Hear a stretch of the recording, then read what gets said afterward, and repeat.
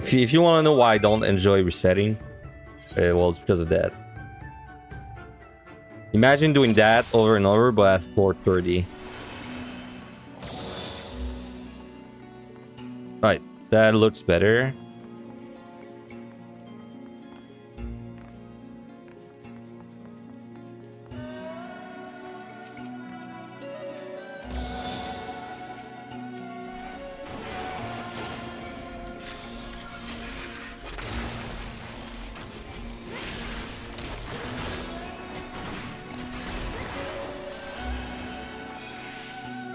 Well, this is at least 5. I think we'll roll with that.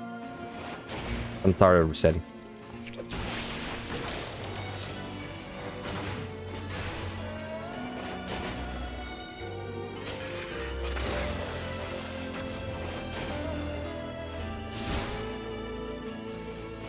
Oh, your side's good. A good pump. Let's roll with it.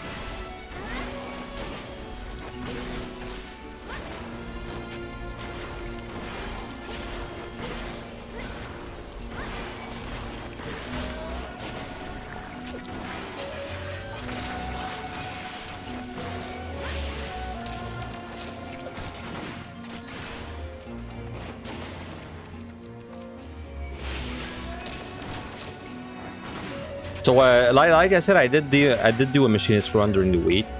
During that run, I did speedrun 5160. It's I would say machinist has an easier time to speedrun the 5160 compared to other jobs.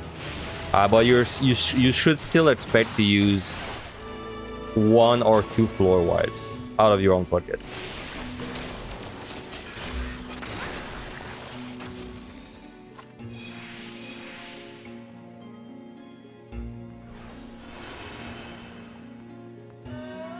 Well, when I did a speed run, I had to magicite 1 big room, and then I had to Petri, I think, 1 floor that has like no ability or something, and then I also had to Serenity twice,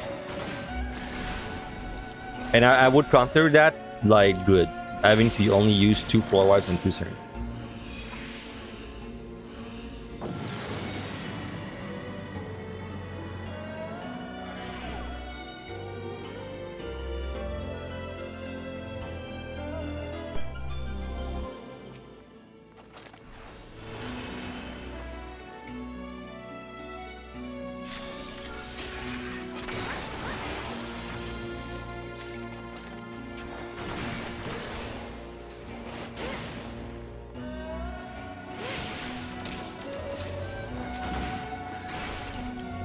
Yeah, well, it almost feels kind of weird playing Machinist this way after doing it in first person last week, where we had to like turn around every GCD to make sure it goes up.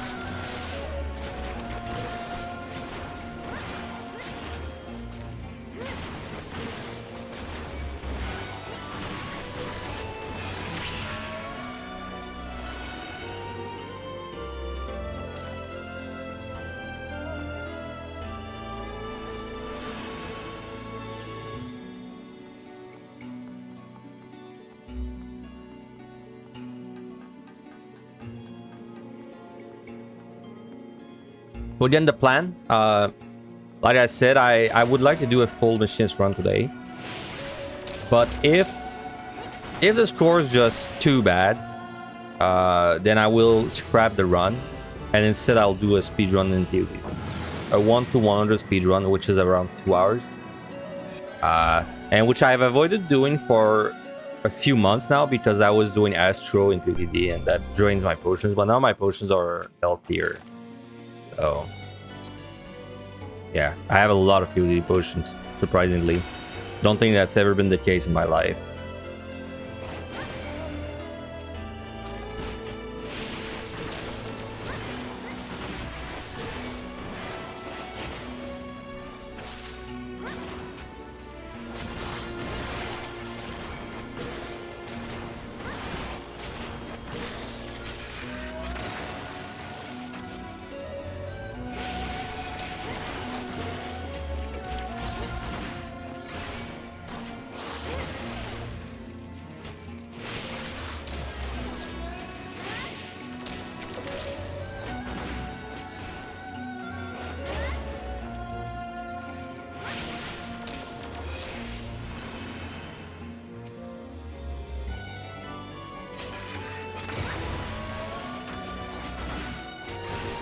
Already 3 fortunes.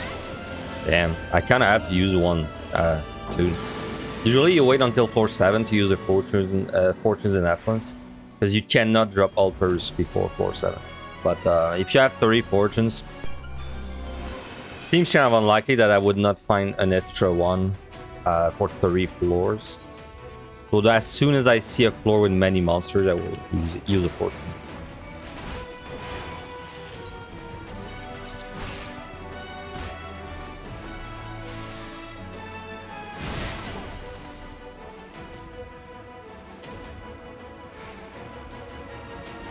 Choose one.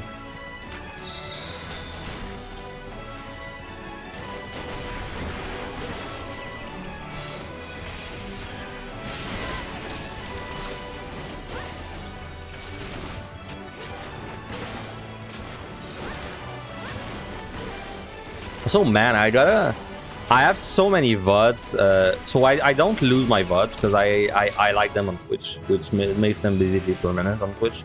But I gotta like find a solution to my YouTube uploading, because since I finally have 1 VOD of every job, I stopped uploading all my VODs because I don't want like to screw myself over with the search engine. But now I have like 15 videos plus that are on Twitch as highlight, but not on YouTube. I gotta figure out something for this. Because whenever I want people to like, you know, consume the VOD or to help themselves, so the Twitch player is ass, man, compared to the YouTube player. It's just ass. Thanks for follow, Kodo 94. Thank you very much. I appreciate it.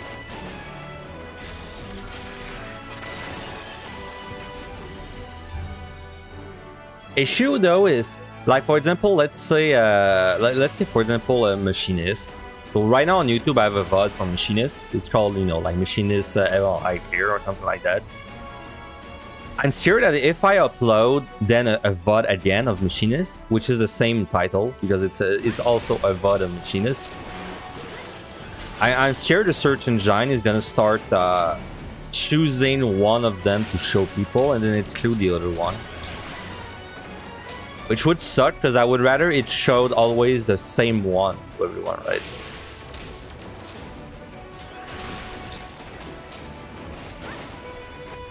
What's up, Aurora?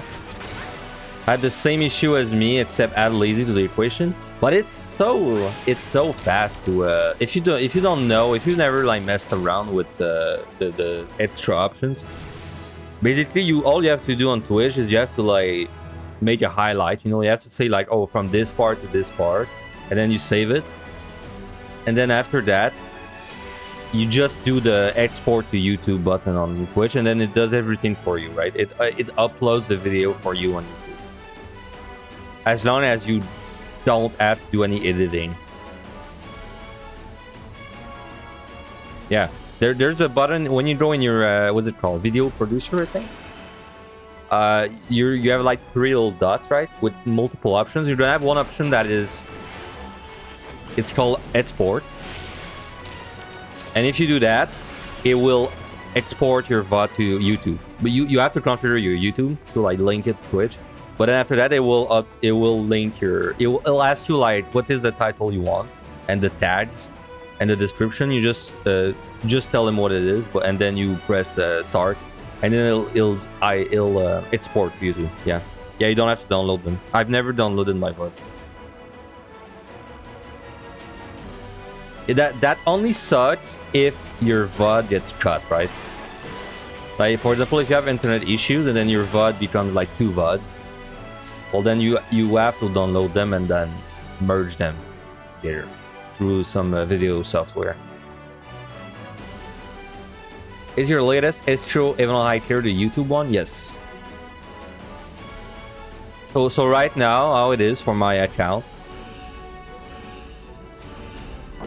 On YouTube, I have 1 VOD, 1 clear of every job for both UTD and MLI, right? So like any combination, I have a clear. That was one of my long-term goals. So, come on, can't even use the site. That sucks.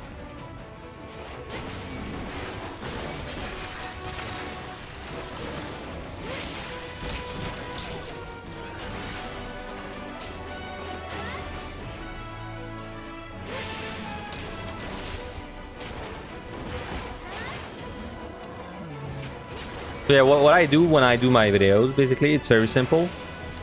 I highlight my video first, mostly to like cut from the intro stuff. And then what I do after that is I just draw in my video producer, select the highlight, do export to YouTube. Then I give it a simple title, and then I make sure it's unlisted. Then once it arrives on my YouTube, which takes usually like a day, then I'll draw on YouTube. I'll edit the description and the tags to be what I use usually. And then I will add a thumbnail, and then I will make the video public, right? So from the point of view of the people that are on YouTube, they only see my video appear when I set it up, right? Like everything's already set up, the thumbnail, description, all that. And then they also have the HD, you know, right away.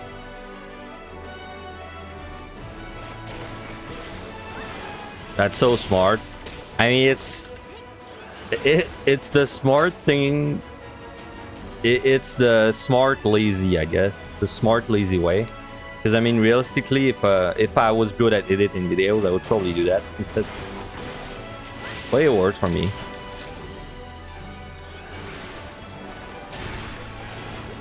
No, my E. Come on. Oh my god.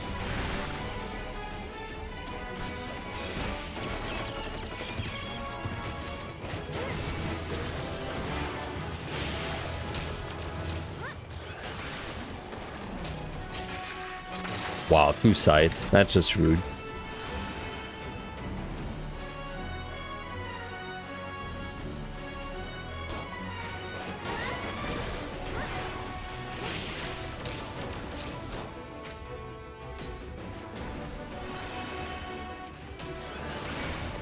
But I'm glad I took like some amount of time though to figure out the YouTube stuff.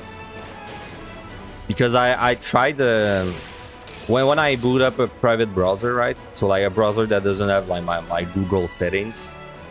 If I type, you know, like Deep Dungeon stuff with like the keywords that I think people would use, usually my things are gonna be first, the first thing that comes up or the second thing below Angelus. So, for example, if you run YouTube and you type POTD Warrior Guide or like Warrior POTD Guide or something like that, I'm pretty sure my warrior stuff comes up first.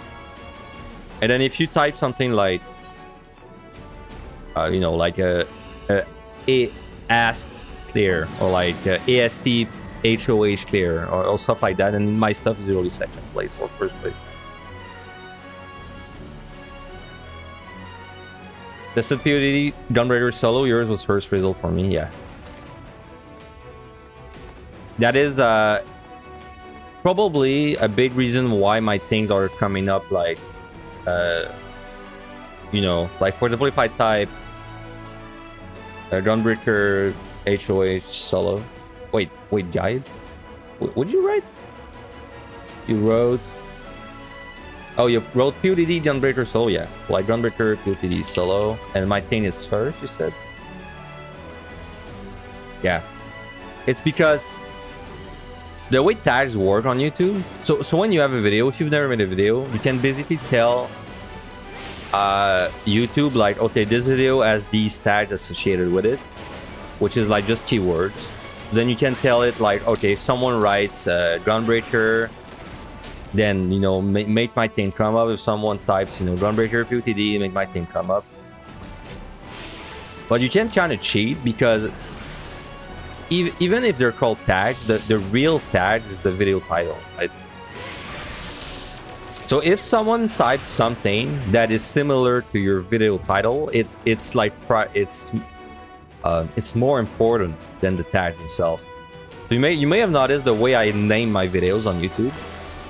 I name them using the most common keyword, right? So like for example, my Gunbreaker, well, all my videos, but let's take my Gunbreaker one.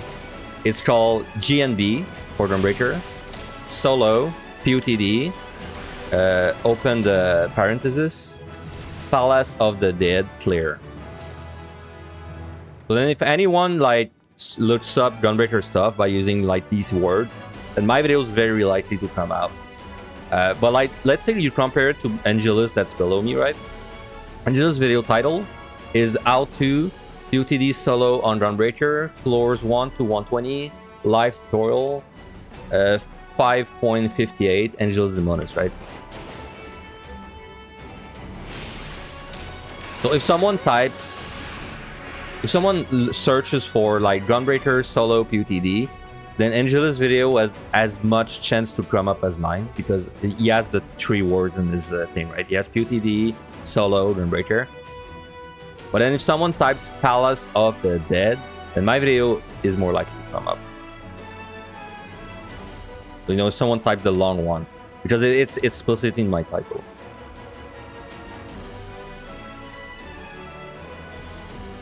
If you change your titles later, can it change the algorithm, do you think?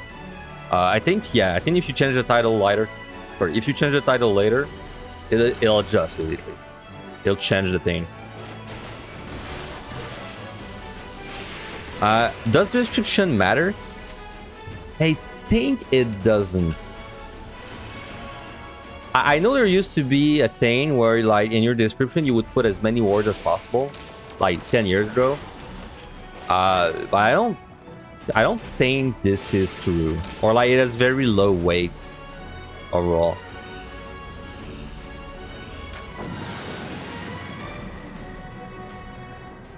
By far the most important thing is your title must contain keywords that people are likely to type. And then second most important thing is your tags. You have to just use tags. Like as many as you can. And then what I recommend is that if you're making one, like wait, let me cite this. It's only 3 rooms, dude. That's bad. If you're making multiple videos that are like the same theme, so like for example in our case POTD, then you want to try and use the same kind of tags between them, right? Because you want to make sure that if someone types Groundbreaker clear or type like Warrior clear, then like the YouTube algorithm gives your video, you know, at the same frequency for both. Wow, that's so bad for points. This source is really bad. The set was really bad overall. I chose the first one, so.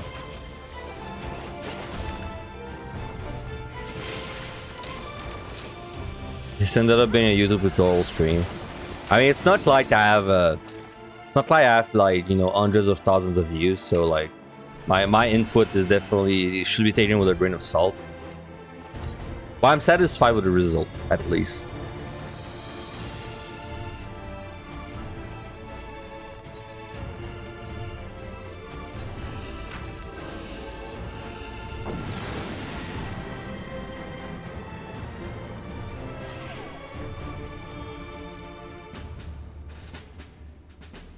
You tested Evil Eyes Samurai Final Fantasy 14 solo and yours isn't even on the list. Dude, that is such a bad no item. Oh my god. Because I would say I need a fortune this. Let me see if I can find a Serenity before I kill anything.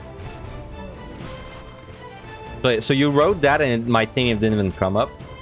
It is probably because... It's probably because you wrote Samurai, you know, the whole word.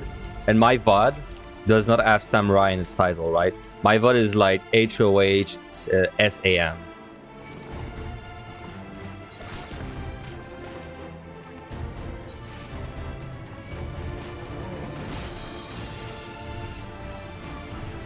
If you type like HOH Sam, like, you know, SAM solo, then I would assume my VOD is gonna come up like first or second. You tested Sam instead, it shows Summoner 6 result. Interesting. Interesting, I wonder why. Sam HOH solo. Oh, that's interesting. It's the, you know, Final Fantasy FFXCV, I think that's messing up.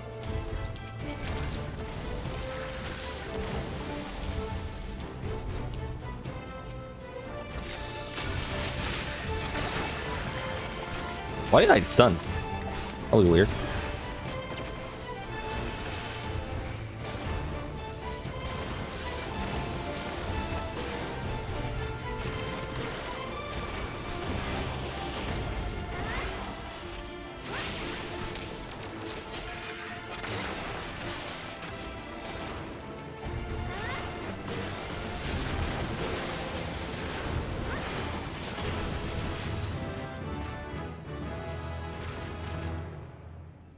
Yeah, it seemed like what is making my result much lower is when you add the FF14.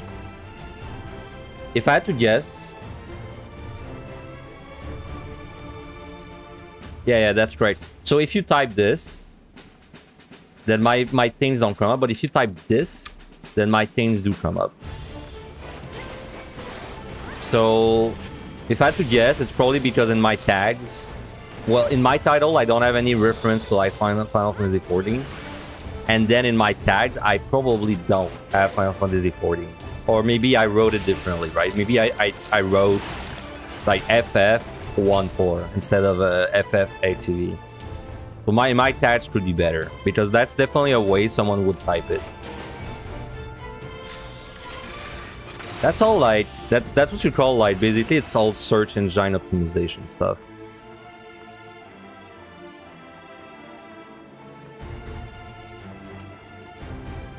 Basically, you gotta figure out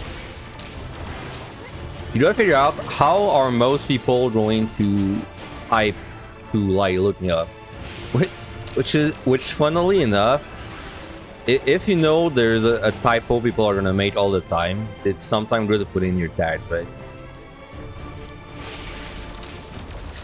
Like for example, I don't know, like a dumb example, like for example, if you know people are gonna type machinist with like a E, you know, like a machinist instead of machinist, then maybe you can even put on your tags.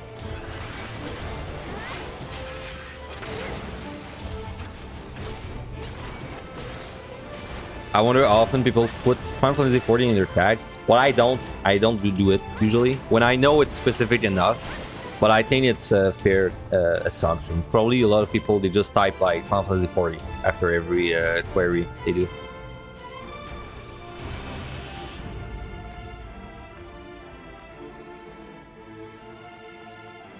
Damn, this floor sucked, man, because of the fortune. Well, not being able to use it. But we got an altar out of it, so could be worse.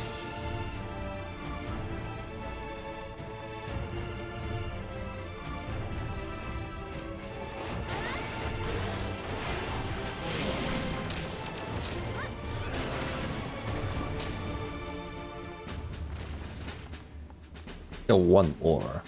Also, the thing with tags that makes it like very annoying if I have to fix them. Like for example, let's say I wanted to add Final Fantasy XIV to like some of the tags, is that I have to do it, well, 19 times 2, so I have to do it 38 times for each video, which is just a pain in the ass.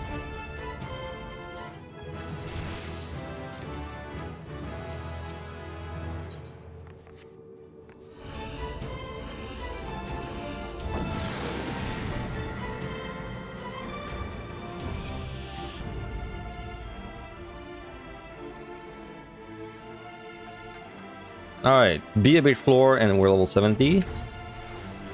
Damn, what a good time to get Serenity.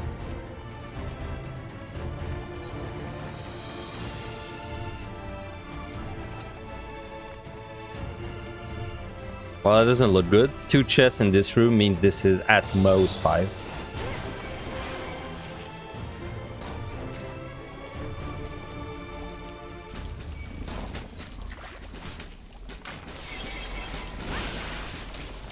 I just want to see if there's a fortune before I commit to killing. Very bad.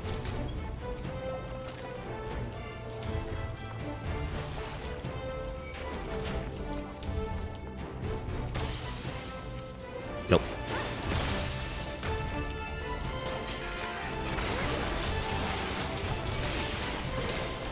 Yeah, it was a pretty bad set of roll. I've seen wars though, so I mean, I've definitely seen wars plus no altars. At least I had 3 fortune and 1 altar, so it would be worth. I mean, in the grand scheme of things, this should not be. This should not have a big impact, right? Like, if we had 20 more kills, I would call this lucky. So.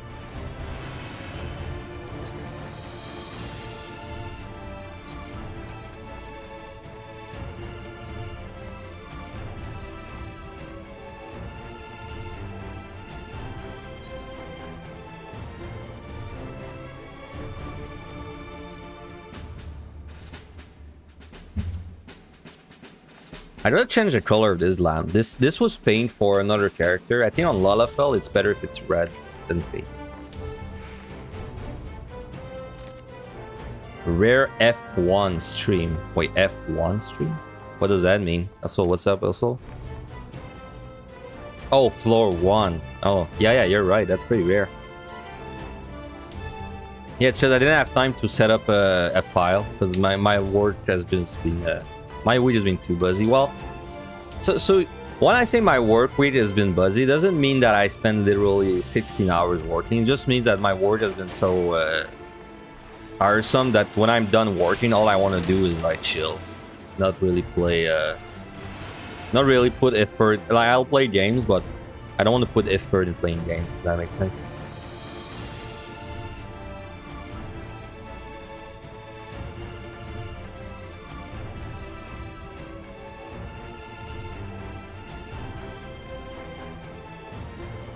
Now I have to say though, this floor 1 to 10, pretty bad.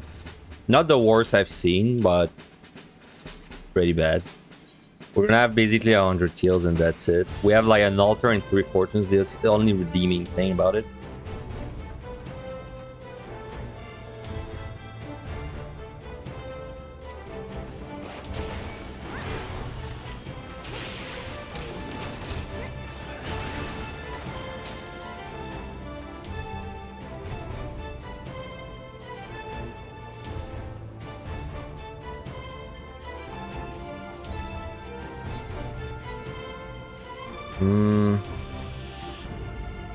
I think I should kill 1 more respawn, but only if it's in these 2 rooms.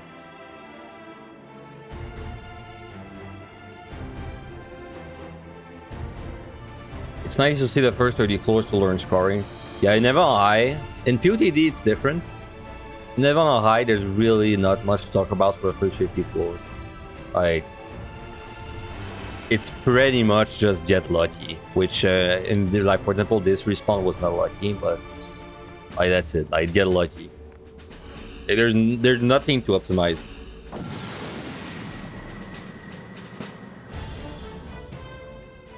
Well, that's not true. Like, there's slight optimizations to do with your affluences and fortunes and alter like timing, but that's it.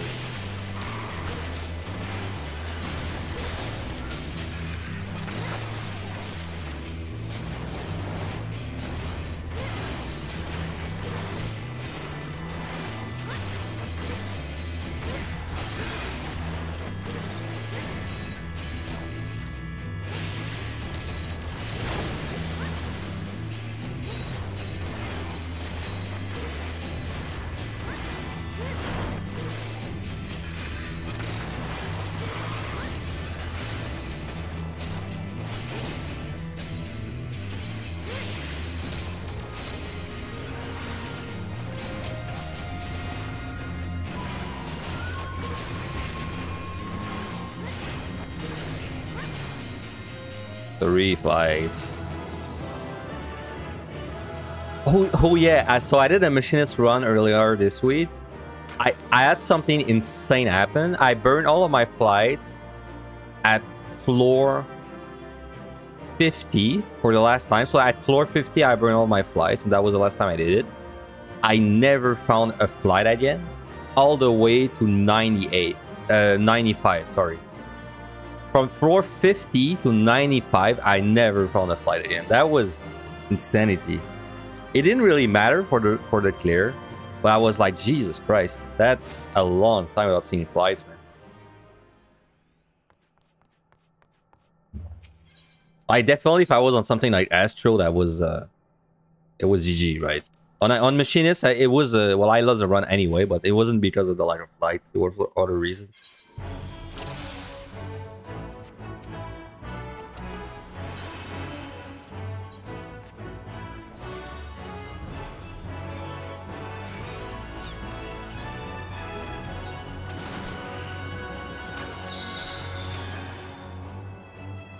This is 5 room or 4.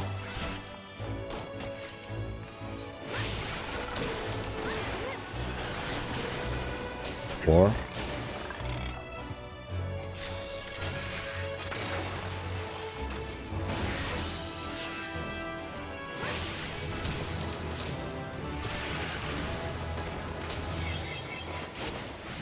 You know, I always forget that you actually have this shield. It's so bad, but you have it. I don't think I've ever intentionally pressed this button in Deep Dungeon while in Valhalla. It's just useless. Because it's an ability, right? Wait, it's an ability? Wait, that's of the... I thought the Flamethrower was a GCD ability. Apparently, I just never looked at it. Wait, this is an OGCD, so that's... Well, I mean, it's bad, but it's basically one free tick of damage then, right?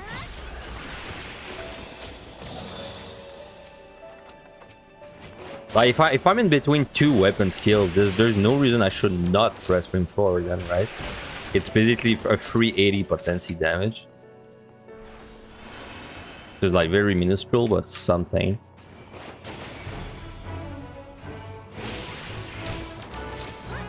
Picked up the fortune back up. But it spins like a GCD. Are you sure it's an OGCD? I thought so because it's called an ability, which is like, you know, my ricochet and ghost round. Let me see next time I'm fighting a monster, I guess. Oh, you're right. It's a GCD. Okay, I'm not crazy then.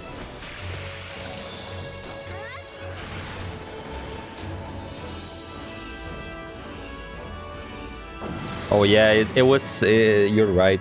It says on the skill. It's called. It shares a cooldown with weapon skills. What a weird thing.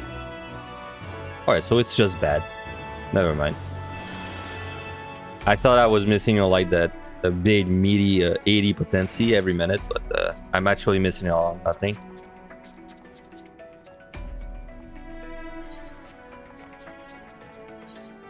Yeah, fortune, sure.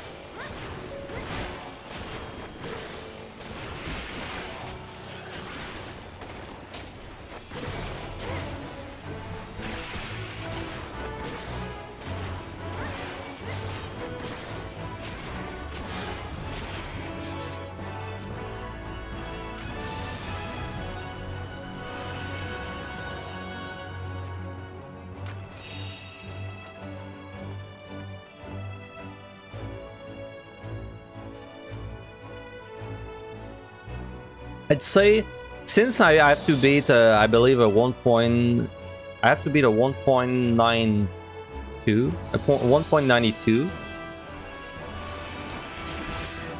I'd say I want at least 495,000 for floor 30. Even at 85 below that, I will scrap the run because it's too high of a score to beat where I can just go in with like 490.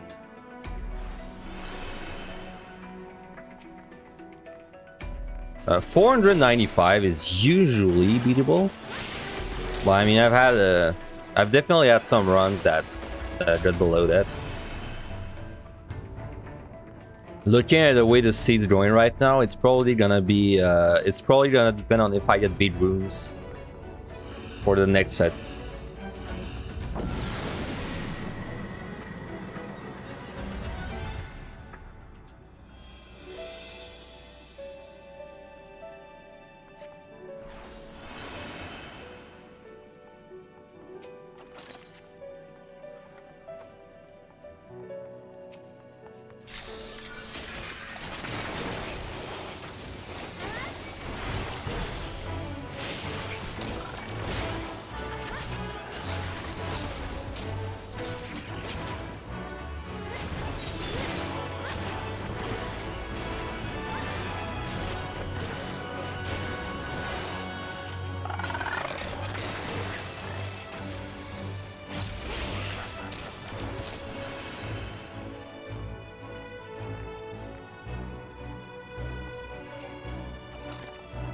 Just have to Odin the 470 boss on a white mage run.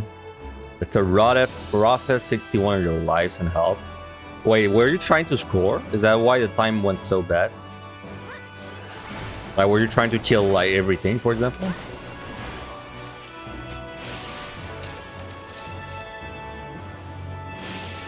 Yeah, well, it makes sense. It also happens to me quite often that I don't think I've ever had to elder this boss, but I've definitely had to.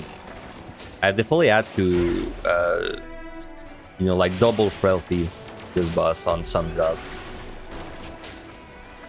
It's so easy to like get creeped up on by time, and then the last floor of this set is either very high kill or like has awful debuffs.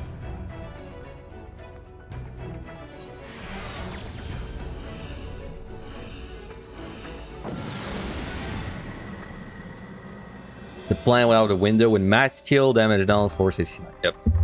Happens to me all the time. In fact, sometime what I will do is I will flight 69 when that time is looking a little tight. If my Petries are not sitting at 3, then I will often flight 69. Though if my Petries are sitting at 3, I usually Petri 69 instead. If time is still tight.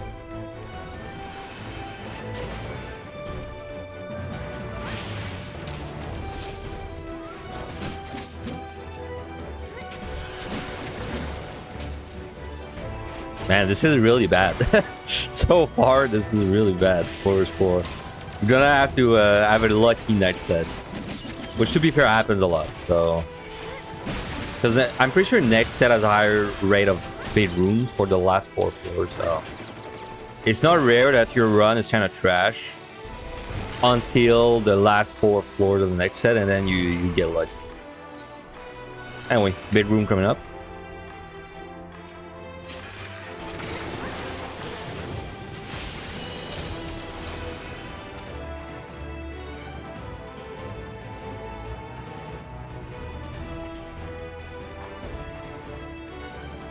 I guess there's not really a reason.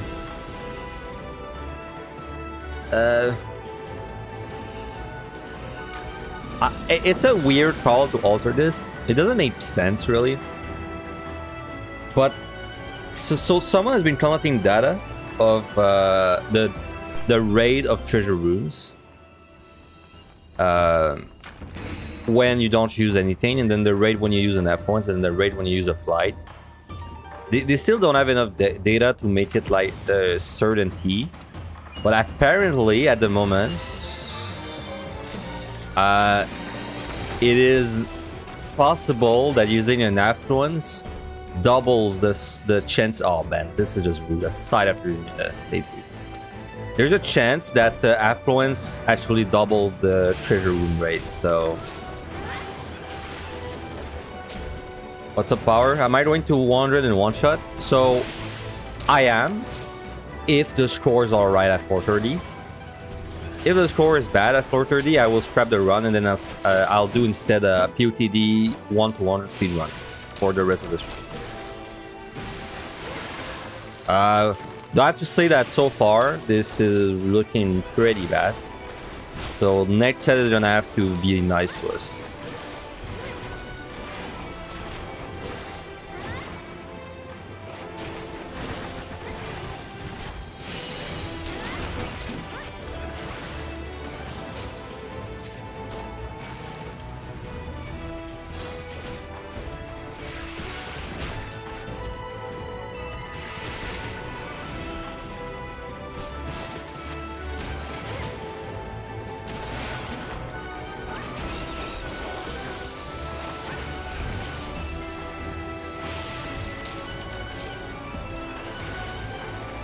The highest score at 430 I've gotten, I believe it's... I have to be careful not to mix it up with PUTD. I think it's above 520, but it's below 530. So I think it was 522,000.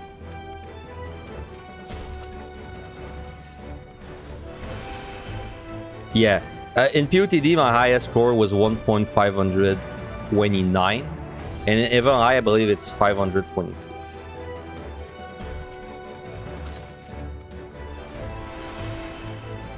Yeah, it was just a damn lucky run. Definitely has nothing to do with skill whatsoever. It was a pure luck.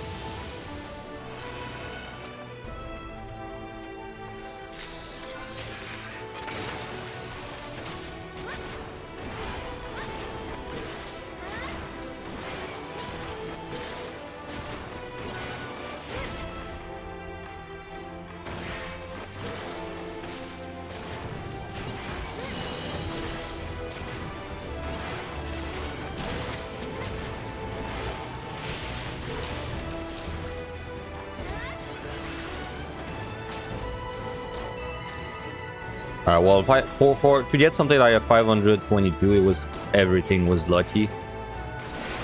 I think the only thing that was like a bit unlucky is that I got a lot of 3 runes towards the end. But everything else was really good.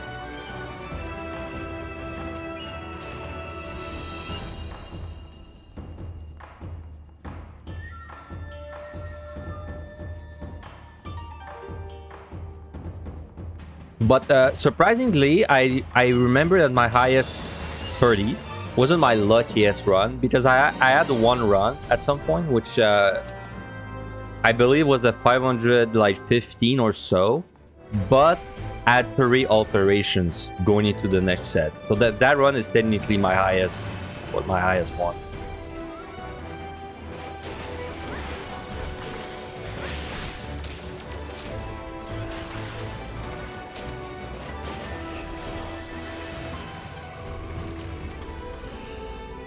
So yeah, anyway, like I was saying, so there's apparently a good chance that using an affluence doubles the rate of treasure runes, which changes my strategy.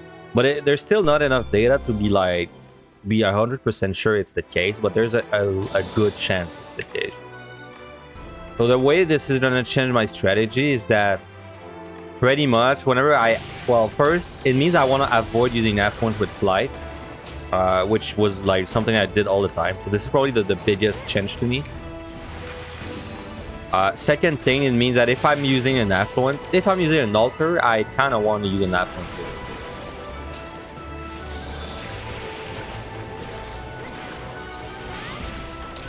Because like, for example, this affluence I have right now, I would have used it already. But now that I know about the odds maybe being doubled when you use an affluence, and now it makes me want to keep the affluence for an altar. You know? It changes my strategy a little bit.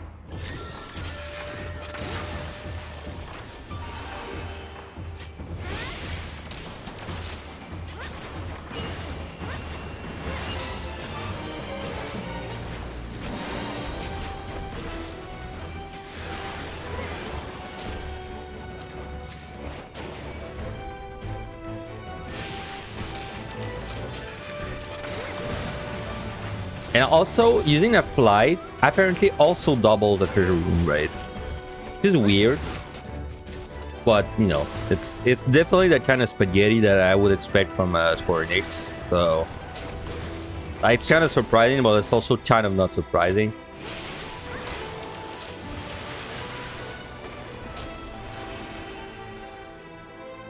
That's pretty obvious, at least in PUTD. That's the thing, though. I've never found it obvious. Personally, before I saw the data, I always thought treasure room rate was just not affected by flight or affluence.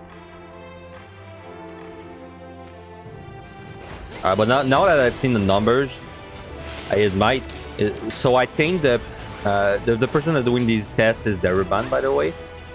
So he did 1,000 runs. So we did 300 33 sample for each, and then out of these numbers, he had a treasure room rate of 2.5% when he don't use any pomander. Then he had a rate of 5% whenever you use an affluence or a flight. I think that's the way his data is looking right now. So it's like, it's not enough to say that's guaranteed to be this way, but it's enough for me to think that it's true, you know. Dude, that is like the first road floor. We got this is the first big floor. We got the entire run. Not even kidding.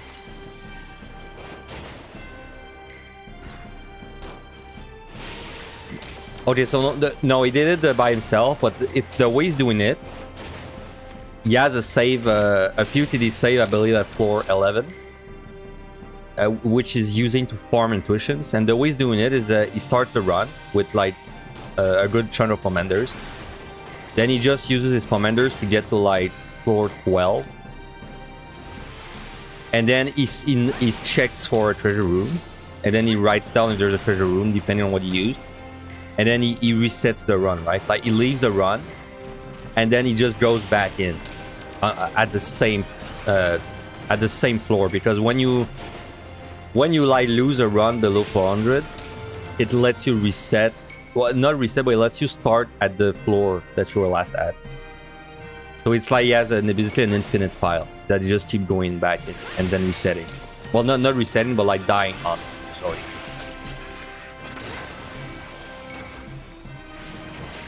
Yeah, it is assuming the rules are the same. I think what's probably different between the lower floors and the higher floors is the numbers, right?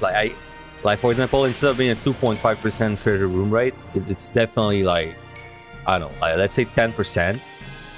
But I think it's the same. I think if affluence boosts the odds of a treasure room, it also boosts them up there.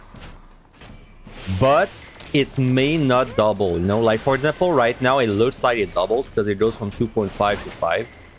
But maybe it's a flat amount, right?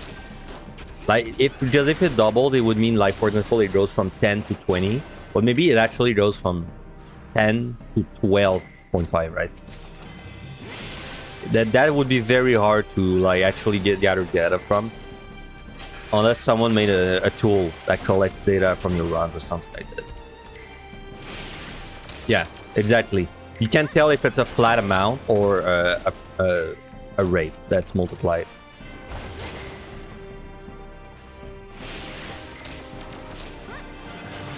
For example, the fortunes are a flat amount, right? Like when you use a fortune, it adds a flat percentage to the drop rate of chest instead of being just a multiplier. Could be like that.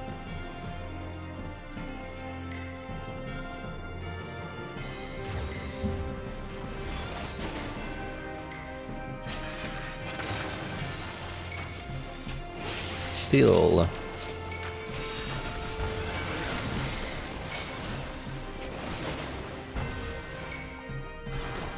How many floors would I like the new deep dungeon to have?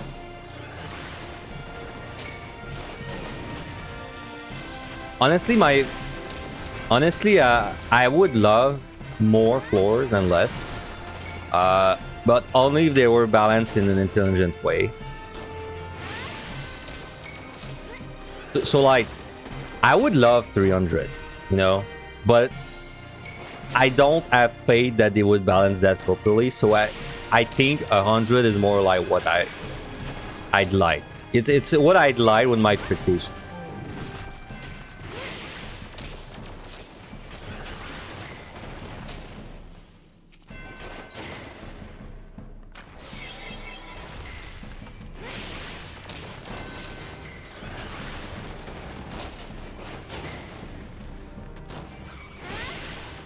You're starting to like the 100 and ML high. It's nice when you're, especially when I'm streaming, it's nice because it's like one run in one day.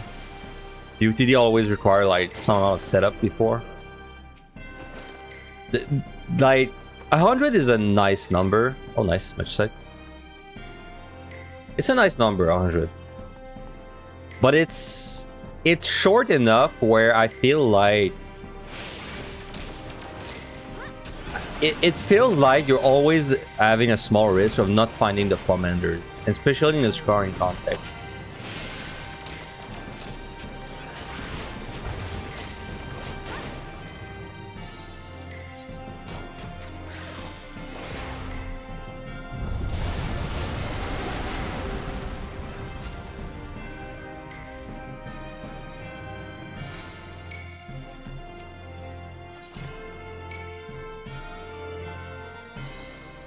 The next set is gonna have to be very nice to me, because we just don't have like a good kill count right now.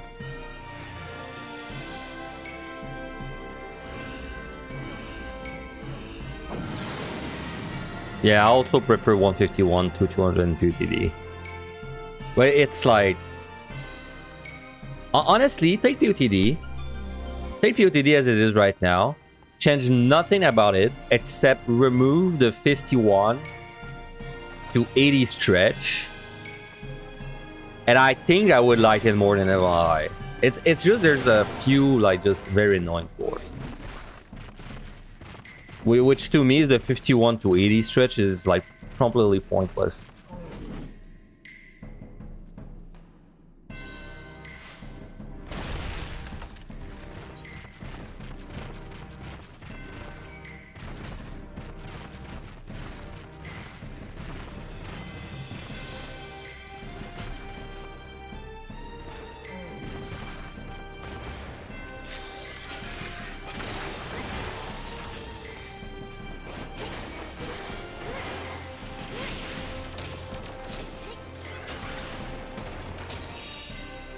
That's a pretty big floor. I think I should fortune this. Yeah. Well, 2 good floors in a row. That helped. We also have a freeway chain.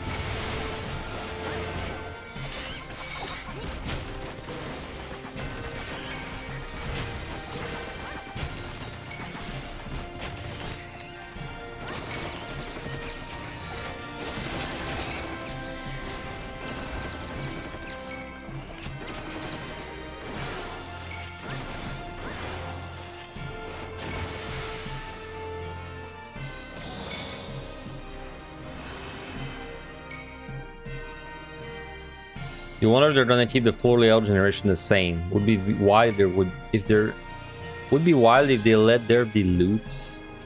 Oh, I know what you mean. That's interesting. I've never heard someone bring that up.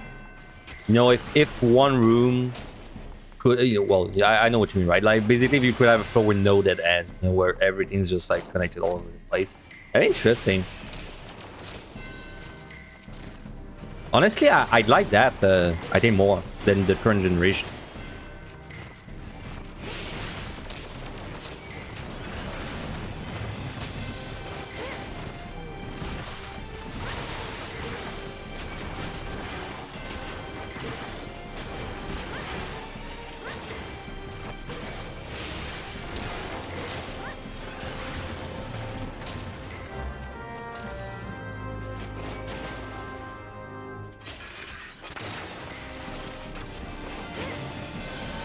Talking of generation and map in general, you know something cool for next one?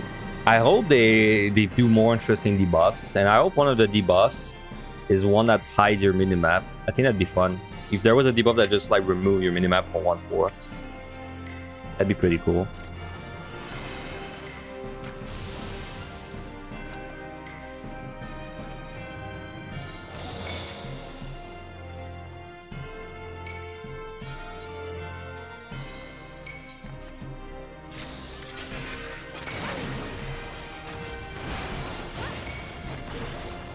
I think it's a 3-room.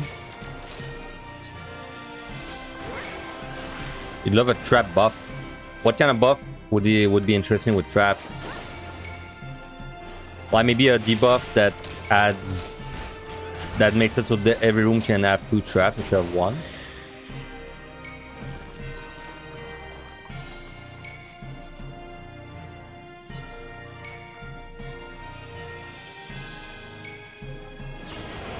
No. I was trying to bait alluring. Mission failed.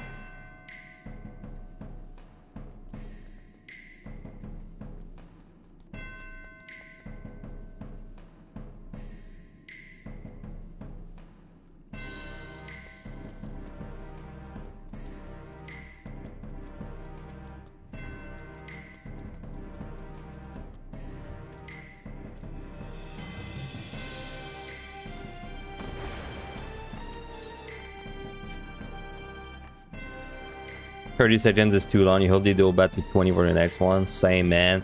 30 seconds is so long. Plus, it reduces your health even more than the frog. Hope the transport trap in the new deep dungeon turns you into something cute still. They have plenty of cute things to transform us into. Maybe like be a cat. I don't know. Wow, everything just respawned in this room.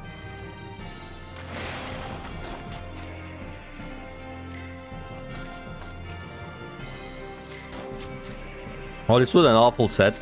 Again.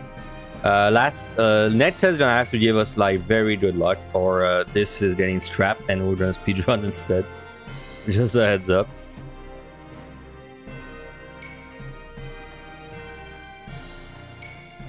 Which honestly would be fun. I've not speedrun POTD in a very long time.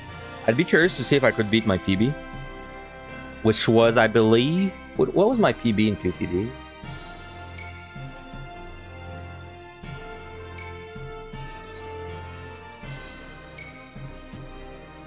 It should be on the speedrun website.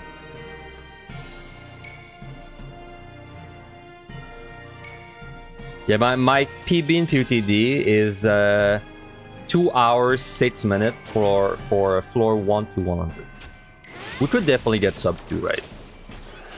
Yeah, we could definitely get a sub 2. Maybe not first try, but we could definitely get it. With some effort. Some effort.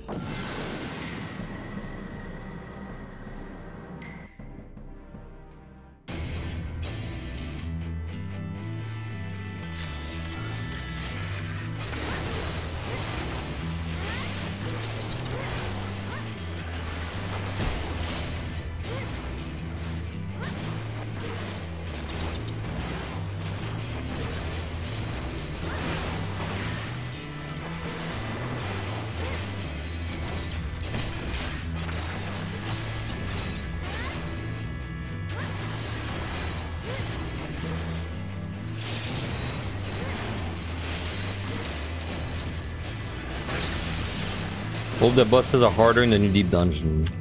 Same. I hope they're more like POTD.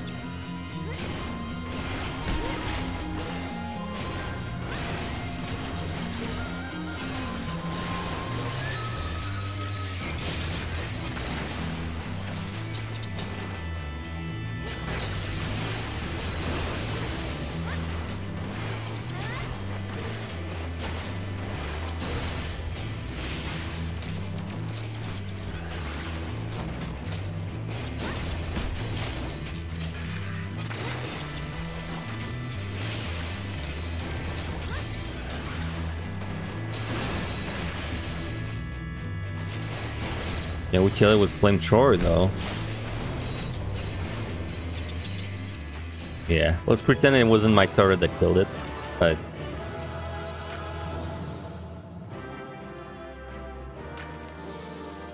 score is awful. Next set has got to be like extremely nice to us, or the city is scrapped, like I said. I wonder what the mount drop for the new deep dungeon is gonna be. Well, it's located below Crystal Tower, right? I have no clue what kind of like monster could be iconic to that zone.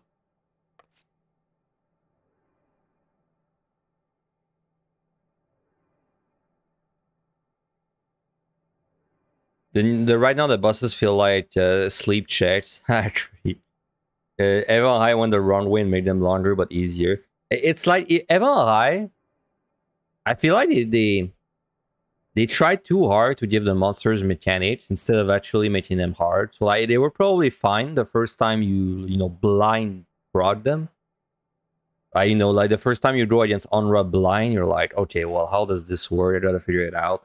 But they're like, they just don't have good like replayability, right? Because like once you've seen their mechanics once, it's always the same thing, and it's very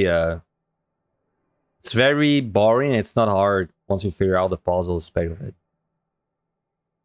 Thanks for the follow, by the way, Niche one. Thank you very much. It'd probably be some kind of allied machinery. I mean, yeah, but then it could also have been like some allied machinery for Evon High, right? Maybe we're gonna get like another kind of dodo situation, because like the dodo technically doesn't have to do with the zone. It just so happens that there's a nest at the top. They might do something like that again. All right, let's see if Mother Luck is watching over this. Run.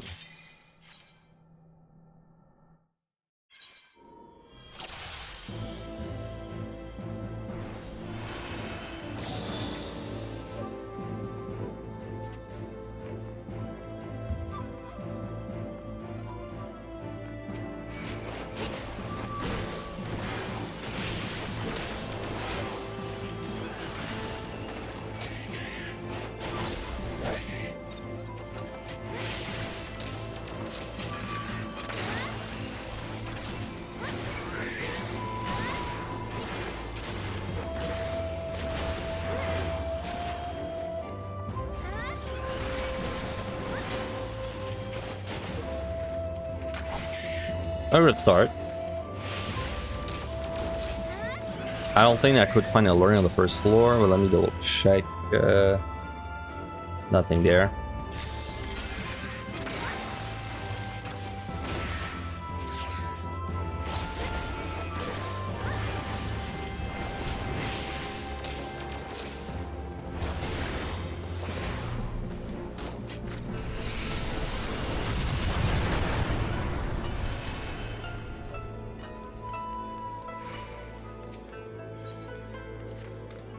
Are we raising already? Oh, 4. Damn.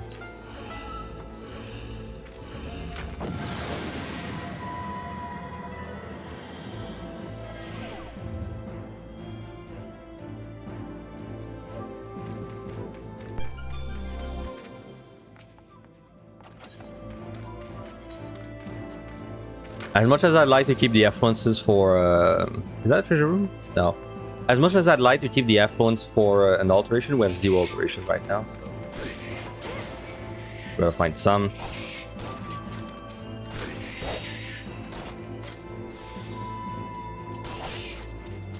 Oh, there's one.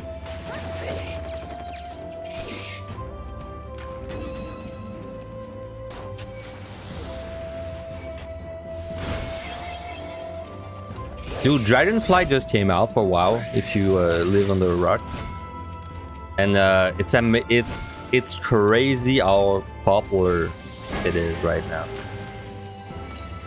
I so many people I know playing it right now. I thought the new expansion would just do like be kind of unnoticed, since Blizzard has like been gathering bad rep lately, but I guess people don't care as much as I think they did.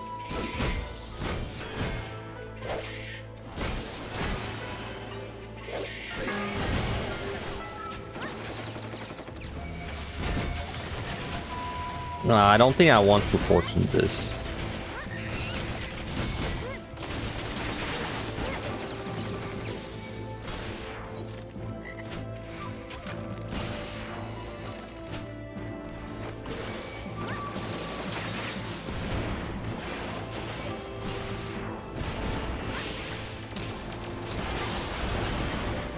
Oh yeah, this is like a 1% related Deep Dungeon General, but Path of Exile League is next week, next Friday. And you know what the leading mechanic is this time? It's actually a roguelike mechanic. It's I paid attention to it. It seems to be a lot like 80s in fact. Like you do one room, and then after you've done with the room, you basically have to choose between 2 rewards, and then, well, 2 different rooms, which like give different rewards and effects. And then you just keep like doing this kind of like two choice thing until the very last floor. Reminded me a lot of 80s. I'm probably gonna be playing the Slave this time. I'll be playing it a lot.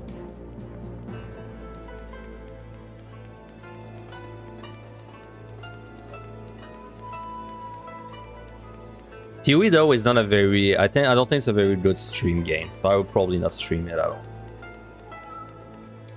Too much time is spent like looking at wikis or stuff like that.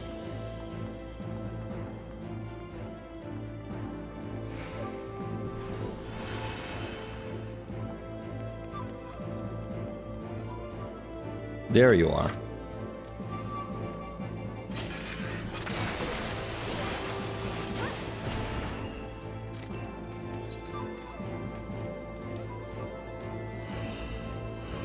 We got a fortune. Had I known I would pick up 2 fortunes, I would have used one there. We got a fortune this floor, almost guaranteed. Well, kind of goes out of the window.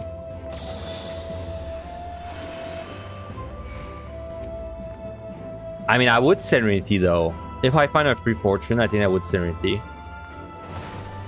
So let me check if there's one.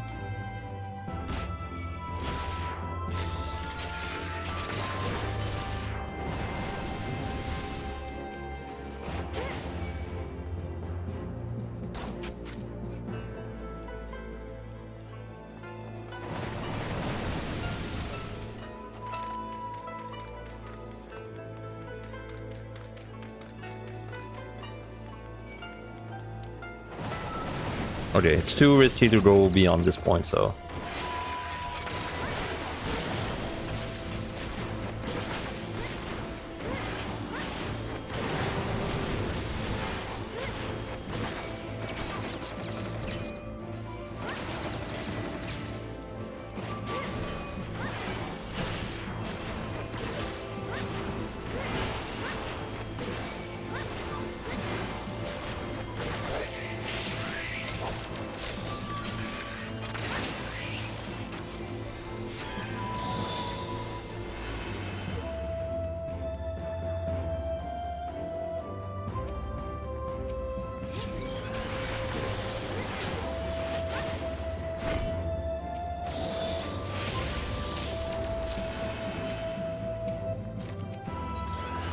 To the side though, it's 23. I think 23 is low. It's a low enough chance to get alluring that I don't want to Serenity.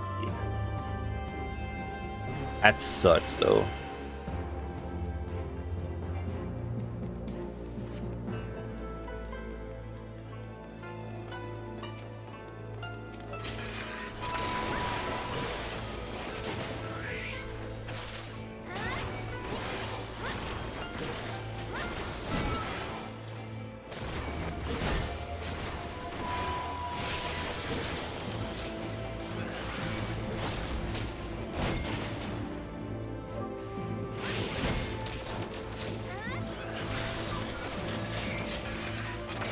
Oh, sorry, Discard. I just noticed you typed in chat. What's up?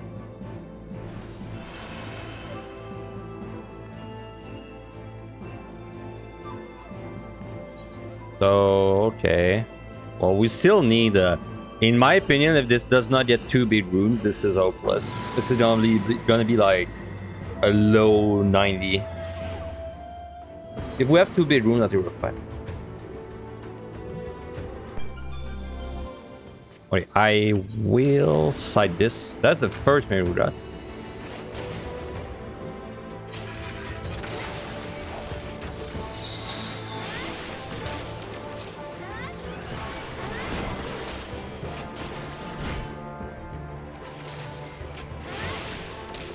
Just coming for a late stream for you because it's the weekend. Well, to be fair, the stream was also a little late compared to usual. Because I was doing things for work and I just didn't see the time fly by.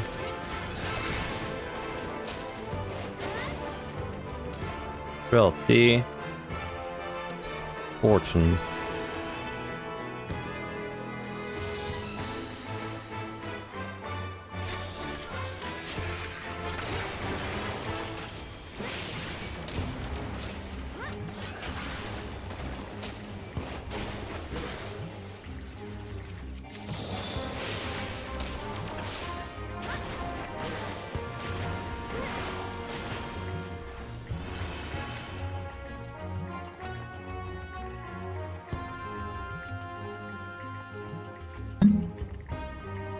Sorry about that.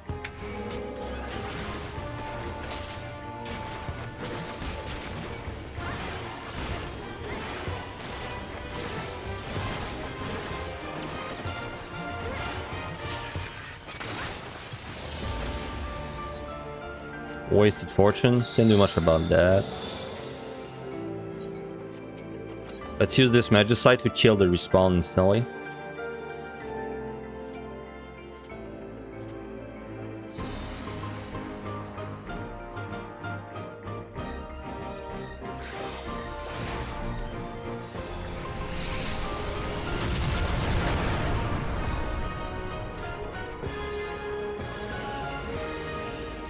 On that 130 yesterday, you got 51 kills by room in 2030. Didn't even know it was possible to have so many mobs in one floor. Was a treasure room plus learning traps. Yeah, it's possible. I mean, think of it this way, right? The amount of monster per room in 26 to 30 is the same as 91 to 100. So like on average, it's 3.5 monsters per room.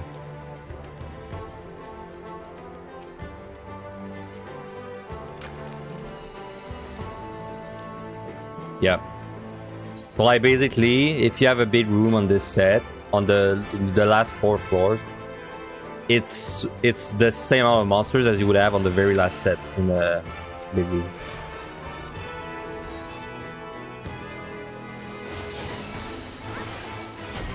Do I fortune this? I don't fortune this, I think.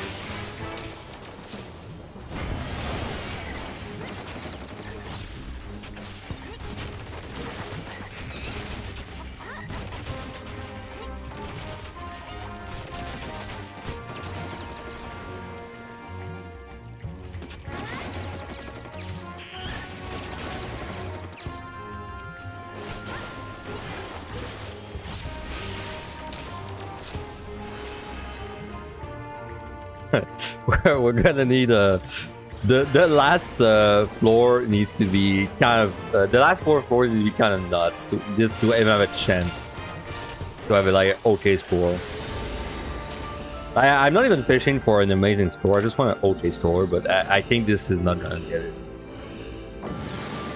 In fact, if we're unlucky in the next 4 floors, this might be my new PB for lowest score.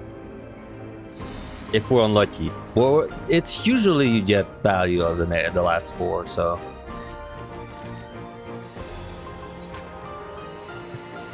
Bad start. Guardians. I have to fortune this. Even if it's like low, super low kill, I have to fortune this.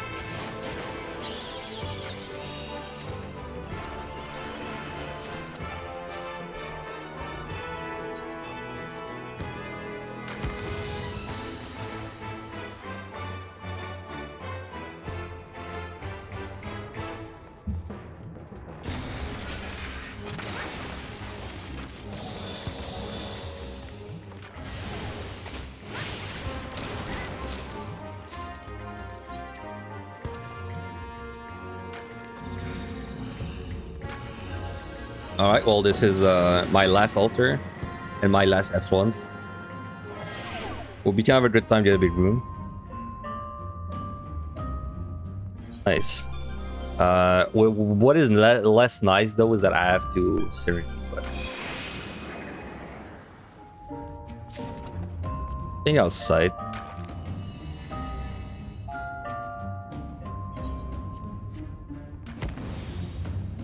Yeah, that's still not enough. We need another big room in my opinion. We'll see if we get it.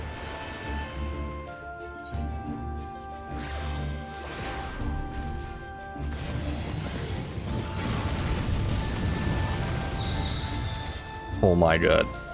I'm not sure if my fortune went up, man. I think my fortune was too late. That's such a big mistake.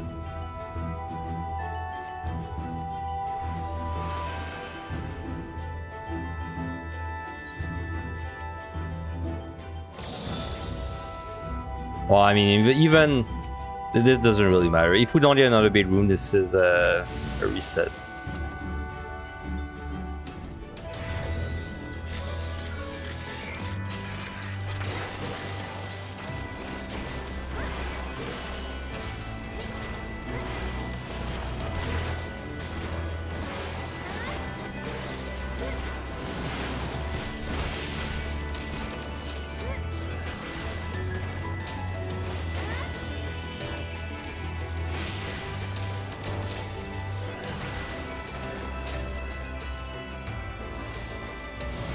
Ah, I tried to do the thing. I found a new tech for the Yukis. You can actually cancel the pulling effect if you try to open a chest at the correct time. But it might only work on the silver chest. That's interesting. I thought it worked on the gold chest. By the way, if you didn't know, this guy actually has an enrage.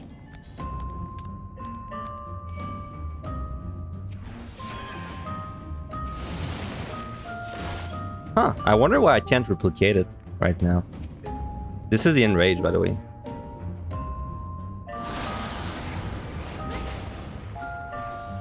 I learned that they had an enrage after like 2 years.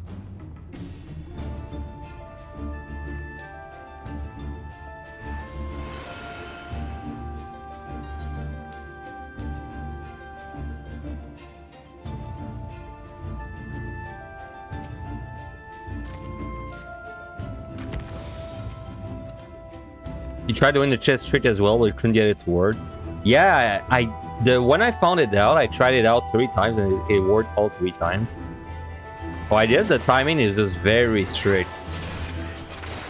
But it's definitely a thing because I have video proof of it, right? When I posted the clip, I looked at the clip multiple times and it was the chest was the reason I didn't get sucked in. Definitely.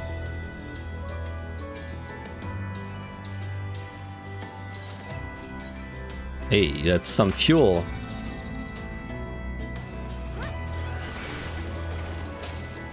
Do you have to already be animation locked by the chest when the cast finishes? Yeah, that's... I don't know exactly like what has to be done. Like we can mess around with this one, I guess.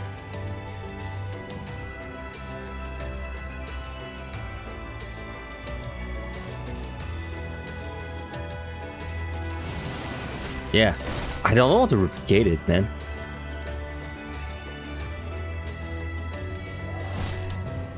Yeah, I can't believe I got it like 3 times in a row and then never again.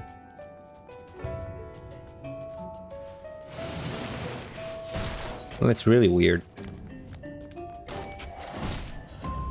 Or like maybe, because I know when I did it, it was a silver that exploded, I think. Like maybe that only works for silver that explodes. No, I think I did it on the gold chest though. I remember I did it on the silver and then I tried on the gold chest after. No, it might be something stupid that has to do with the server take as well. Maybe the chest has to open? Good point. Maybe the chest does have to open. That would be possible.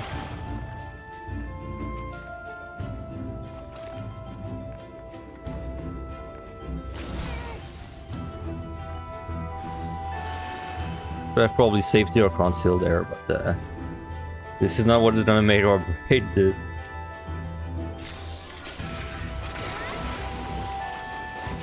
Alright, big room next floor, we're fine.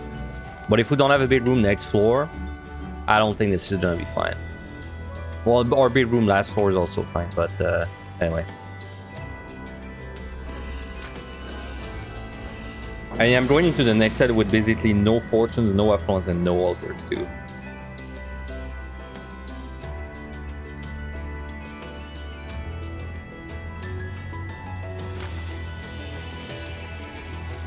Usually I would not fortune a non-bait 4 on my last fortune, but I will do it in this case.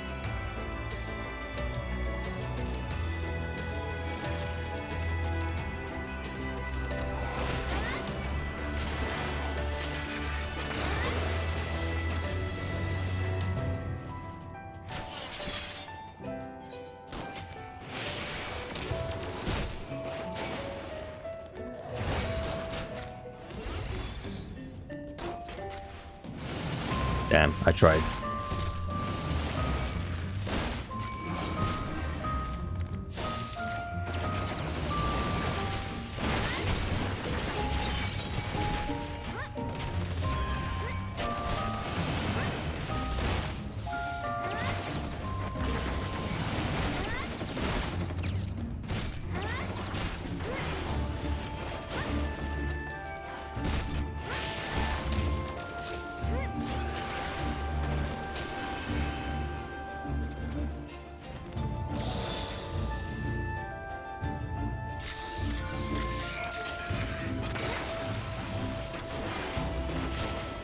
No, I can't believe you've done this to me. That's so good, but it's so funny the idea to mimic Treasure Room on the run that like needs a hit. Well, okay. That's pretty funny. Well, I think now we have an okay score with this.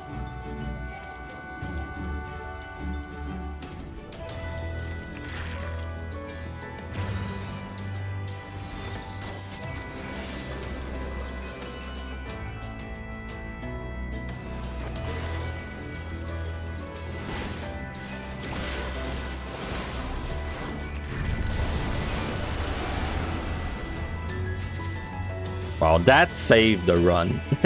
This Treasure Room.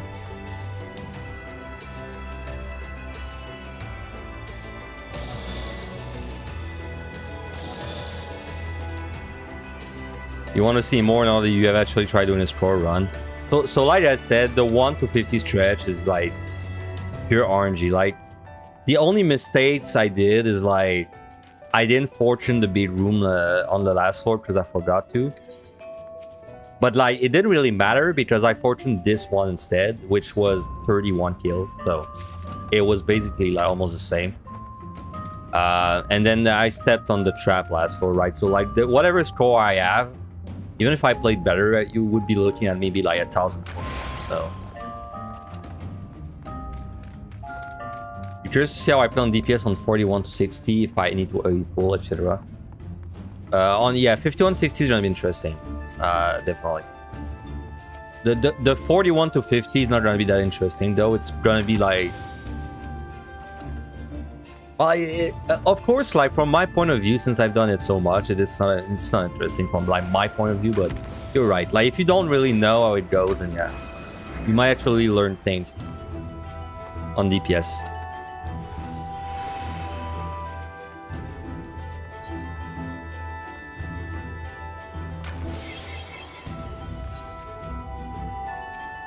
Dude, that treasure room of mimics was so clutch. Jesus, I was ready to just can this run, man, and go into a speed run. But yes, we won't be needing that.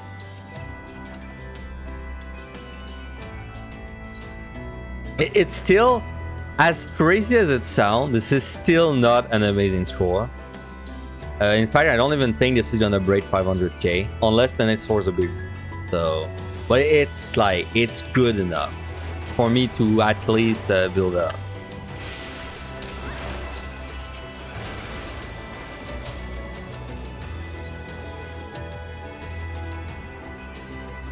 What is the palm over there?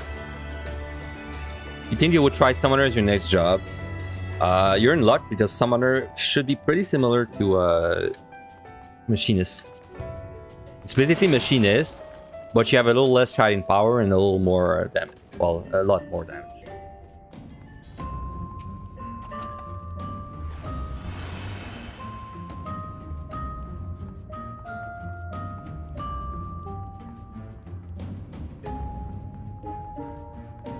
Keep Petri at -1, says this floor, yeah. After watching several of your videos, you cleared Evan on your first ever solo at Dan. Oh, That's a gamer moment, man. Congrats, Regis. I'm glad the videos were of help to you. You've cleared way faster than me, man. I cleared in 3 tries when I tried to do it, and you got it first try. Congrats. It's a very nice achievement.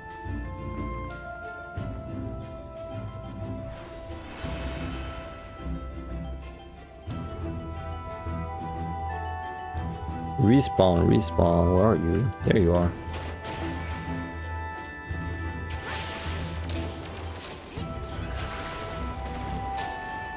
You cleared in 3 tries too, like 2 or 3 days ago. Warrior is just so good, man. It's so good. Like, I think in POTD... Oh, you did on Machinist? Well, okay. That's fair. My point still stands, though. I think Warrior is like... I was about to say, I think Warrior is just objectively better in MLI. And for POTD, there's like room to art a little bit, but I think even in POTD, Warrior is the best.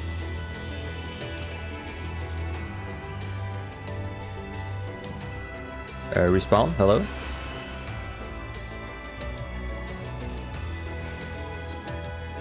Wow, no clue where the respawn is. How come you spend so much time on this floor? Because alterations cannot drop on the 9th floor until floor like 60, I think. Which means if you have some free time to farm respawns, you always want to do it on the 8th floor, not the 9th one.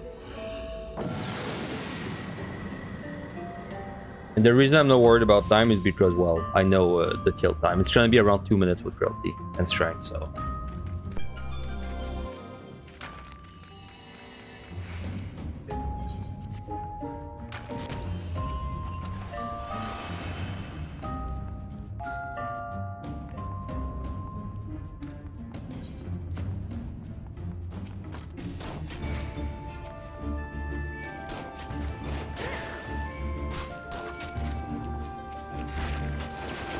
Side's very nice pickup.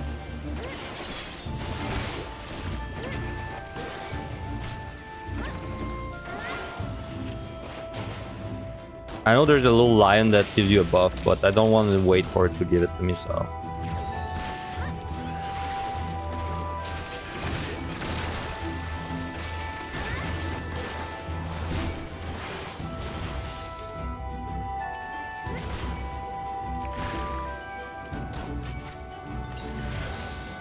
No Yuki. There's 1 Yuki there.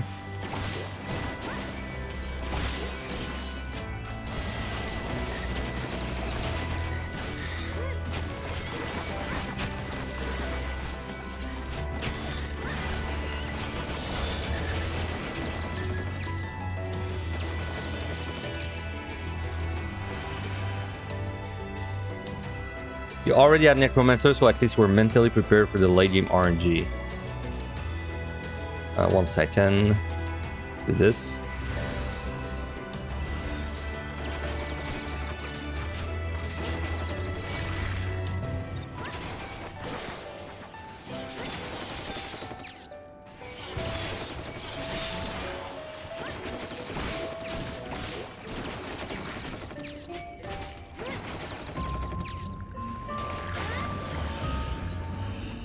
War was much smoother than when you did POTD as Machinist, though. May have to try War in Palace now. War is like king smoothness, right? War is just very consistent. The reason I really push for it for people trying first player.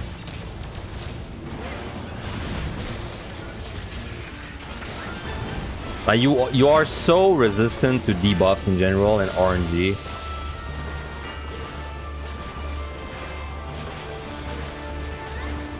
Big reason for that is that, like, whenever you're looking at your palms on Warrior, you don't really look at them in the way of like, okay, what do I use to survive? You only look at them in the way of like, okay, how much time is this saving me, right?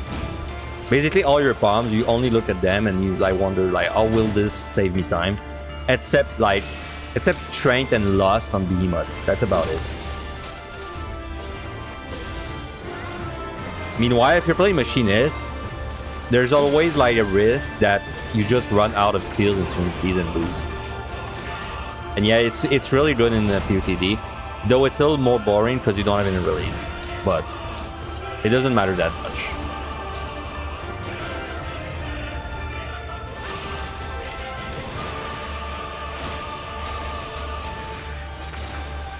Dude, this was actually 500k. I am amazed. This was saved so hard by the Mimic.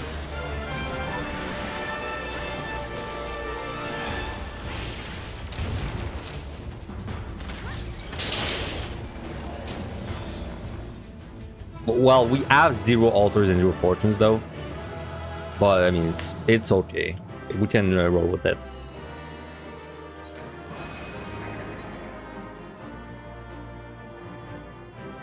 Yeah, 500k.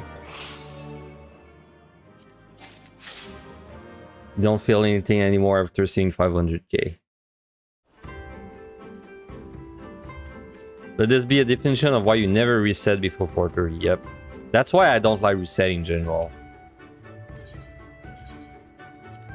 It's so easy to like keep resetting if you start resetting, right? Because like for example, my 1 to 10 was garbage, so we could have reset 1 to 10, you know, 3 times, and then suddenly we get a good 1 to 10, and then we do like 21. Sorry, we do 11 to 20, and then it's bad, so we reset.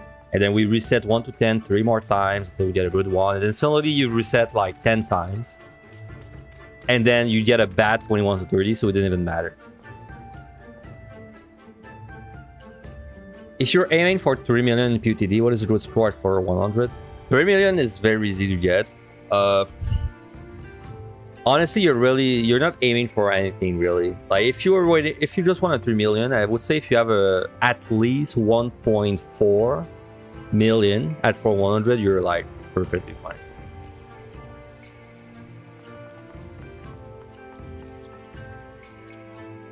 All right. Well, this keeps going. We're bringing this to the end. Yo, Finn, I got my first POD clear on Warrior yesterday. Your YouTube guide really helped me. Thanks. Hey, I'm glad the guide helped you, man. You're the second person that comes to say that in the last 5 minutes. So, congrats to you as well. The guide's been great, man. The guide's been great. I have just one small regret about the guide is the fact that I don't have good video editing skills. Because if I did, then I would have made the guide more like a guide instead of like a VOD. But I'm glad the VOD is helping out.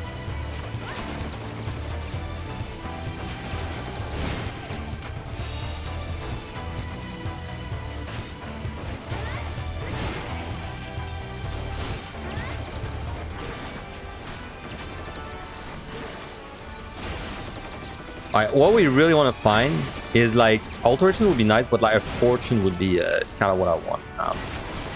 Because I want to be able to fortune if I get a big room.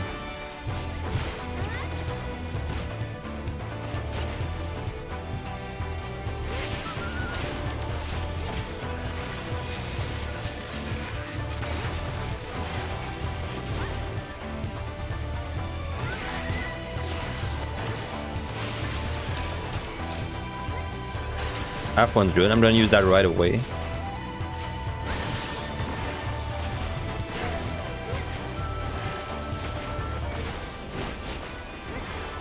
So yeah, also if you're still there, 1 to 30 is well, the way it is, like it's just luck, and it's still mostly just luck for 31 to 50. But starting from 31, there's no more respawns because the respawn becomes 10 minutes. Which made these 4 a lot more casual. Because then all you need to care about is killing all the monsters, but you don't actually have to care about respawn time.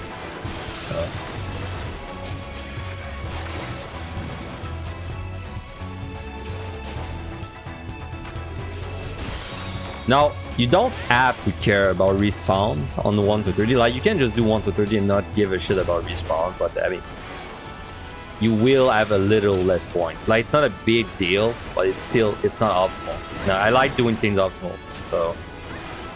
So like for me, when I get to 31, it's like a vacation. 31 to 50 is like the nothing happens stretch.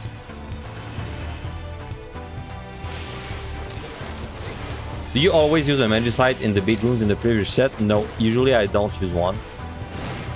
Well, I kind of look at my time and decide if I want to use one, or like even like I just look at how lazy I'm feeling and then I'll use one or not. I would say if I'm on a bad job, I prefer not to Magicite if possible. But like for example on Machinist, like even if I didn't find the Magicite for a while, it doesn't really affect me. So.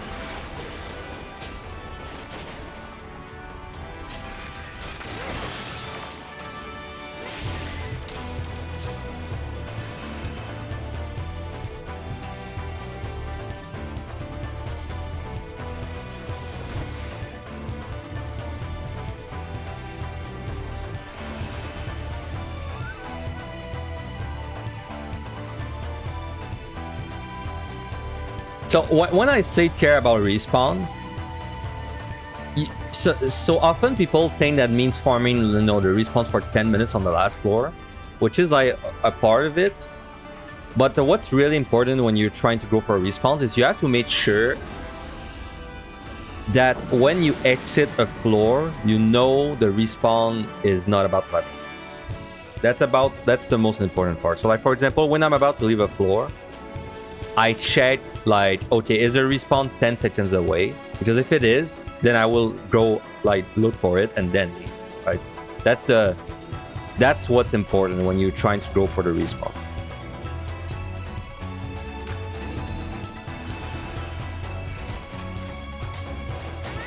Because like if you leave every floor when there's like 5 seconds before the next respawn, you're basically gonna miss out on like 10 kills by the end.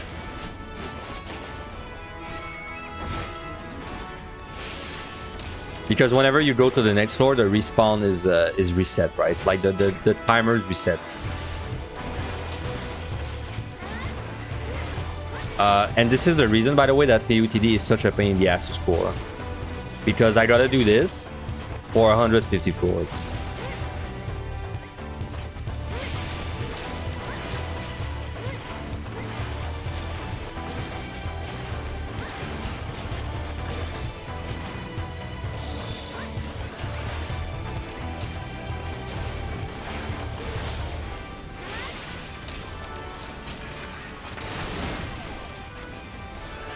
Like in High, you only have to do it for 30 floors, so it's a lot less annoying overall.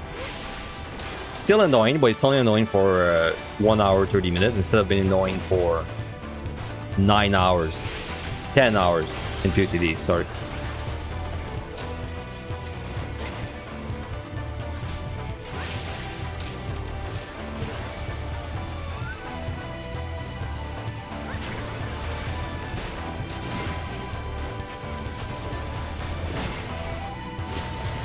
You enjoy Evan High a lot more than PUTD, except for the last sets. Those are nice. I think that's pretty much the most popular option. Everyone loves the last sets in PUTD, but they like the build up to it. It's kind of slow and boring. But for scoring,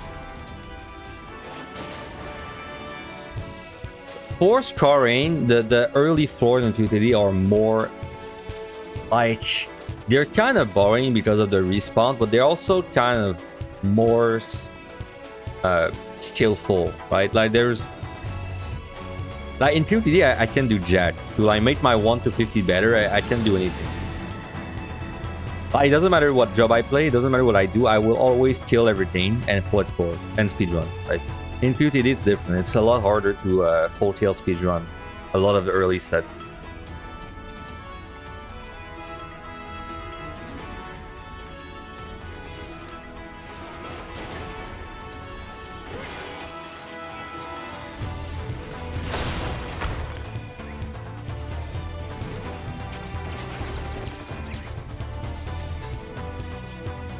Nor gang.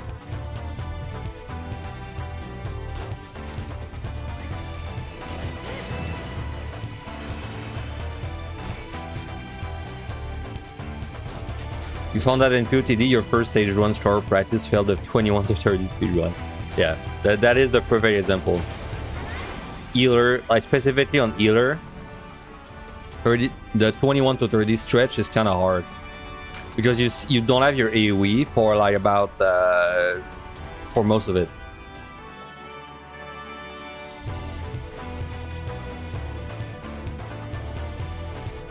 So like for example, the 21 to 30 on healer, what you usually have to do is you have to make sure you have some lusts.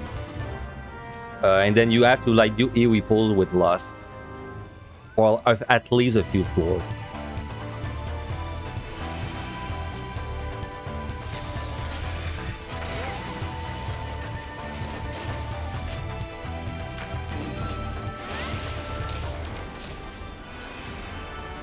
So you had no tilt timers. Yeah, if you don't have a tilt timer in POTD, it's very annoying.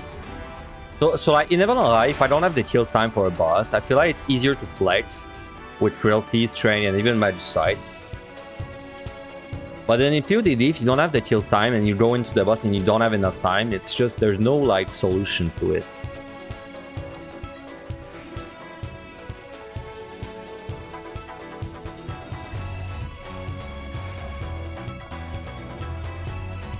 The fortune pickups are really nice, by the way. It felt pretty hard on Paladin to do much other than hope for good luck, since it doesn't have that insane DPS for the later set. Yeah, well, your 1-50 is gonna be like exactly like my machinist right now. You just kill everything and pray you get lucky. And then on tank, the 51 to 60 is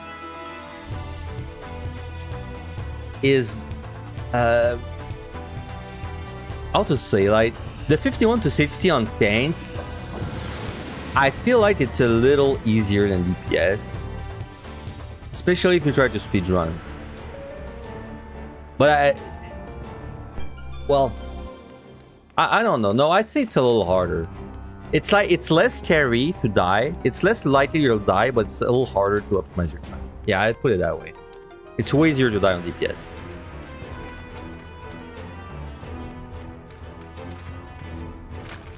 Yeah, if you're just trying to full kill, you on tank on or DPS, you will have time to full kill with 160. On tank, you're just gonna have to do like a little bit of AoE pulls.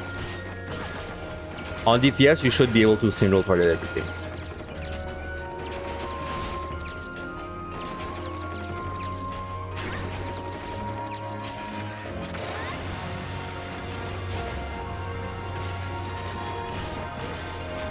Last night you got a 3.35 on machines with about 2,400 kills. Holy shit, that's a lot of kills. I'm really happy with it, but your rank 1 is completely safe. You have no idea how I got up to 3.4. I mean, I have no idea how you go up to 3.40, like 4, right? Like Tatara. It's the way I did it, well... so my machinist run is a little bit far in my head. I might actually run it again soon, because I really want to get my first 3.4 in the POTD. I still don't have a 3.4. I'm very close, but I don't have it. But the way you do it, well, the 1 to 100 is full kill speedrun, like everyone else. And then specifically for high DPS jobs, you want to speedrun 111.20 and 131.40, and full kill everything from 101 to 140 guaranteed. And then after that is where it starts being a little funky, because you should try to full kill 141 to 160 on the high DPS jobs, and then try to kill as much as possible on the 161 to 170, right? But you're gonna have to start like dipping into your rages and well, the rages pretty much, and the strength.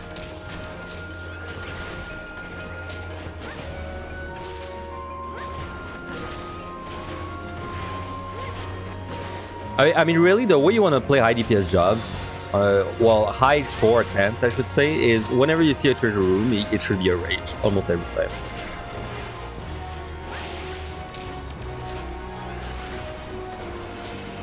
On your data center, both Paladin and Summoner rank 1 is 1.9.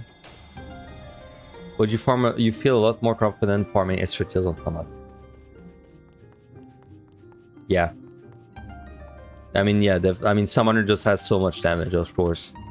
It's a lot faster. Tanks is a lot more about optimizing your time. The way I did it was speedrun 1 to 100 and 101 to 200. You just did the full 1 hour. Yeah, that's like the safe strat. That is what I do on most of my runs as well. And I mean, take your run as it was, and let's say you did speedrun 2 more sets. You would probably, it's not really plus 15k. Even if you do that, it's more like, when I did the math, it's around like plus maybe 8,000 in value. So you would be looking at your score plus 15k. Like even if you speedrun the two challenging sets, you would still not have gotten a 2.4. It's possible you were just not lucky enough.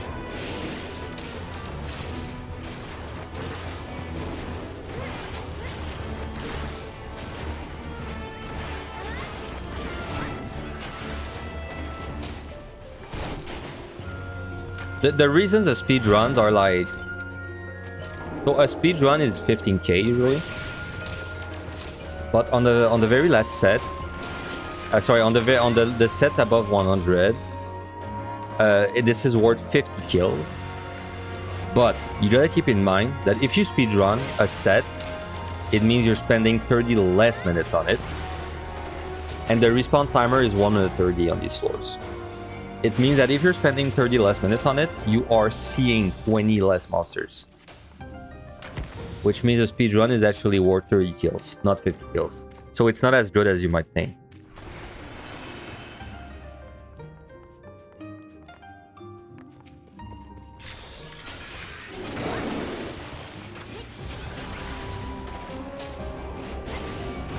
I have to say this set has been like pretty damn amazing on the kill count so far. Like no big room, but very big floor.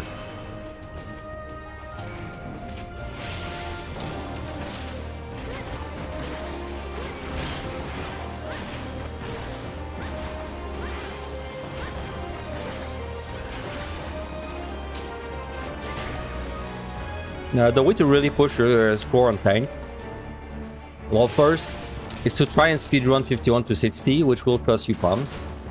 And then what you have to do is, because you're gonna go into 61 with like weakened pumps, but you still want to kill as much as possible, you're gonna have to like pop your steel strength frailties and do massive AoE pull as much as possible, which is very risky, but that's the way you're supposed to play on tank.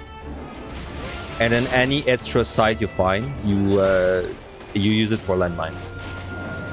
And then, of course, you want to enter 71 with at least 2 sites if possible, so that you can then do landmines on it.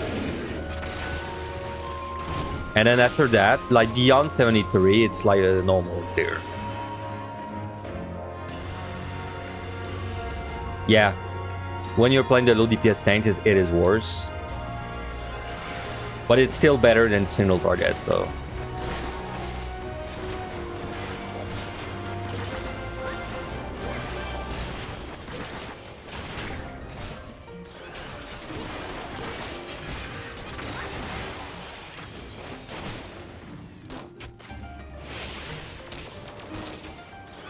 Dude, these floors have been amazing. I'm actually behind on time. That's insane. No altars, though.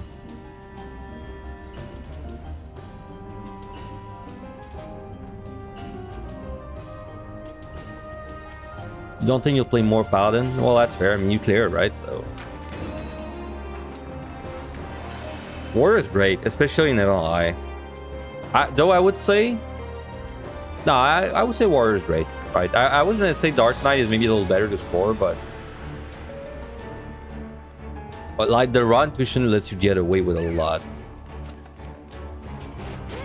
Yeah, well, yeah, you're right. There's also the Paladin reward, of course, which hopefully will not ruin the whole job for me, but I have to wait to see that.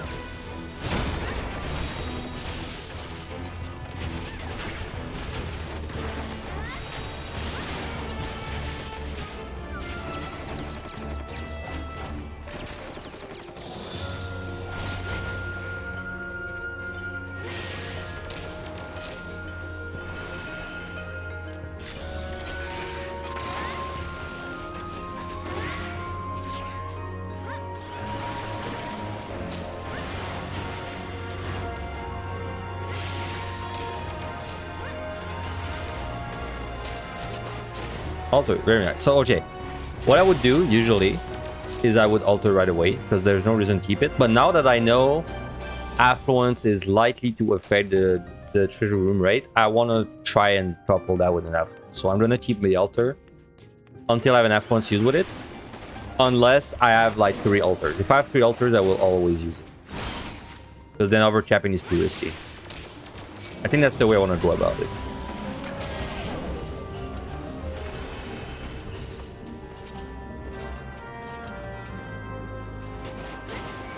Another amazing floor, by the way.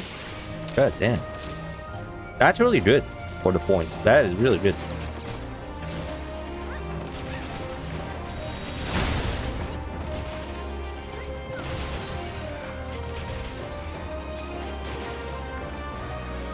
You know, it's easy to forget sometimes. It's easy to hyper focus on your 30 performance, right? And then, but you gotta remember that starting from 31, every monster is worth basically 1.5 monster below 30. So like you may feel like your floor 30 was bad, but then if you get an amazing 31 to 50, it blows it out of the water.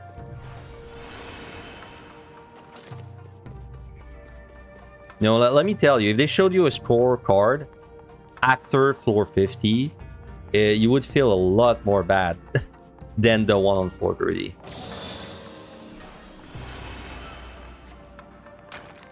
Well, this floor is bad. But we have a Lorraine, so it's not as bad as it could be.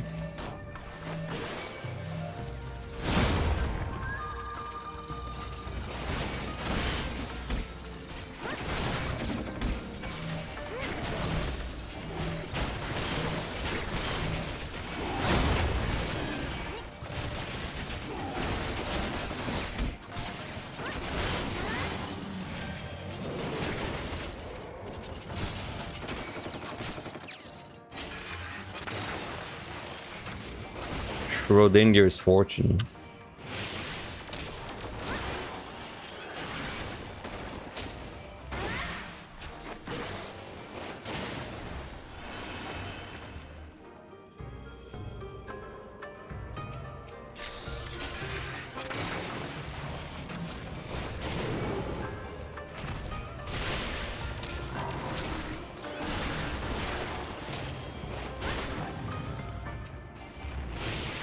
You know, range DPS is actually my worst role in the dungeon, surprisingly.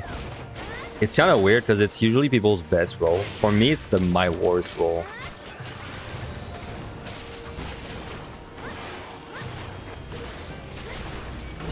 I guess I'm just not the kiting type.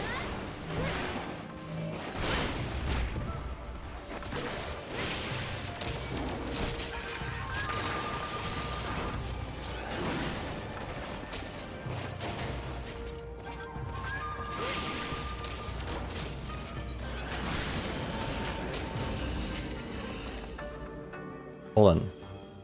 Yeah. I thought I saw it drop.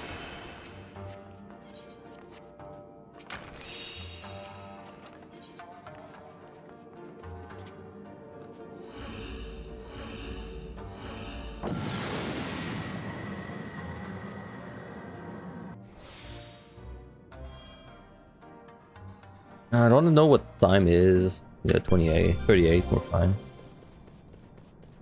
Do I side this? I think I do. The null right side. I don't think I fortuned this though.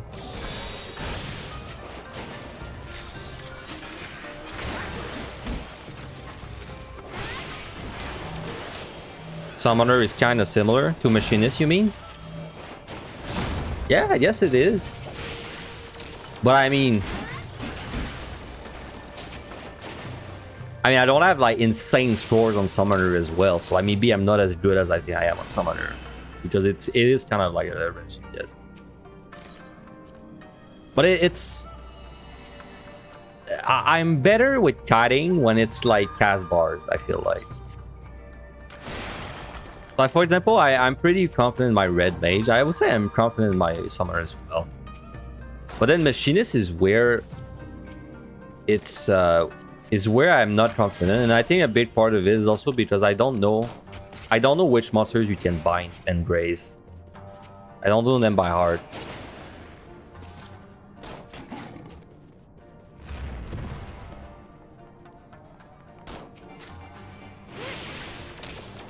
And also, I feel like kiting betrays me sometimes. Like, sometimes I feel like I kite a monster, and it just will attack me anyway, right? Especially when I'm doing the NASCAR, you know, when I'm running circles in the room. Sometimes the monster will not attack you for like 20 seconds. Sometimes it doesn't care and just attacks you like non-stop. Alright, that was a bad sight. No value, no lurings.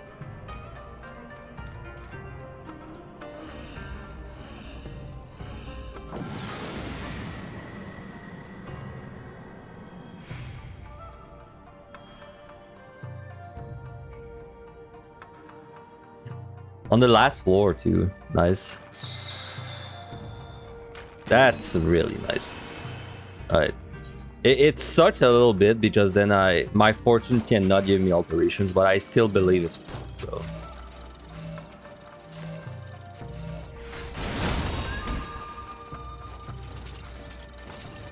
Now the question is, how do I do this?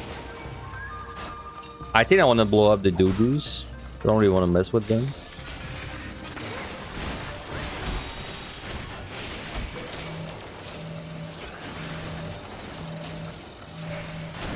I'm gonna Frailty.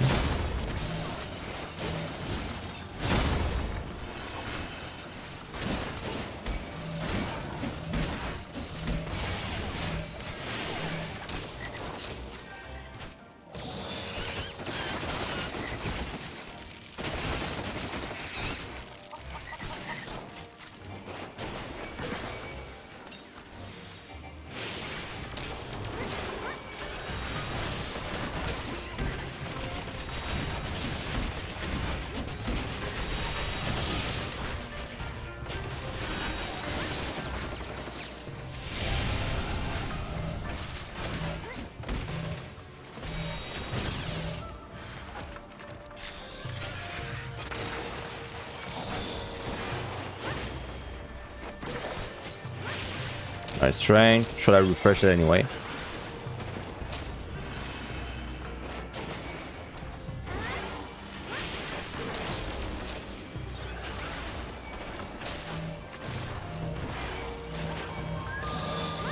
Man, if that blew up, I would have been kind of not forced, but.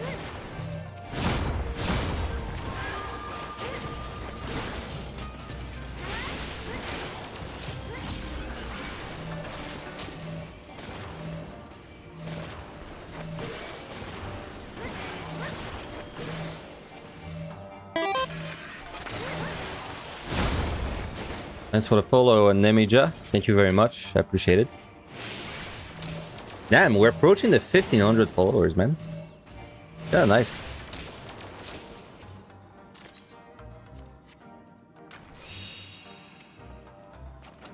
I think my YouTube is also approaching 1,000 subscribers.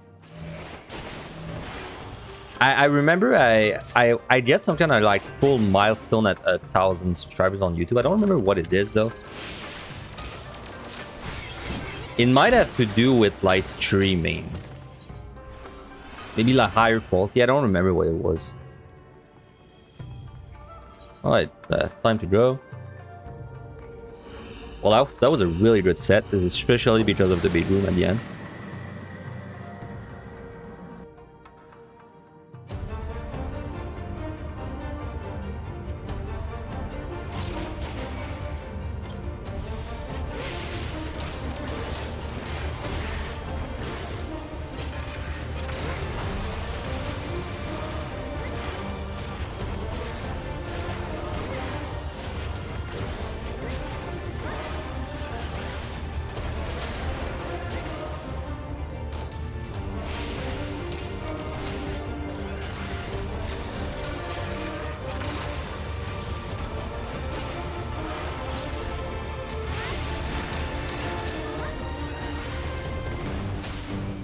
You wonder if the new Deep Dungeon is gonna have a bunch of people trying to go for the solo challenge. It might be because I got really into it now that it feels like it's gonna be super popular. No, it's gonna be. I think it's gonna be very popular. And I think it's gonna be much more popular than the last two deep dungeons as well. So I wasn't around when the last two released, but at this time it feels a lot more popular. Well, but when I say this time, I mean like, no, I don't really mean in relation to the other releases because I wasn't around, but I mean, I have slowly seen the growth in popularity, you know, over like the 2 last years. And I think now is the most popular it's ever been.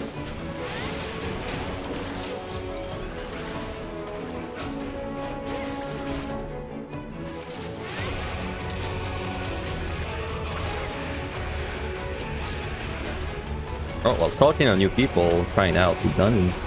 I've only started trying solo Deep Dungeon last weekend. Must say I've really enjoyed it so far.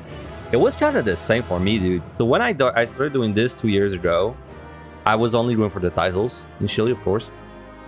But then I was like... So when I started out, at the very beginning, my only experience with POTD... Well, my only experience with Deep Dungeon was POTD. I thought it was trash. Because I did what everyone did. I only farmed 51 to 60 in random groups for XP. And then when I went for the titles, I was like, I saw it more like as a thing like that would suck. I was like, oh, it's gonna suck, but I'll do it for the title. But then when I started doing it, I was like, wait, that's actually really fun. And then I got the titles, and I was like, but wait, I want to do it more. You know, like. It was fun. Like, I don't want to stop now. And then I started, like, you know, looking at the leaderboards and all that. But yeah, it was the same for me. I got awakened. As soon as I tried doing the solo stuff, when I was doing the group stuff for HP, it was really bad. But then when I started doing the solo stuff, I was like, wow, that's really fun. Which is kind of funny because I'm a big fan of roguelites. And I never made the association of POTD and roguelites until I tried it.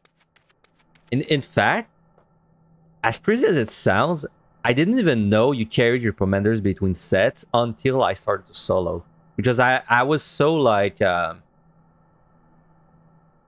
I was so used to 51 to 60. I never even really thought about the fact that the commanders stayed between the sets. So then when I started doing solo, I was like... And I got to floor 11 for the first time, I was like, oh, you keep your commanders between sets. That's the thing. I thought commanders was just a thing you found on the floor and then use them and then you lost them after. But no, you actually keep them. It's a resource. Imagine my surprise when my main job was actually amazing in these dungeons. You're lucky. You're lucky. There's some people that are not as lucky and their main jobs are not popular. Which is why... not popular, but strong. Which is why I hope next Deep Dungeon, the way you do it, I hope it's not like one blanket title if you clear solo. I hope it's a different title if you clear on a different job, right? So I hope, like, for example, if you clear on Machinist, you get, I don't know, you get Heavenly Machinist. And then if you clear on Red Mage, you get Heavenly Red Mage, you know? So this way, when you go in Deep Dungeon, you can just do the job you like. And you get the title that goes with it. Instead of being like, one blanket title which like encourages people to only run the good jobs. Your main job is Black Mage. Was a pain to learn how to perform in DD with it. Same. My Black Mage is also my main. It's the first job I tried to clear after clearing on the Gunbreaker and Red Mage. And it didn't work. I only cleared Black Mage when I went back at it like a year after. Alright, let's keep going.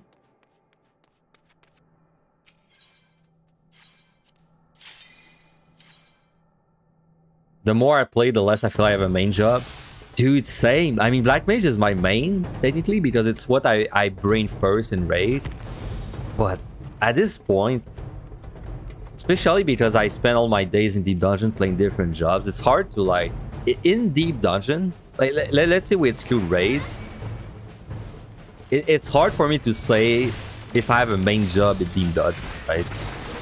I guess in a way, people may feel like my main is Warrior because I have a guy for Warrior, but I don't like Warrior like much. So I couldn't say it's my main job. Yeah, I don't feel like I have a main.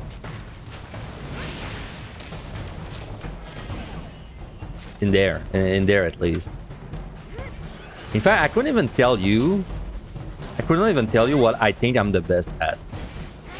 I feel like I'm good at managing my time, so I'm probably better at tanks.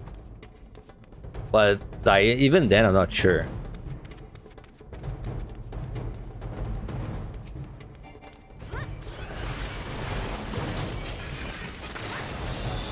That would be a challenge, only using the pomodors you find on the set. I mean, you say that would be a challenge, but for a lot of people trying to get their clears for the first time, that's how they play, right? Because they keep all their pumps at 3 and they only use what they find in chests, and then they run out of time.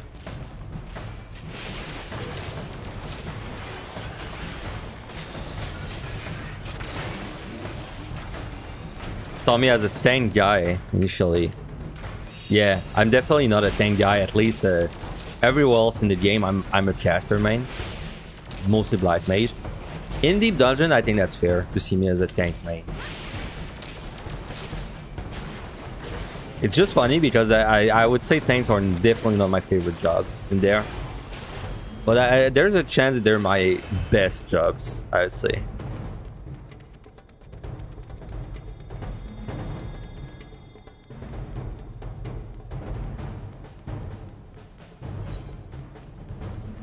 Wait, we have an affluence plus an altar, so let's use them.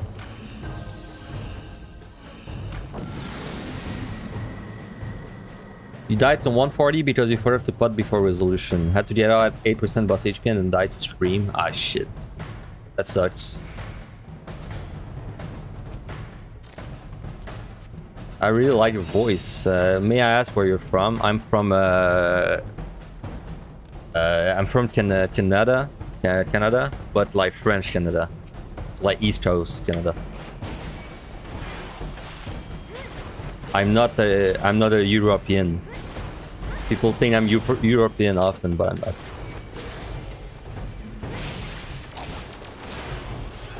Yeah, French Canadian, if you want to use a fancy term.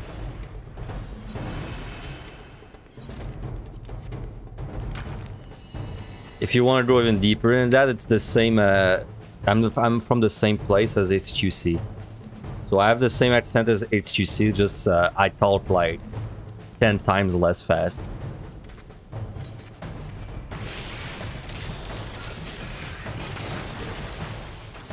Yeah, I have a channel point redeem where I just translate one thing in French.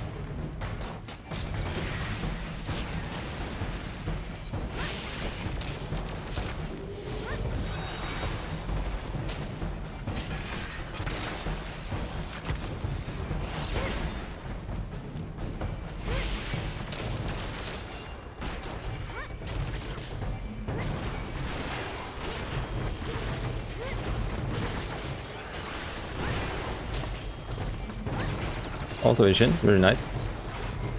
We're gonna use that with alter, sorry, with F once again.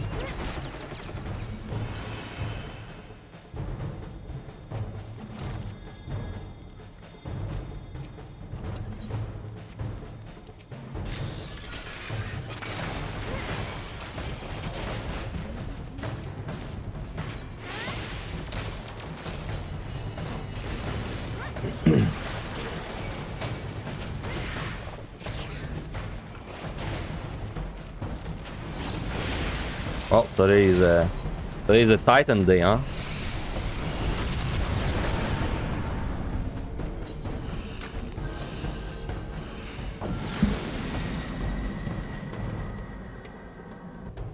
I should update the stream title as single time. Let me do that. So we're on 41. Right.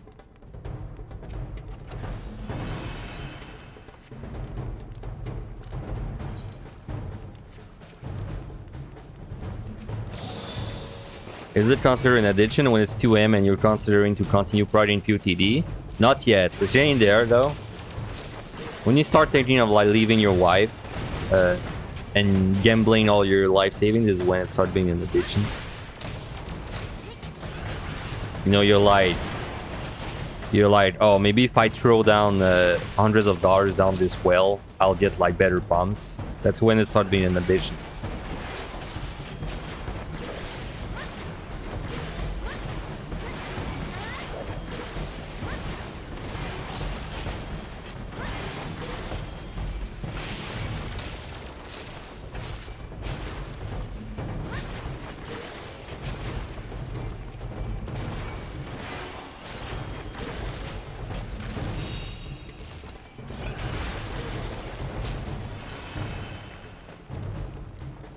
You have no money to do that, so it's great.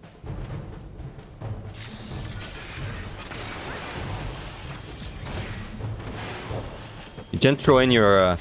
just throw in your Final Fantasy XIV Guild instead. That'll work. Put like 1 million in the piggy bank before each run.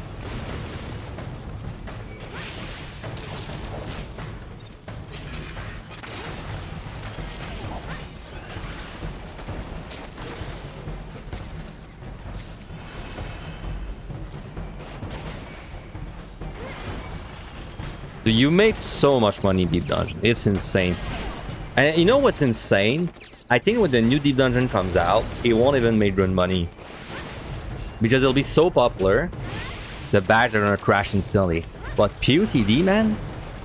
I think PUTD is gonna like remain like so expensive like forever. You got 29 purchases since you started. I think I got something similar to that. I definitely got above 15. Probably around 20 as well. And they sell pretty fast. Like usually it takes me a week to sell one. You have 2 night purchases on the market bar right now. You got 2 whistles in a row. It's crazy. You know what's crazy? It's not even that low of a drop rate. From my own like personal like drop rate, I'd say it's like 5% to get a whistle. It's just so damn expensive because no one's doing PUTD. Oh, well, that's not true.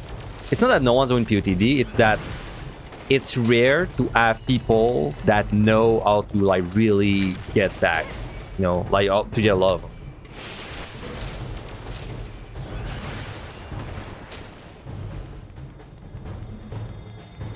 There's a mount in the new Deep Dungeon. You might hold the mount for a while until the initial hype dies down the road. But it's... I can't imagine the hype for the new Deep Dungeon dying that fast unless it's like... unless it's designed really bad. Because like pretty much you're gonna be able to do Deep Dungeons, but with your max level toolkits now. It's gonna be... I can't imagine someone that likes doing Deep Dungeon right now will not like prefer to go into the new one since you have access to your actual toolkits. But in my opinion, if it ends up like becoming less popular than PUTD and Emerald High, they drop the ball really hard.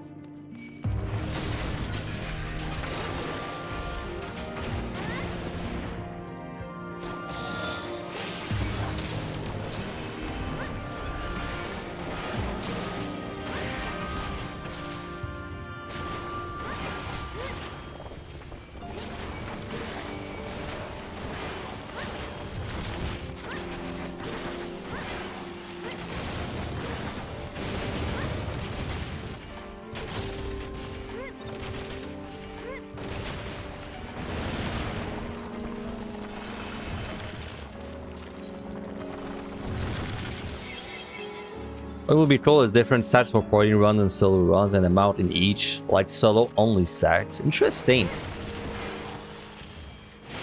That wouldn't be a bad idea. I don't think that would be a bad idea. Because it is kind of pointless to do a solo runs for bags, right? You only just grab the bags in your way when you're doing solo run. Because when you're doing it for people, in addition to being faster, you also get 4 bags, right? Like, if I find a bag in solo, I get 1 bag. If I find a bag in 4 people party, I get 4 bags. Even though it was faster to get the bag as well. So it's like, it's not 4 times as fast to get bags in group runs. It's like 6 or plus, right? So yeah, having solo bags would be a good idea. Or maybe they could make it that when you find a bag, it actually gives you 4 bags that split between your party. So like when you find a bag solo, you actually get 4.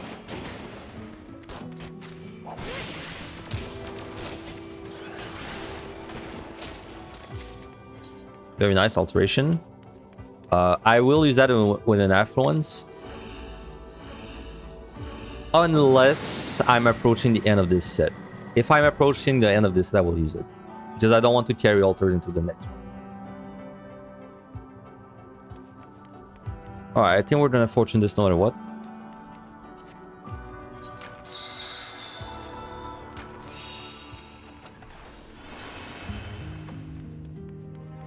And the new deep dungeon will be a way to do some leveling on other jobs, so a lot of people will run it for that. Yeah, well, they will.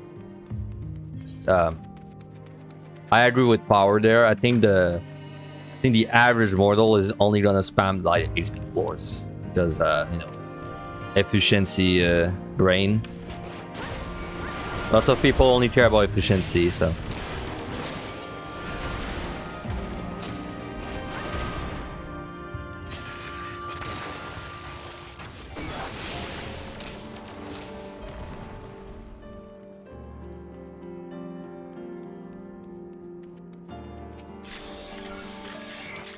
Oops.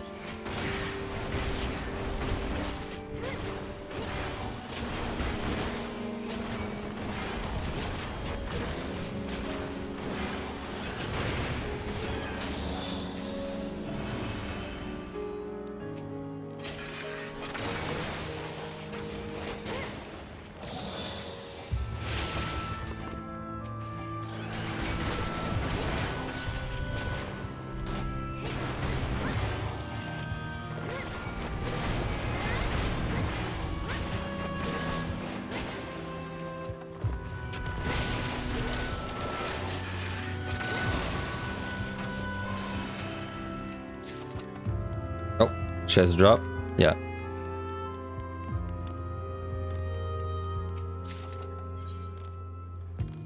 Wow, I did not get a single potsherd so far, except the one guaranteed on the bus.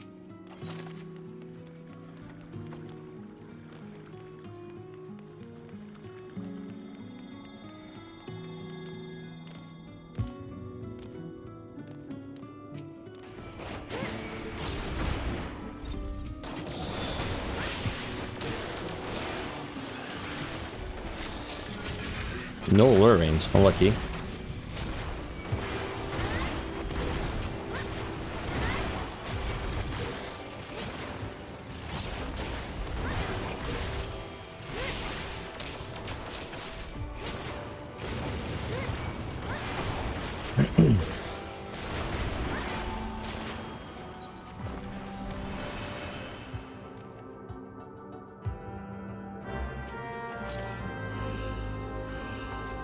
Okay, I want to fortune again, and I think I want to sit on the one fortune after that.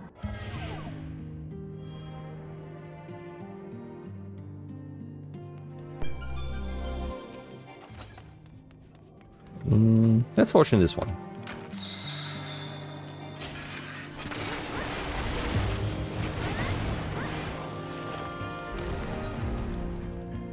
Are you playing a warrior or machinist, Nemeja? So a lot of people were talking about their clear, so I might I don't remember specifically who was playing what.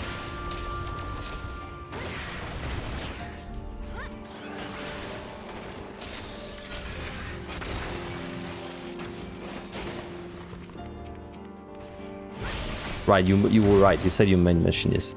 Yeah, it's not gonna get any easier. Like, you basically have to kite every monster as much as possible, but I assume you know about regen potions. You're at the point where you're gonna have to start drinking regen potions on like the hard monsters, and then slowly as you keep getting higher and higher, then you're gonna have to start drinking the regen potion against almost everything.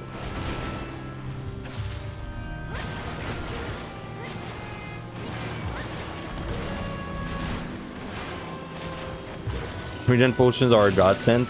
Yeah, they're a mandatory godsend for some jobs. Like, I don't think you're gonna clear on a melee ever if you don't have regen potions. It's funny because as far as I know, regen potions were not even a thing initially in deep dungeons. It's something they added later when they realized that people were trying to solo them.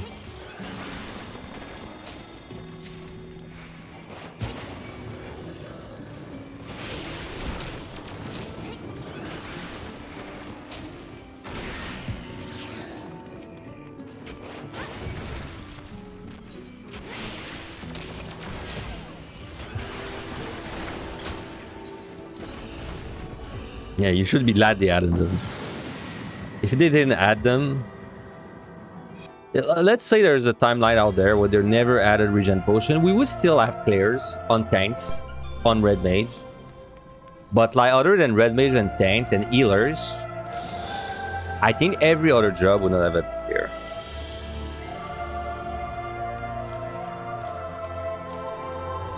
You don't have slow and bind on your outburst since you usually play savage. Yeah, you need them on your outburst. They're very important. Because basically when you slow a monster, it makes...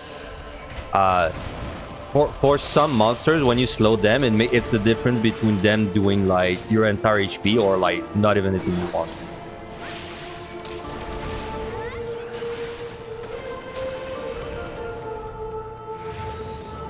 Very nice.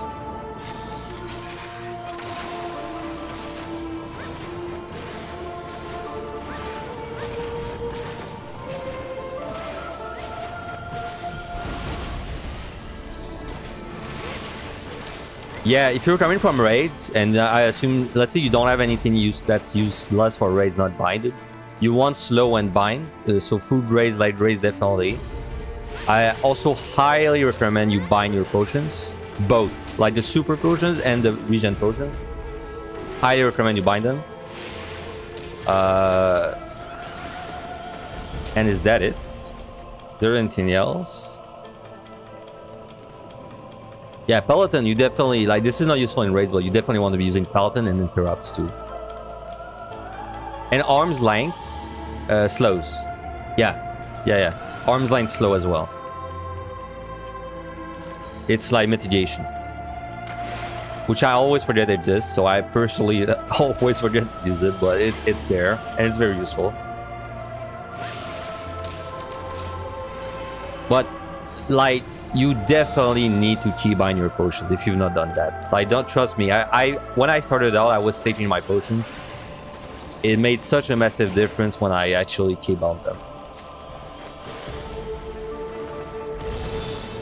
Let me tell you, you'll be damn good at fitting your tincture in weave windows after doing deep done. Because, like, imagine you have to tincture every 15 seconds. That's pretty much what a potion is.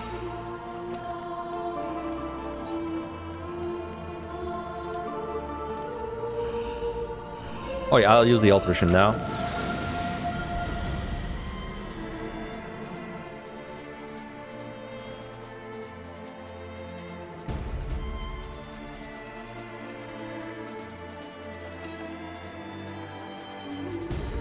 I want to use this one now as well.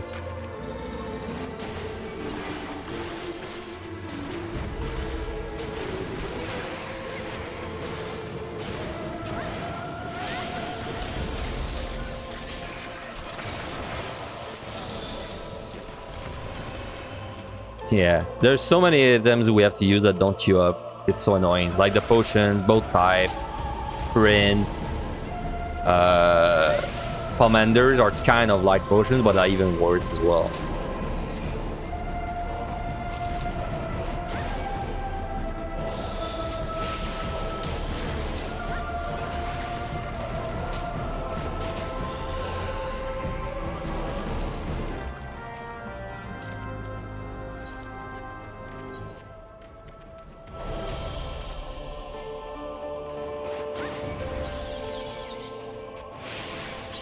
Yeah, raiders, I've dealt with that longer, but at least when you raid, you only tincture every like 5 minutes or so, right? In Deep Dungeon, you have to do it every 15 seconds. Like, there's no doubt in my mind that even for someone that started playing A Realm Reborn, I have used potions way more than a raider, right? Like, because I press this every 15 seconds in the higher floors. It's so ingrained in my brain at this point.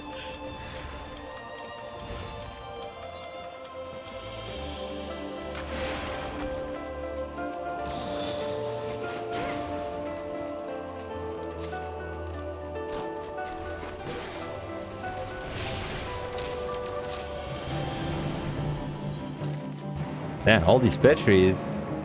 Hey, Finn, first time here. Followed after watching some of your HOH videos on YouTube. Great content, man. Hey, I'm glad that you're liking the content. Welcome to the stream. Welcome to you, Willow, as well.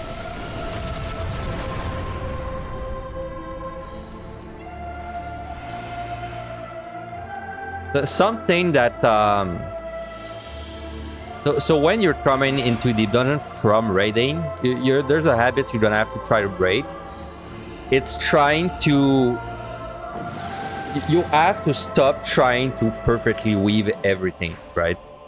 If you try too hard to perfectly weave, you will die. By, like, for example, your potion not going up. If you look at my odd bars, you're gonna notice I clip my GCDs all the time, but it's just the way you have to play in there. Like sometimes you just have to triple weave like something, right? Or like you have to you just intentionally clip to make sure your potion goes up or something like that.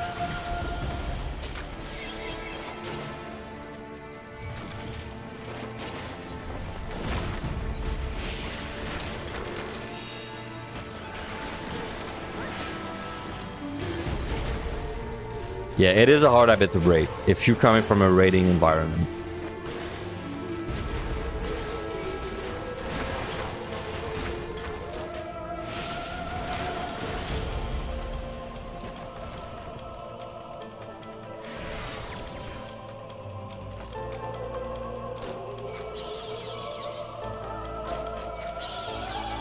Victory.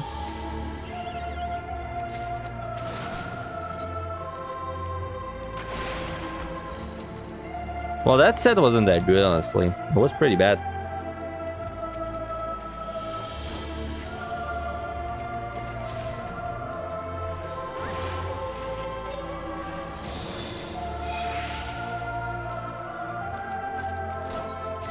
Fortune check.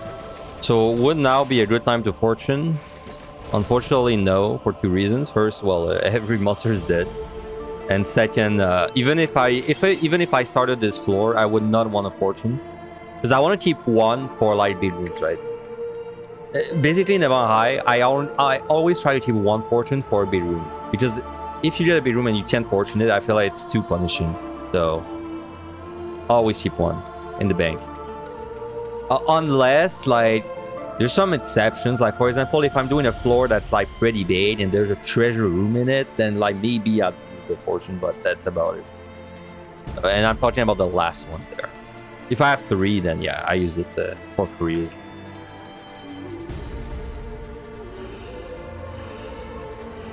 You have to get used to looking at DPS per floor set instead of DPS per fight. Yeah, that's a good point also.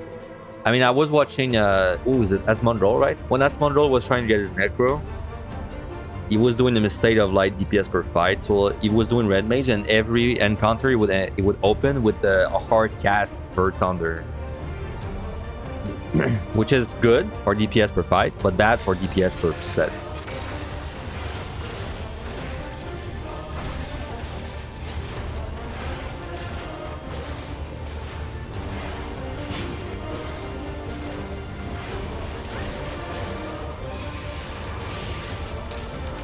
And it's the same thing, actually. Something you see people do a lot is before they're, like, you know, there's a monster that they want to kill, and then not even a hard monster, just an easy monster. And then let's say they have a cooldown that's like 10 seconds from finishing. They will wait 10 seconds and then pull the monster. That's a mistake, right? Like, you should always pull the monster and then you just do the cooldown when it's up. Don't want to wait for cooldown. Unless you're waiting because you need it to kill it.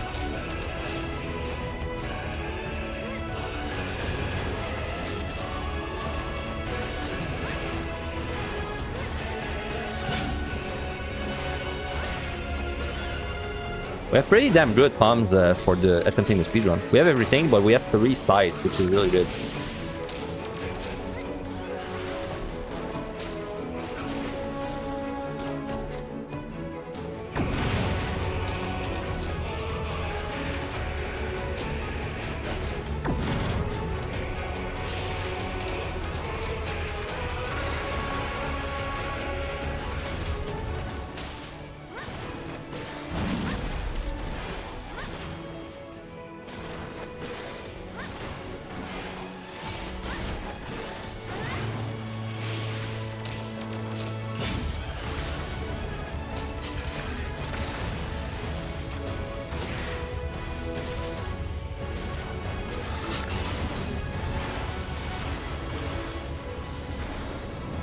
Alright.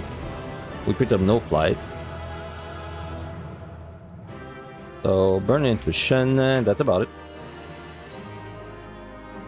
Yeah, that's fine. The knight discard. Yep, I hope I get a killer 81 to 100. Well, I hope I get a killer now from the end. But yeah, a killer 81 to 100 would be nice. It's just fun to have a proper challenge at the end that I can attempt solo whenever I want to. That is really true.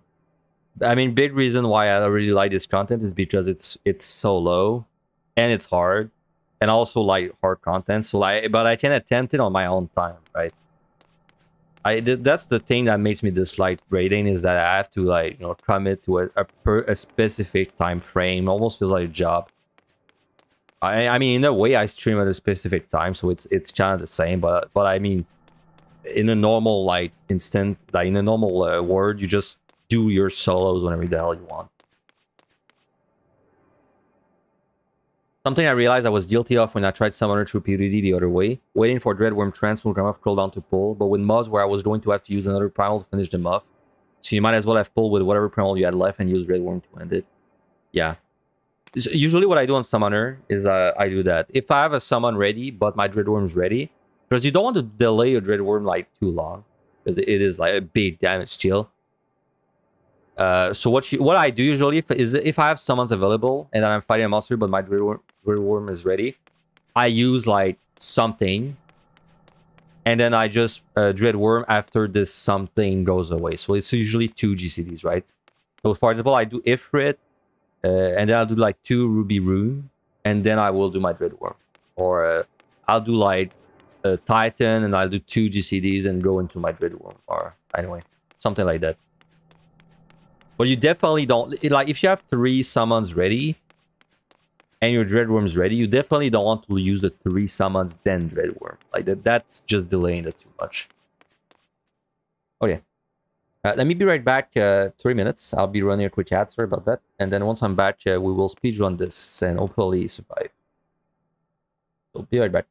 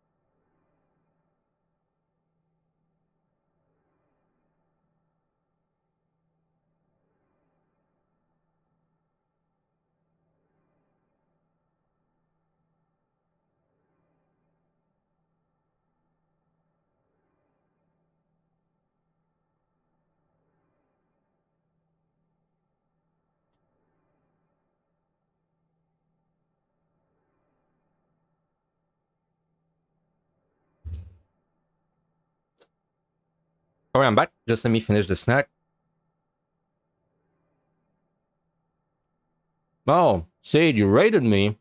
What the hell? Oh, hello, guys. We're doing some Machinist Event Hype. And we're just about to enter the... Well, when we start to actually play the game. We'll starting 51 speedrun. I am here now. I was getting a drink and a snack.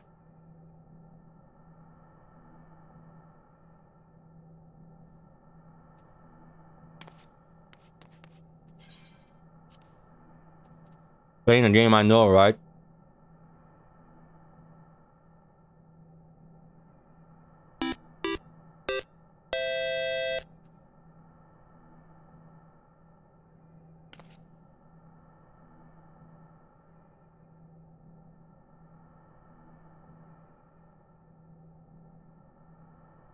Alright.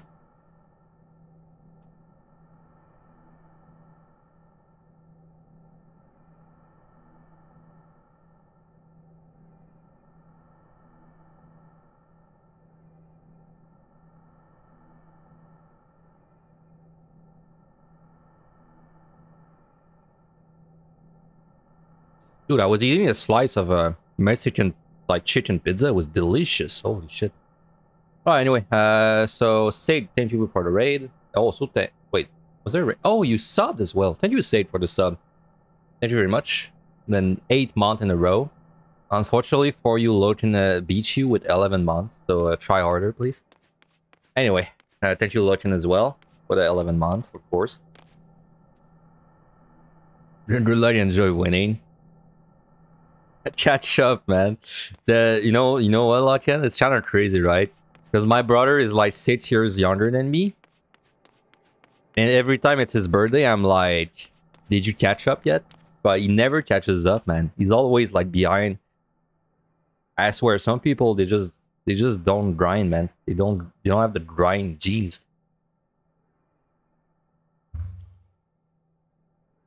Thanks, Ellie. He's doing pretty well. Hope it's doing well for you as well. This was actually kind of a scuffed run because the 1 to 20 was ultra garbage. This was definitely like heading to be my worst 30 PB. But then I got a Mimic Treasure Room at like floor 28 that completely changed this. This went from like one of the worst I've seen to okay. So now we're doing an okay run. It's kind of crazy that I got a Mimic Treasure Room and it only made it okay. It didn't even make it amazing, just made it okay. It gave me a flat 500k basically.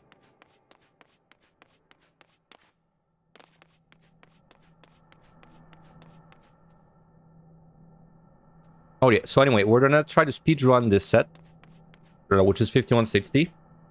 I mean, I say try to speedrun, we're gonna speedrun it and use whatever resource that needs. There's a small chance we die. Well, if I die, that's just how it is. This is risky, right? This is where the run starts.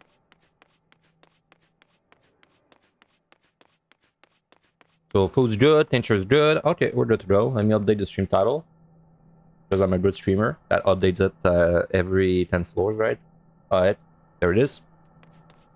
So now we are entering the gamer zone. I'm just gonna double check this boss on Machinist. Should take, with 1 frailty, 1 strength, it should take 330. If I don't frailty, it should be 430.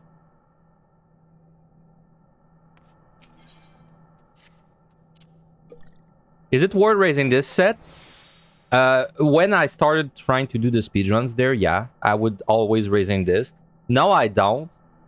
Because like, if I die, it's over. Like, if I die on this set, I lose the speedrun plus 5,000 points. And there's no way I'm gonna beat my old score if I lose that amount of points. So I don't raise it because like dying is already the end. So...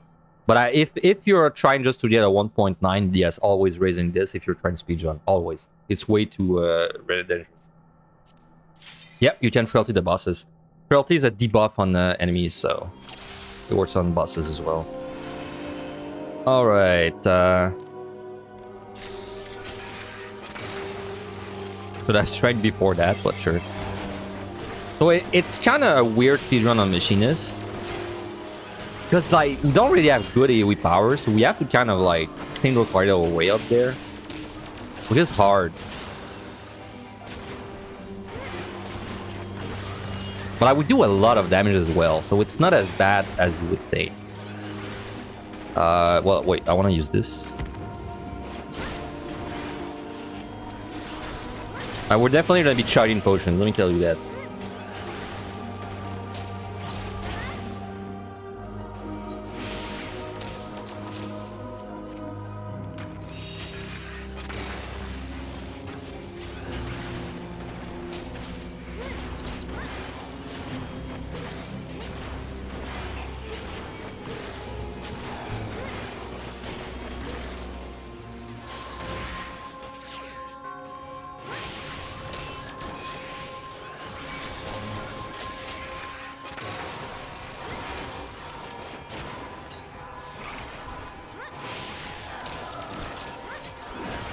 You wonder what the flavor of the potions are? Well, I hope they taste good because definitely drink liters of them every run.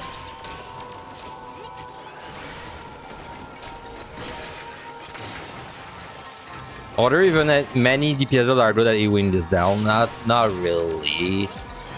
Yeah, not really.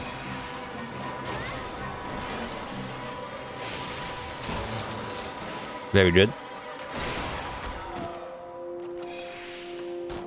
I'm perfectly fine with that Petri, even if it seems like it's a little late. I still had 3 squares left, so... And what would you know, a Petri lets you go in about 4 squares, and that's what I needed to travel, so... It works out. Is that alluring? Okay, we have a frailty for it.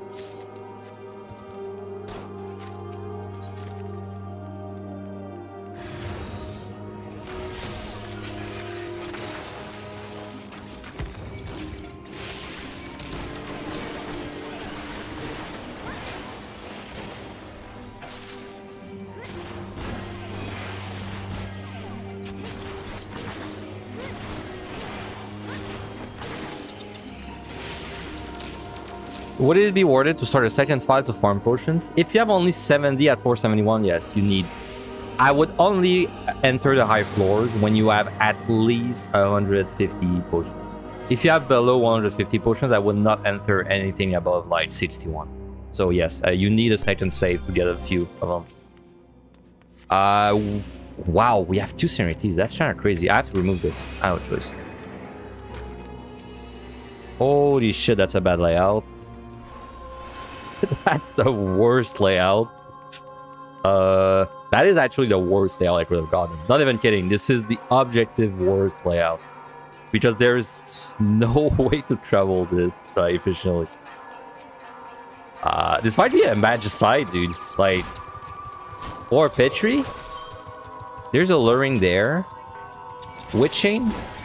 I think this is Witch Chain. Okay, don't die.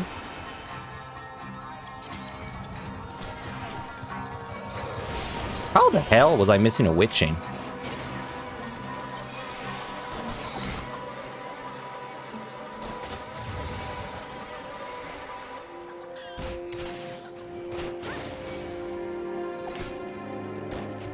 $14. We start there.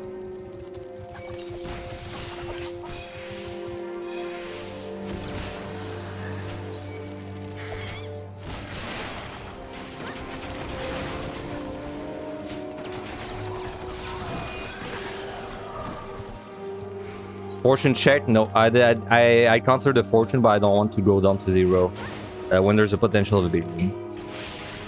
Oh my god, thank god I found that. Well, now that I saw the treasure room, then yes, this would have been a good fortune. But it was too late by this point. Well, yes, it would have been a good fortune because of this room. Because like right now, I basically killed the amount of monster I would have killed in a big room, so... Yes, I'm trying to get a speedrun on this set. So we got the Petri back, never punished, as always.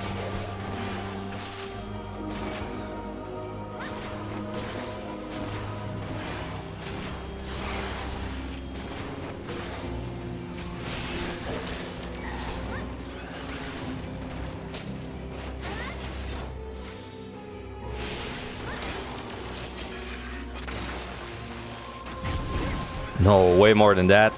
This is 33 kills. 32 kills.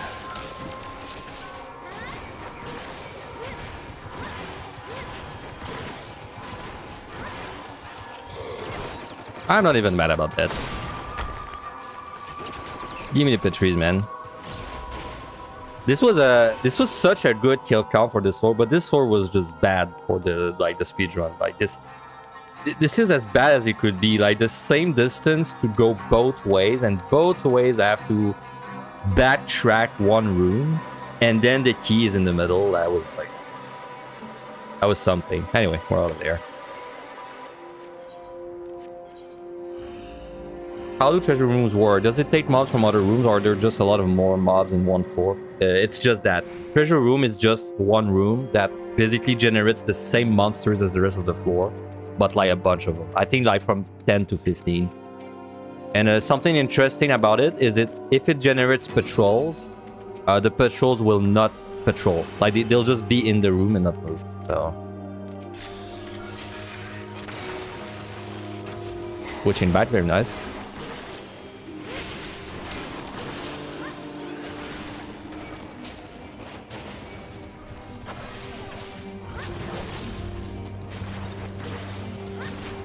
He's there.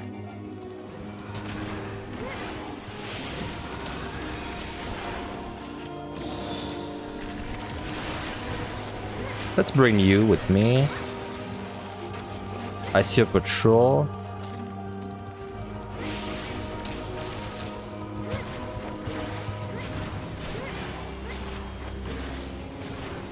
How long have I been running deep dungeons? That's a second patrol, 3 patrols. Okay, that's a lot of patrols. I've been running deep dungeons for around 2 years now. And something interesting is I started doing solos right away. I didn't like... I wasn't like a fan of deep dungeon, and then I started doing solos. I just started doing solos like the moment I started doing deep dungeon.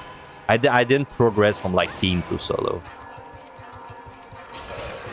And the reason I started doing deep dungeons is because I had just finished the Buzzja duels, and I was looking for more like solo challenge content, which is how I found deep dungeons. At this point, all I knew about deep dungeon, and it was freaking boring when you did the HP farming. That's it.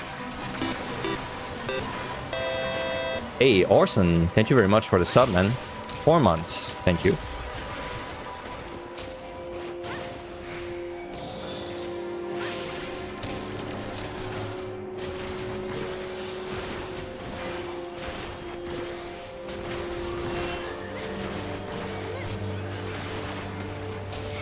Oh my god, so many patrols. This is where it's hard to like gain good time on the single target DPS, because I can't really speed this up anymore than killing the monsters like that. Hope the run goes well. It's run alright. It was going so bad up to 420, but now it's kind of picking up in Steam, so...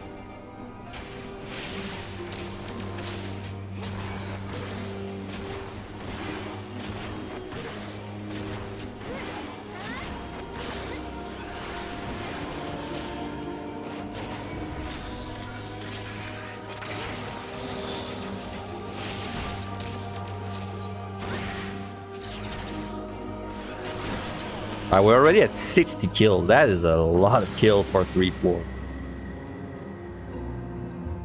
So I mean, I'm saying the time's not that good, but I mean, I got 60 kills. Like, of course, time's not good. Sanity, perfect. This is the only thing that worries me at the moment. So if I can find some sanities, that is perfect. Well, I guess we're gonna be raising gaming. If I do die, I may finish a run in a non-score way.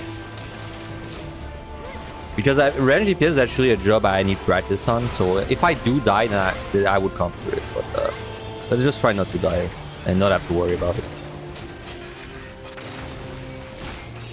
I'm gonna frailty this one.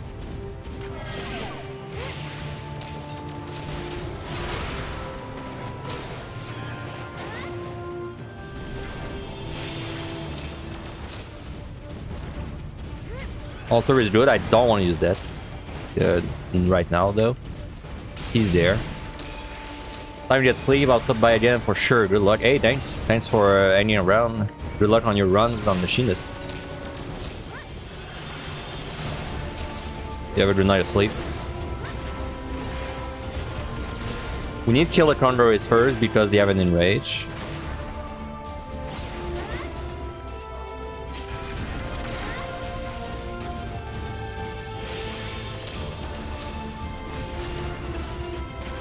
That's...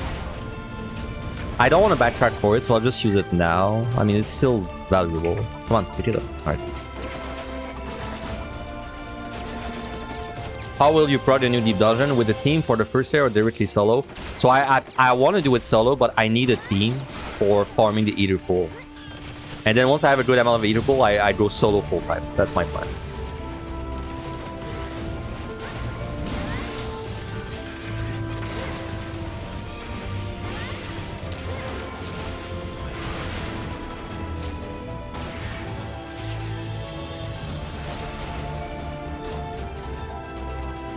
Oh, this switch chain's good. Yeah, this switch chain's really good. Frailty back. So we're still down nothing, technically.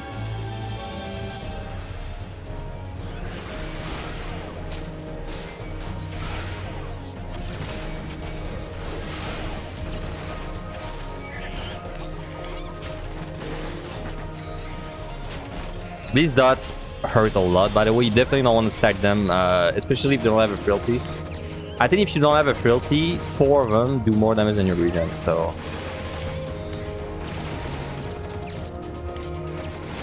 we are slightly behind, but we have a lot of kills, so that's fine. In my head, I know I have to pitch you once. I'm like 95% sure I have to pitch you once, and I would say I'm like 70% sure I'm gonna have to pitch twice. If we have a big room, it's probably gonna be a match site as well. I'm gonna site this. Holy shit.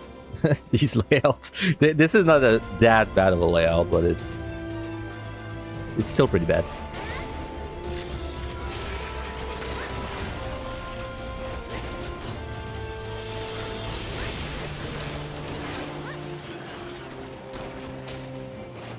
Slide back, perfect. Definitely need some amount of resource to speedrun it. Oh yeah, you're not speedrunning this if you don't like. If you don't like, you can't speedrun this if you just open chest, right? And like use what's inside. You need to use your props there.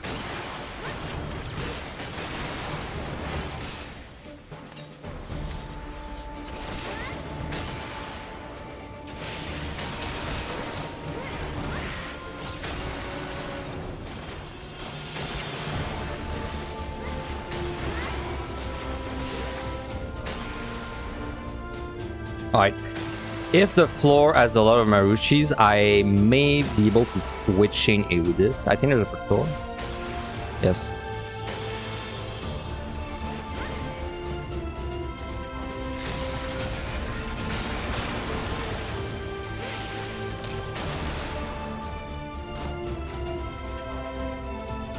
I see a luring there, alteration.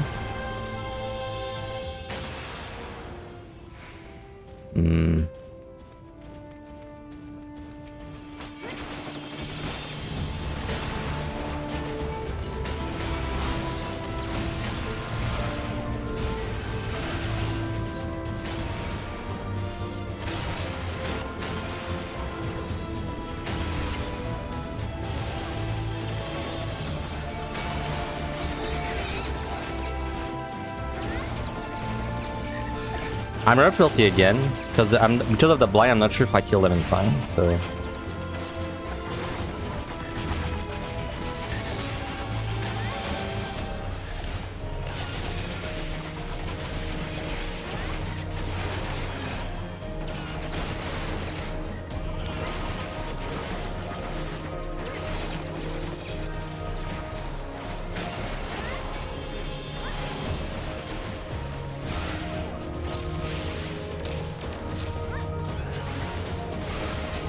This was another super high kill floor, so I mean, it's normal that I'm behind on time.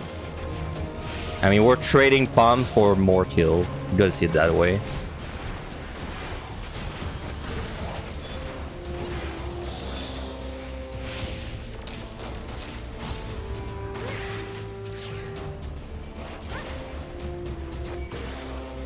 Yeah, we can do this in any we pull. It should be fine.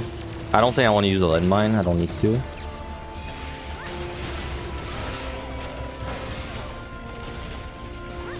When do I decide when to Serenity? It's a case-by-case basis. Like right now, I don't think I want to Serenity a blind, especially since it's 2 debuffs, which means I'm getting 1,000 points out of doing this floor. But if I see things like no item, no items or no ability, I'm very likely to either nuke or Serenity. But I would say I'm more likely to Serenity if it's a single debuff, and I'm more likely to Magicite or Petri if it's like a bunch of debuffs. But like this is Serenity. Like there's one no item. I don't want to Magicite this, especially when I don't know the size of the floor yet. These layouts are so bad, man. Oh my god, I'm wasting so much time with all the running. Good thing I'm Machinist, man. If I wasn't Machinist and I was like a melee, there's no way I could speed like this. Impossible.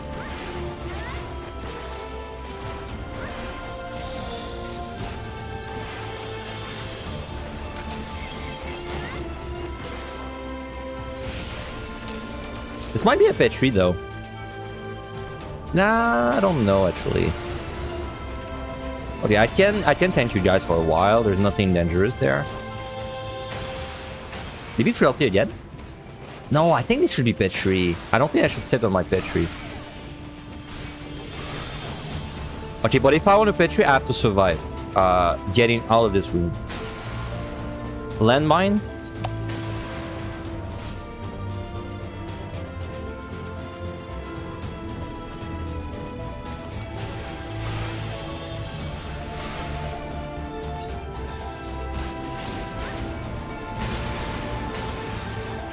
Run.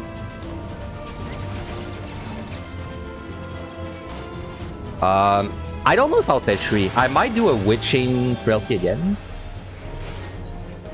I kind of like to check the last chest and then decide. I have to refresh my steel.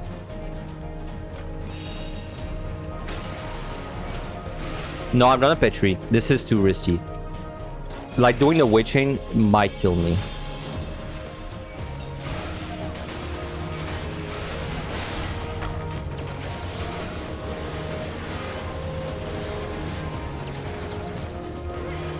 I think that was a correct call. Trying very nice. Yeah, because the Witching was like it was risky. When I was gonna turn around and Witching, I would rather pitch you back to like we're actually never punished. So like, why even waste time thinking about it? Well, it was definitely the right call. If I had to Witching twice and I found the picture, I would have been mad. So, alright, let's side again. Wow, this is a good layout this time. Finally. Only took 7 floors. Right. Do I have a steel running? Landmine? I don't think I can use a landmine.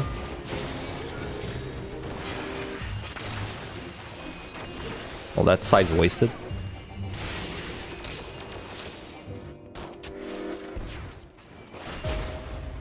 Hey, Fender, luck been using your guys to help me clear. Can't stress how much of a help they have been. Hey, I'm glad the guys have been helping you, man. Good luck on your clears. Happy to see you joining the stream for a little bit.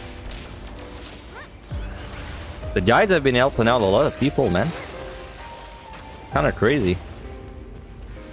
I mean, I see it on my YouTube stats when because like every time I see people subscribing to me, you know, one by one, and I assume someone that subscribed is probably because of the guides. I'm gonna Petri this again.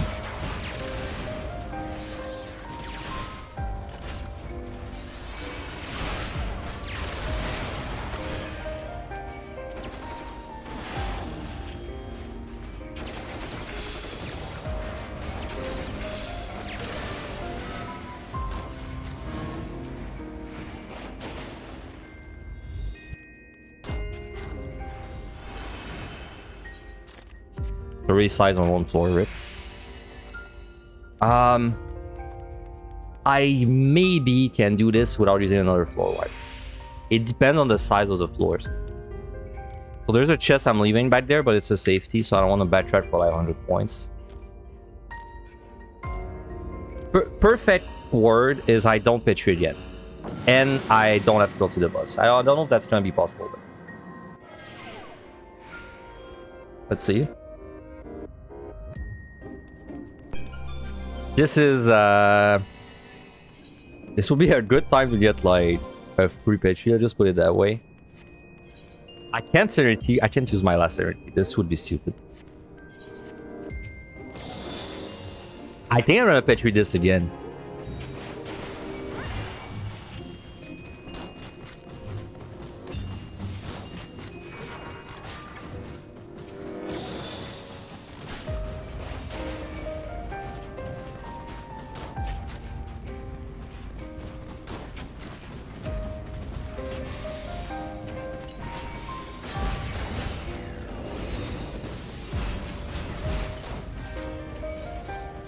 Please get to it. Please get to it. Come on, come on, come on. Whew. Okay. Yeah, I was close to dying there, but that's just the dangers of the job.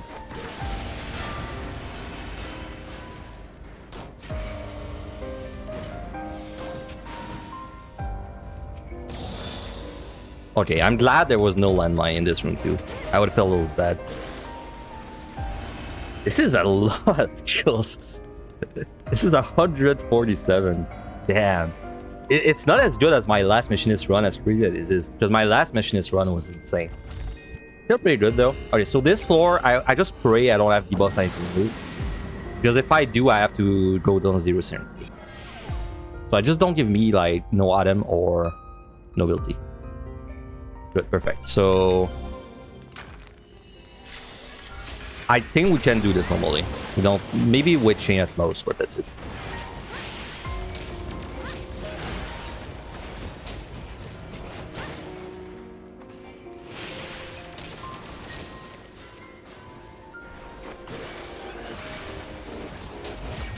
In fact, with this, I think I can do a AoE pull in this room.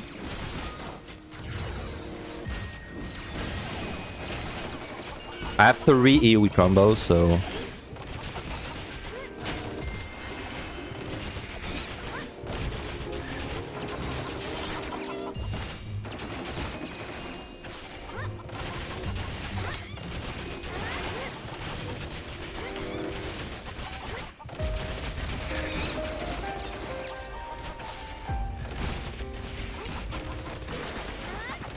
You know, that's funny. I didn't even think about it, but...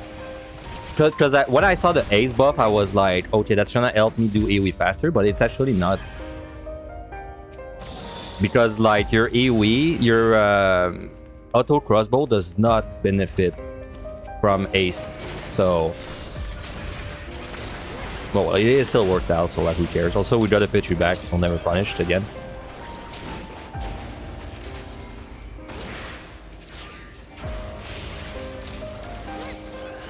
We're a little low on strength, I guess is the scariest part.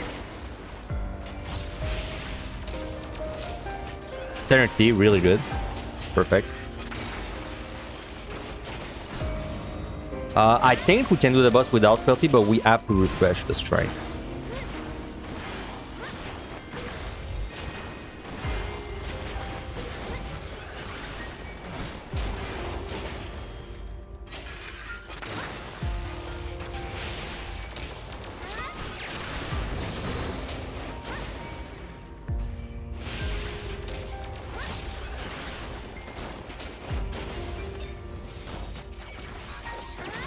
Re-alter, interesting. That's really good.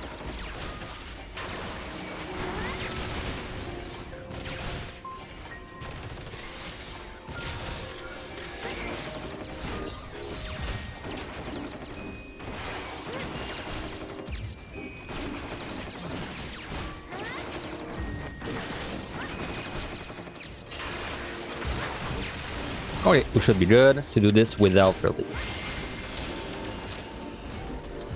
Wow, that went well, but we got lucky with the pitches. But then we got unlucky with the layout, so, you know, it kind of balances itself.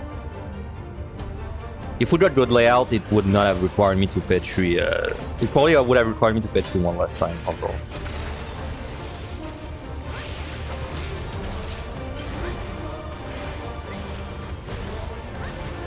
Hey, what's up, Ninja? How's the run been?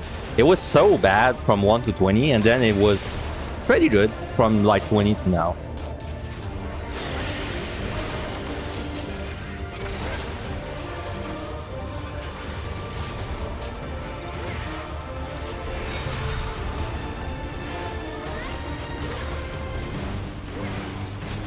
This set was amazing though. 163 kills plus a speedrun, plus my pawns are actually pretty healthy, so that's really good.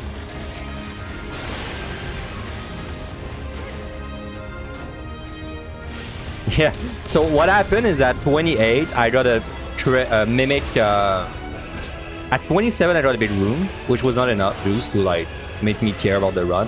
But then at 28, I got a treasure room of mimics, which surprisingly didn't even make the run amazing. It just made the run alright because it was so bad. Yeah, so I got basically a flat 500k.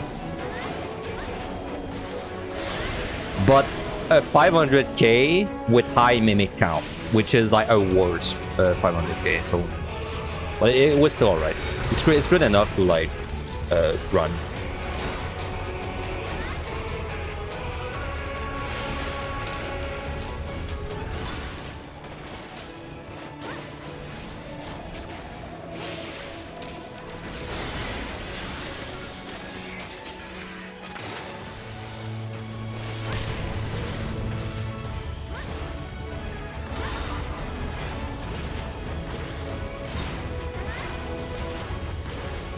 Yeah, my pumps are pretty good. We got lucky, we found I think 3 Petries. But then we also had very bad layouts in general. I think if I had like more normal layouts, I could have kept even 1 more Petri.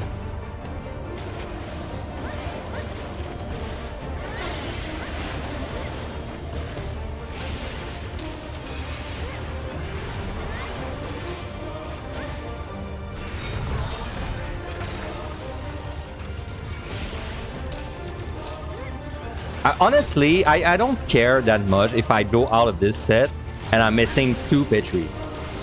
Even 3 Petries, I feel like I wouldn't be too bothered. What annoys me is when I do this set and I have to Magicite. Now that one bothers me because I'm pretty confident I'll find the Petries again, but the Magicites are... I can't like be confident I'll find them again.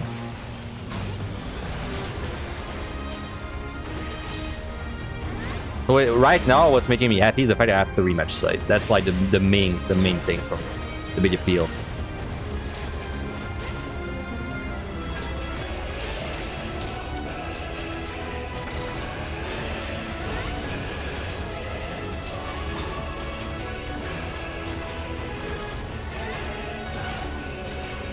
Now I think the only thing though that's a little annoying is my strength is at 1. Like if we get unlucky and we don't find strength at the end of the next set, we'll greatly suffer with the kill count. That's something to keep in mind.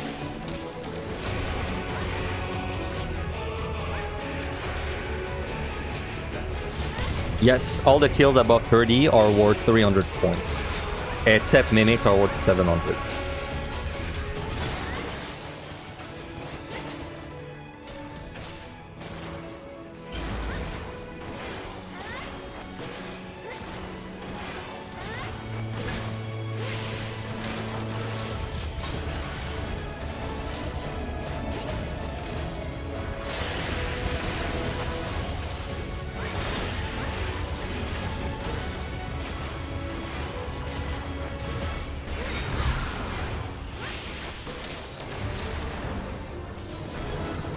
We picked up no flies again. I'm down. 3 altars though is very good, especially on the machinist.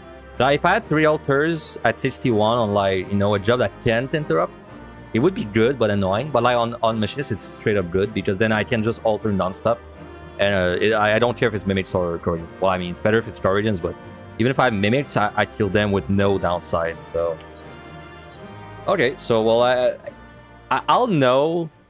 I guess it kind of depends on this next set, like the point potential of this run. If we get an amazing 6170, this has the potential of being like a very high score. But if we get kind of a trash 6170 where we don't pick up strength, keep getting debossed, then it will rapidly like like probably top at 1.9. Alright, anyway.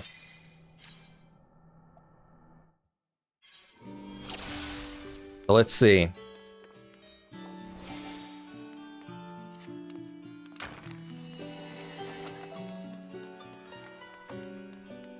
What I want to do there is strength and kill as much as possible. Even if I have a single strength, I would rather strength unless this is a site. It's not. So let's strength.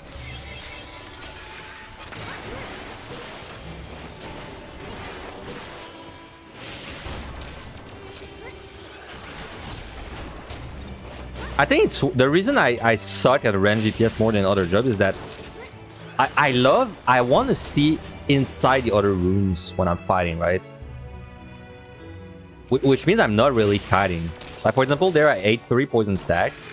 If I just, like, kited and circle in that room, I would not have eaten these stacks. Oh, treasure room.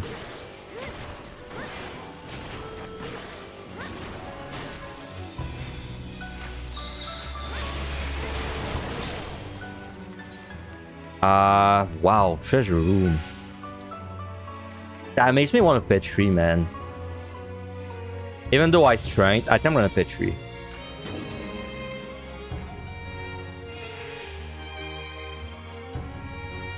There is no way I can approach from this side. Let's go this way first.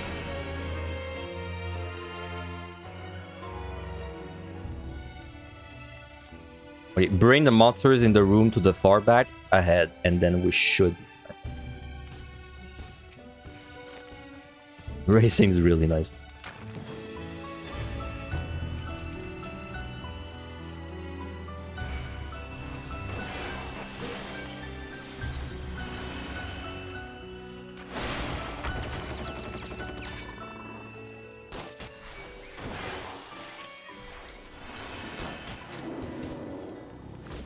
Yeah, as soon as I saw the treasure room with like 6 Unreals, I was like, yes, I'll pet tree.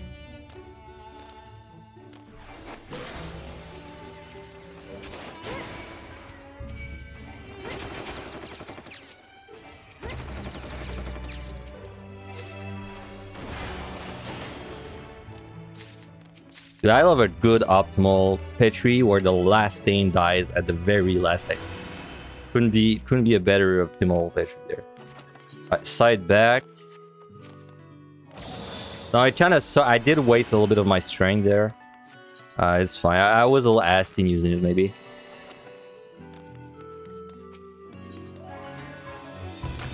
Got the side. That sucks because then if I had used a side, I could have gotten some glowings maybe. That's fine. 20 kills for the first floor is pretty good.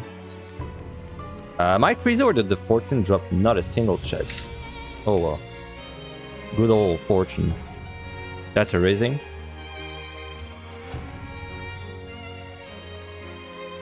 I think I'm frailty.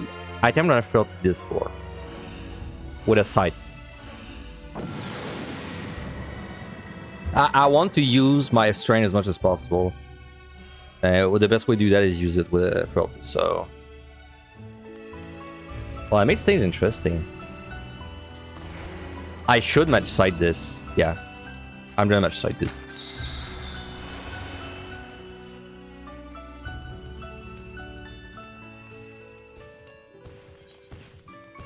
Well, I kind of wasted my entire strength, but I mean, I'm not fighting this. This is like 20 something monsters.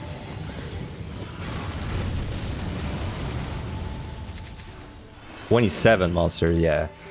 That's such for my strength, man. I hope I find the strength back to okay, I found the strength back. It's fine. I feel a little less bad now. Yeah, man. When you want to go for the bait scores, you gotta play greedy like that. This is if you look at my VODs that I have on YouTube of my clears, this is really not the way I played on my clears, my first clears. My first clears, I was trying to get to 71 with 6 4 wipes every run. Now we're just trying to evolve past that. I feel like now every run I have commanders that would give Aurora a heart attack.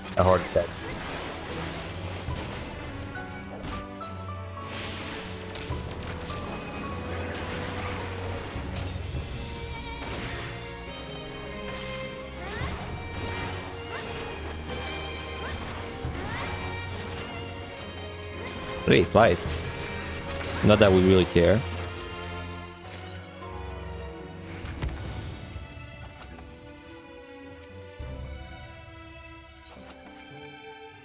I mean, I still have a little bit of strength. If I have like 3 minutes left, I'll probably frailty the next floor right away. Still really good. Yes, it makes sense to take advantage of a big room when the game gives it to you. Yeah, pretty much, right? Like, when would I use a match site? Like, yeah, right. Because you have to look at everything in like an efficiency, standpoint, an efficiency way. Like, when would I use a Magicite that is more valuable than a big room? Pretty much never. At least in a point, like, 4 points, right? Of course, the Magicite is better, like, if it helps you clear. But I mean, for points, this is the best way you...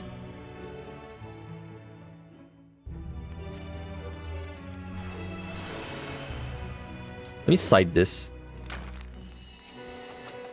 Okay, we picked up all the strength back. Thank the Lord. This is gonna make my life a lot easier.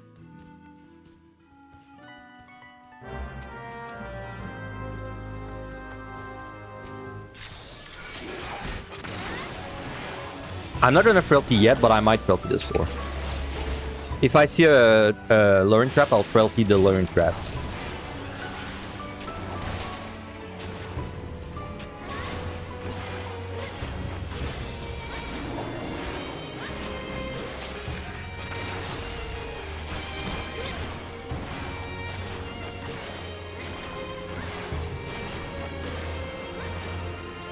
Alright, I am hoping though that I find my fortunes again, because it is really annoying when you don't have fortunes.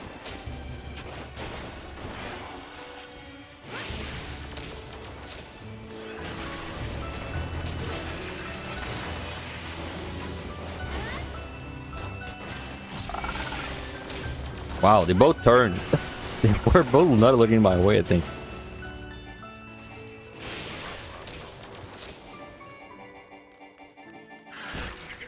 Oh, I bound him.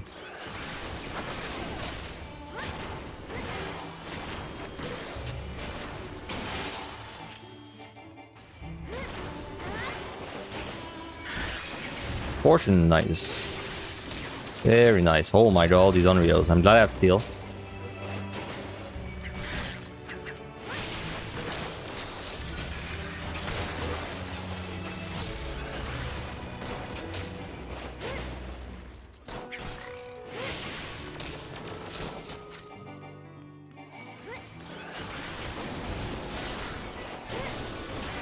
Come on, I just want to see if I have a luring. God damn it. Not a ring.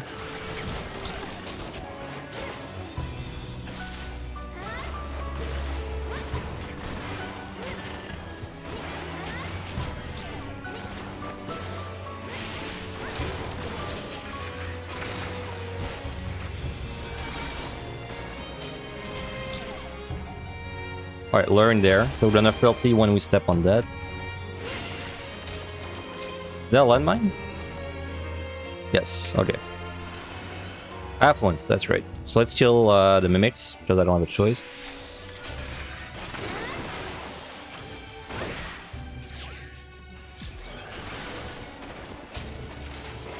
That's like the fourth concept I find. I definitely want to restrain. It's a mistake.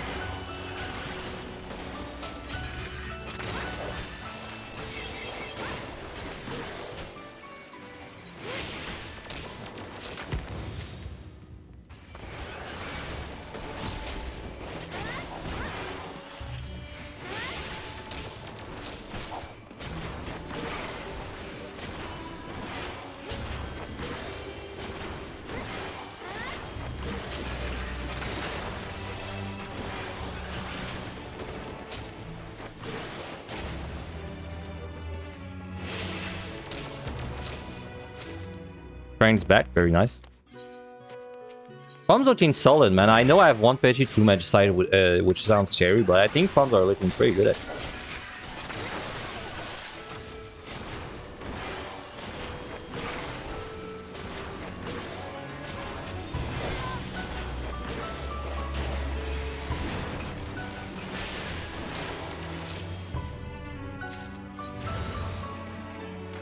Right, nothing bad.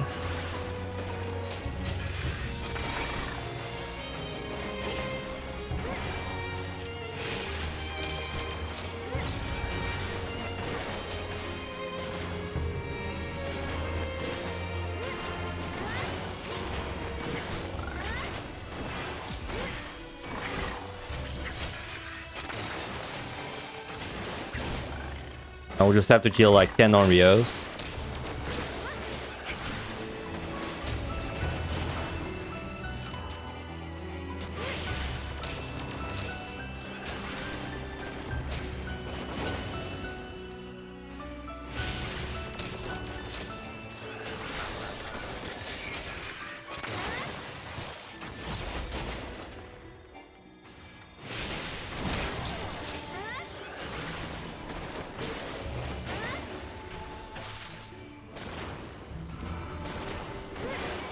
Did the Onryos always do crazy damage, or was that a stat squish thing? No, they've always done crazy damage. At least as far as I can remember, they've always just like kind of one-shot you. They just don't belong in that set. Like they honestly do the damage of a monster on like 81. The only reason they're like doable is because they're squishy, but like you're not face tanking this guy on any DPS. But for an extended period of time. They just don't belong in this set.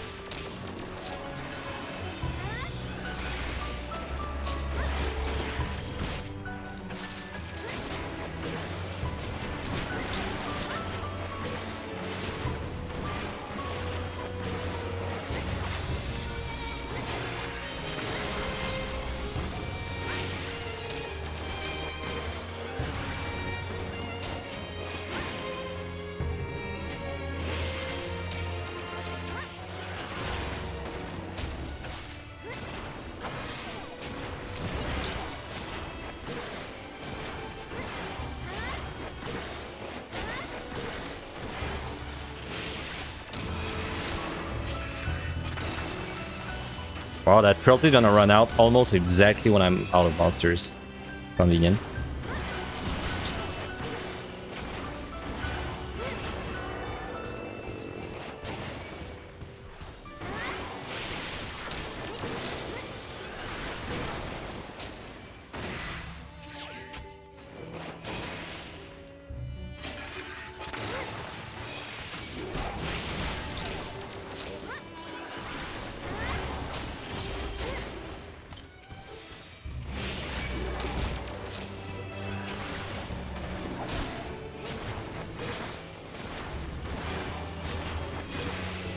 That was a 22 kill for pretty big.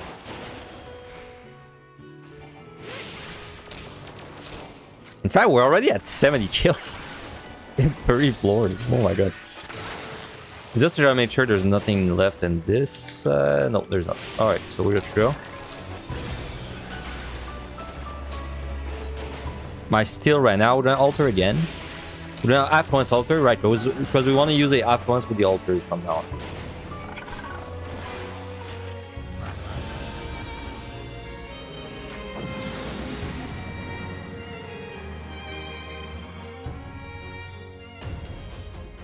I don't even know what time is like. What is it?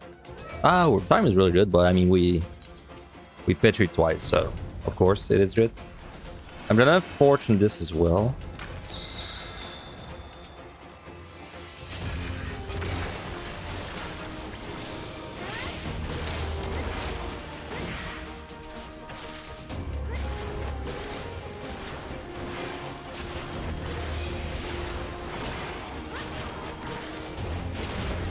No. Oh, no, wait, I didn't get it.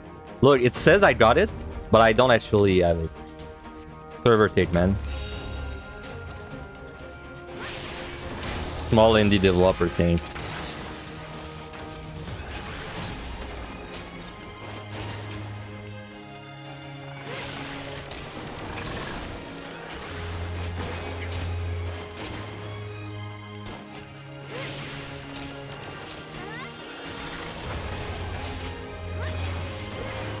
Yeah, no damage either.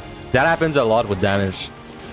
You get it, but then you kill a monster at the same time. It'll say you got it, but then you don't get damage. That happens all the time as well. In fact, even crazier, sometimes it happens and you would have died, right? So like, for example, you have 5,000 health left and then you get crit for 6,000. It says you got crit for 6,000, which means you would die, but you kill a monster at the same time. And then because of this, it doesn't register the damage and you survive. I always feel like you cheat death when that happens. Petri back, very nice.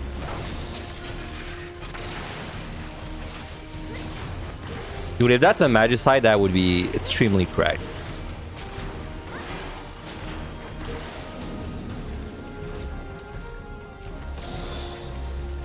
It's pretty enjoyable to play this way when you get to use a lot of commanders.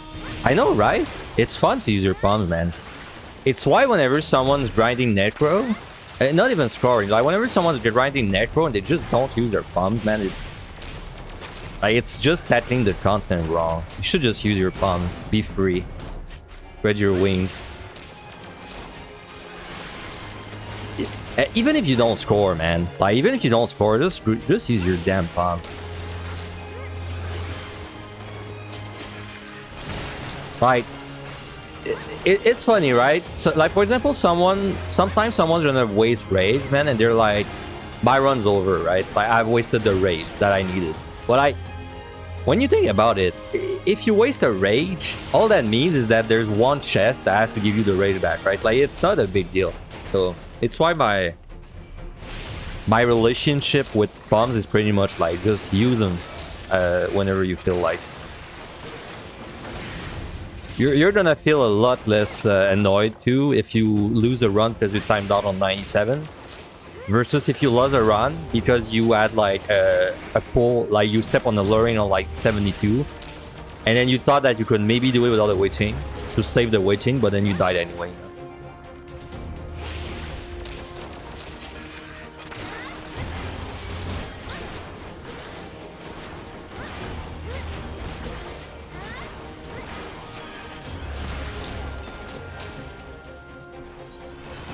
Sure, certainty.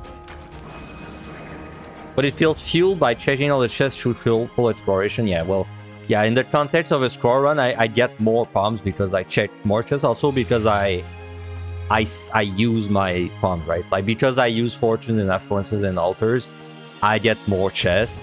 Some of which are like more fortunes, more affluence, and more altars. So it's just kind of like a loop of chests.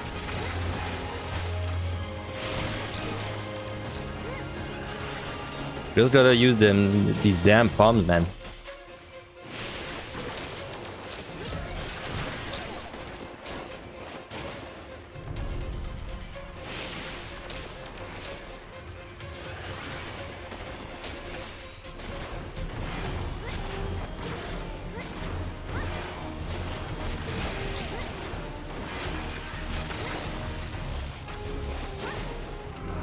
Hey, we got the Petri bag again.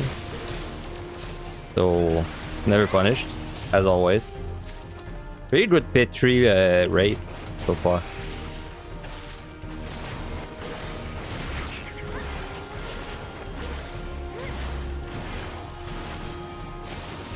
Come on, couldn't you be in range?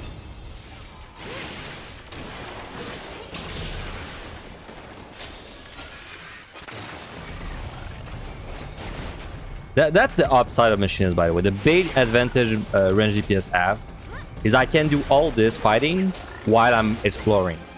It's very rare on a range DPS that by the time you're ready to leave, you still need to explore. Which means that your DPS, at least for scoring, is much higher than our DPS. Because let's say I'm playing a very high DPS, like let's say Reaper. Technically, Reaper, I don't know the numbers by heart, but like Reaper probably does very similar damage to Machinist, right? But all that time I have to move between the rooms, it's kind of like what we were talking earlier, you know, like DPS per monster versus DPS per set.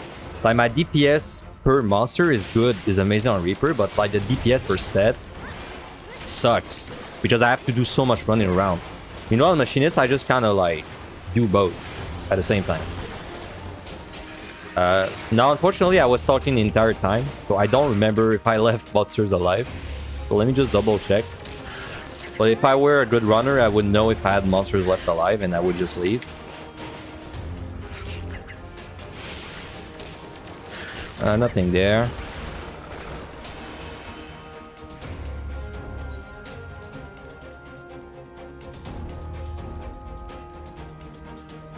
ARP is cool, but the cast feels like ass. Yeah, the cast is it's you know what? I think ARP would be better. So HARP, the obvious downside of HARP is that you have to cast it. I feel like it should put Dead Design on the enemies. You know the debuff you have on the Reaper? I feel like HARP should put it on enemies as well, because it's the same potency as your Dead Design skill. It'd be a good option. I'd like that. I'd like the range pull a lot more if it did that. Yeah, because then whenever you pull monsters, you could actually start with Dead Design already active, or when you have downtime coming up, you can make sure your Dead Design will run out, you know, around the same time, and then HARP. You know, that would be nice for raids too. Yeah, the reason I thought of it is because of raids actually. When I was farming the first extreme, the first extreme of Endwalker, every time there was downtime and my Dead Design was about to run out, and I was like, wouldn't it be nice if my ARP actually put the debuff back on? Because it's the same potency as the melee skill, but it already has a downtime via its cast time, so I don't know, it made sense. But I mean, I don't think I would call it broken. It would be nice, but broken, I don't think it would be broken. I mean, isn't melee downtime just kind of dead anyway at the moment? Because people complain so much about it, they just kind of made it so there's no downtime anymore.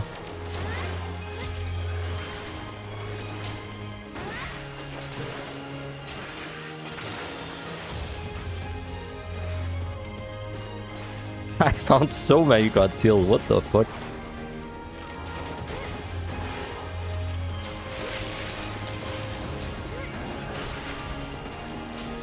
Oh, yeah, talking of raids, my raid team blew up. Rip.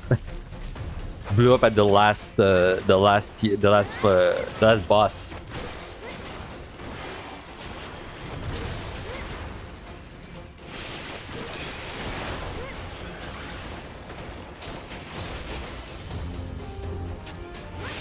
What? It sucks, but also doesn't suck, because we took so long to prog. I was kind of at the point where I just could not care anymore.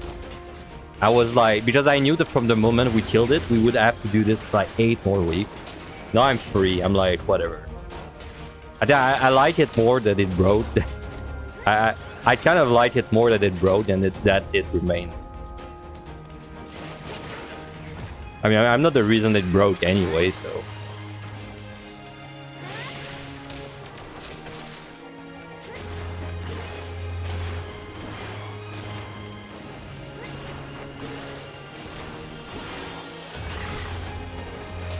More time for Deep Dungeon? Yep. Well, actually, it's been more time to play other games last week, because War just tired me too much.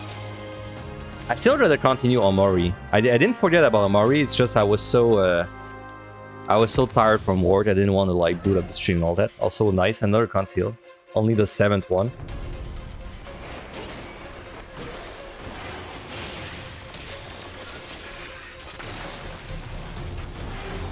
The Omori waiting room, yeah, I've not forgotten about the game. I'm probably going to be streaming it next week. Some days.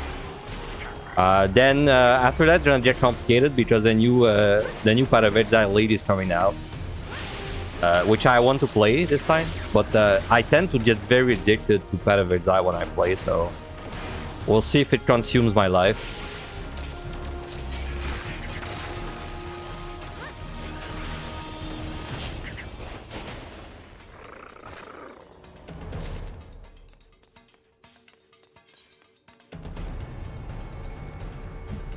Alright, we're doing pretty good on time. We're doing pretty good on floor wipes too. I'd like to pick up the frailties back.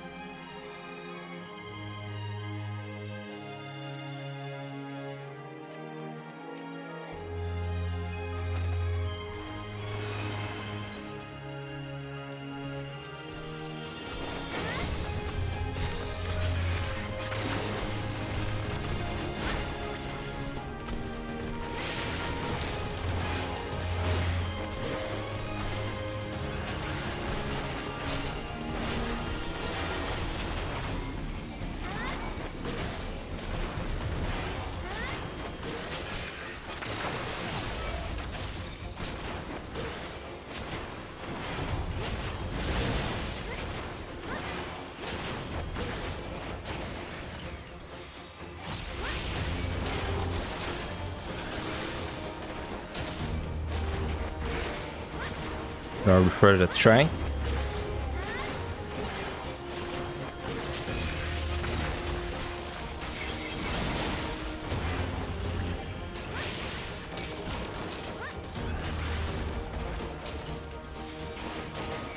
By the way, if you didn't know, very specific, but if you, when you pull a monster with Edith Split Shot, the way the animation works, you actually can sprint after the GCD, and you will get 20 seconds of sprint, because like, even though you already fired up the skill, it still didn't put you in combat. So this run is looking pretty good for score right now, right? Wow, I actually forgot to look at the score last boss. My point of reference is like 60. At 60, I usually know what kind of score I'm expecting. But I forgot to look. It feels pretty good though. Not amazing, but pretty good so far. They're definitely like... so far, I would say it's like low 1.9. This feels like a low 1.9. No, 1.91.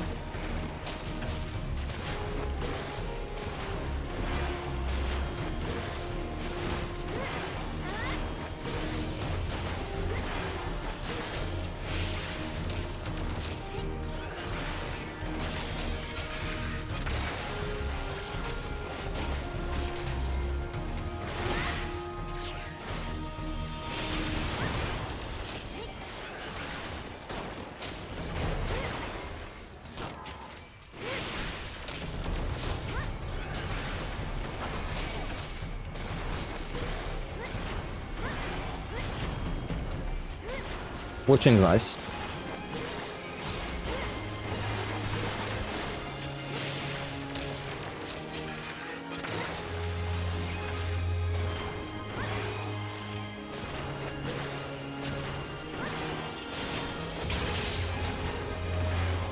I'd like to try to get a number one on one job there. That would be a nice goal to have. I'm sure you can do it. If you're comfortable playing any job, there is for sure a job that doesn't have a high score. I almost guarantee. Well, maybe it's Astro, but still.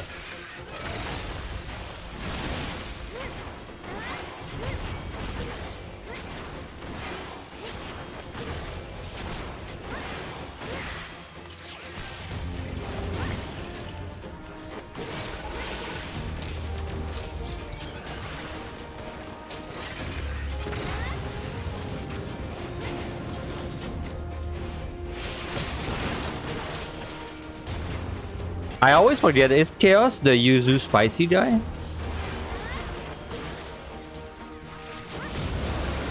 Yeah, the Yuzu spicy guy. This guy is an exception, I guess. This guy has really high scores on him. Oh, Akina as well? Oh, okay. Yeah, damn. Chaos, Chaos is pumping out the scores, man. Well, rip. Rip Chaos. Time to move to Dynamis.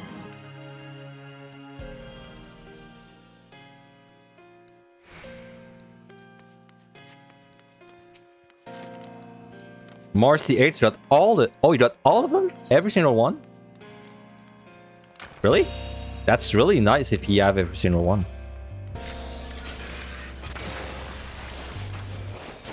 Because I didn't think anyone else got the first turn on every job except me. Well, at one point in time. I don't have it right now.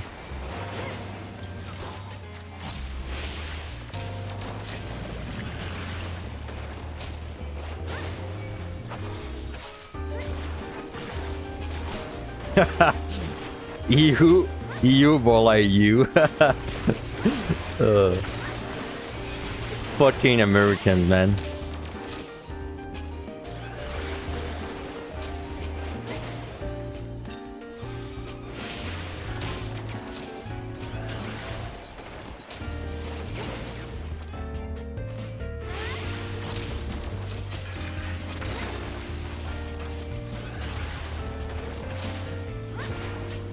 Dude, that's crazy. Did you know in America, they actually put flags of the USA like on their lawns? That's insane. I can't imagine if I was like if I was walking outside and people just had flags of the Canada on their like lawns. Crazy Americans.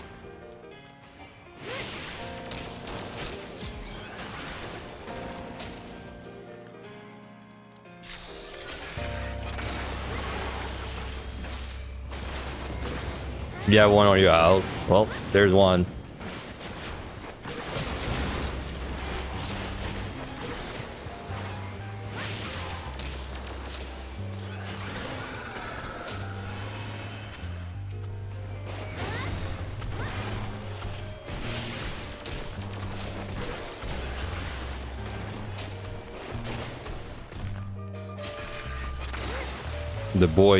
The boys are all there, waiting to be killed.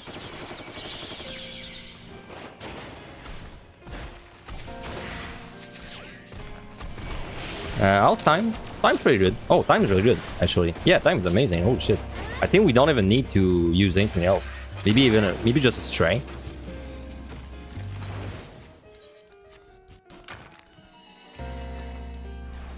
You know, I actually lived in California for a little bit.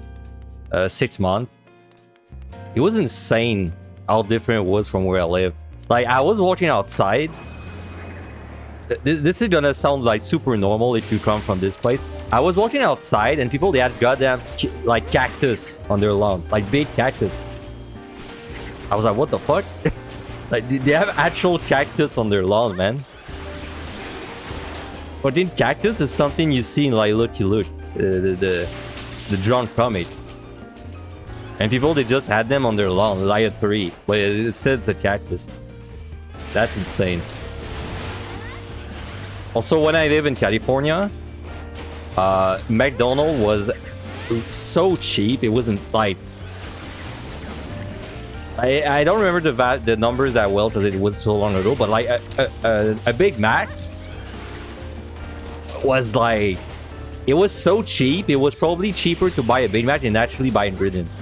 Which is insane, because to me right now in Canada, everything's expensive in Canada. It's fast food especially.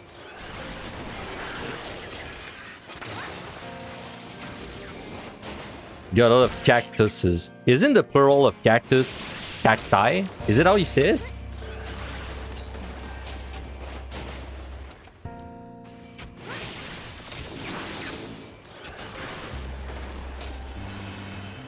Cactuar? What was that? Strength.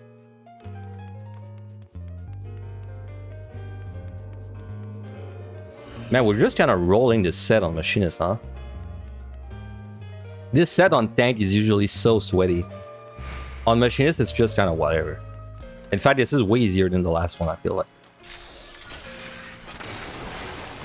Tim is your favorite cactus. Very cool guy. Dude, I'm gonna tell you a secret. Tim Hortons is actually... Because I assume you're making a joke for Tim Hortons, which is like a fast food in Canada. Tim Hortons sucks. Straight up. It's not good. You're not missing much.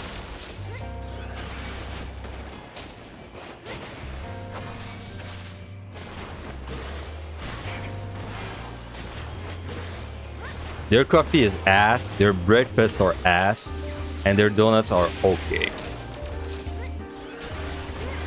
Oh, you picked a random name? Well, you should have just pretended you knew what I was talking about. Oh, you look like a fool.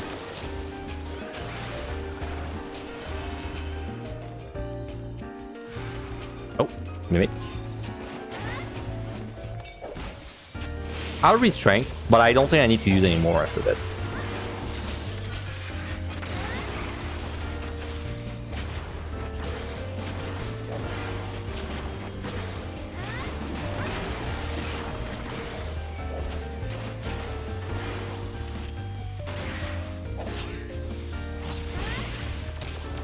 You know what's my favorite fast food?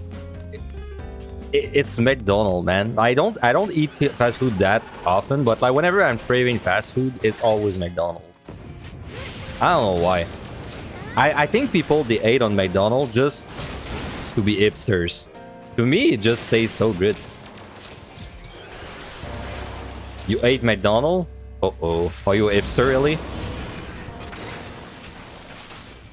Have you been exposed? No, you just don't like it? No, that's fair, that's fair.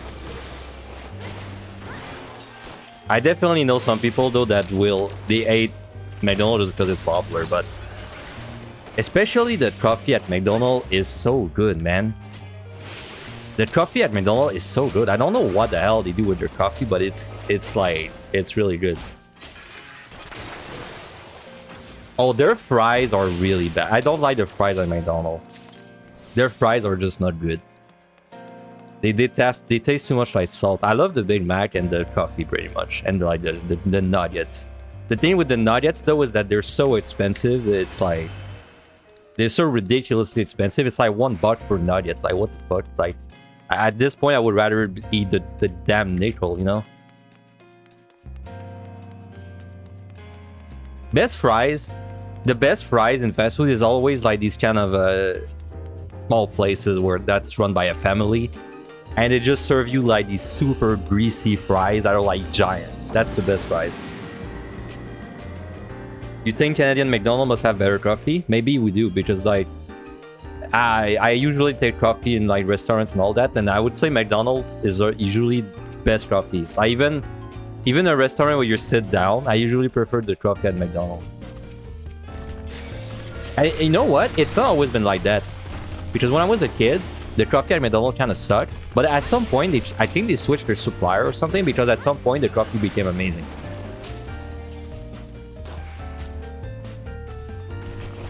I couldn't tell you exactly when, though. Alright, let's steal, because we don't really need steel anyway.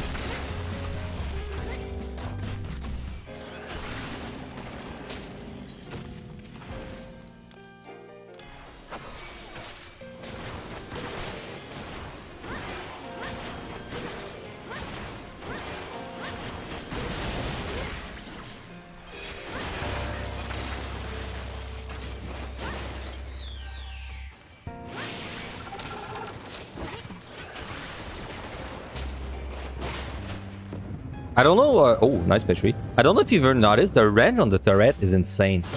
Like when your turret is about to blow up, it goes through walls, and I think it's at least 30 yards. Really big. I should just kill this guy. And then petri. Don't really have a reason to keep him with me.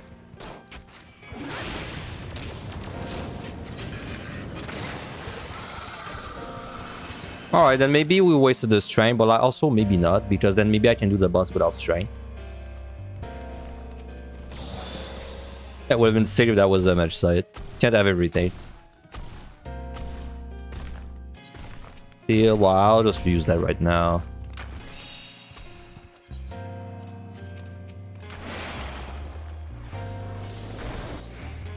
Damn. I try to make flamethrower useful and it lets me down instantly.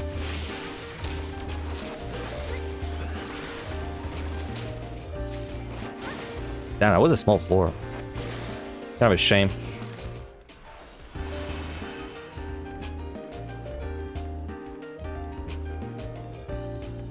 Okay, so looks like we're gonna be stepping into 71 with bombs like that. Honestly, pretty good.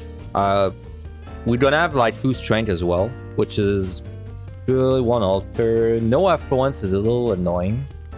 1 frailty is a little annoying, but like we don't really need the frailty for time on machinist. It's only more kills if we find frailty.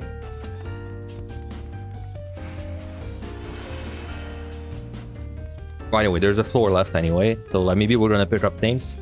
But even if I entered 71 with these bombs, I would be comfortable with it.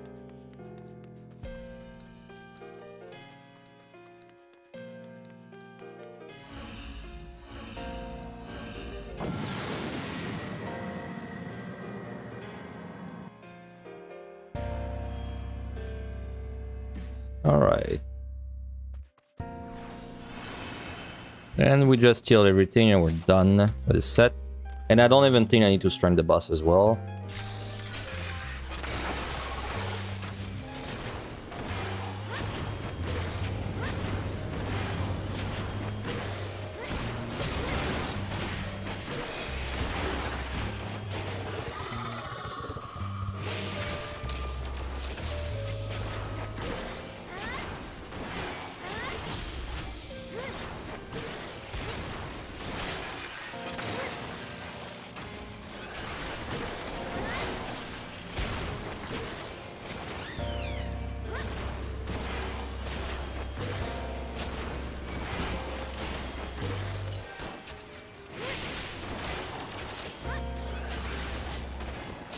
So this is gonna be around 150 kills, I think. Maybe 155 this Force Bay.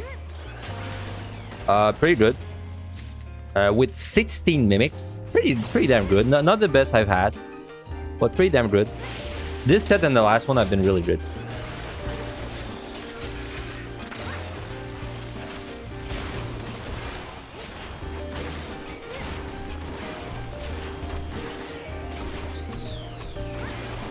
That's a lot of patrols.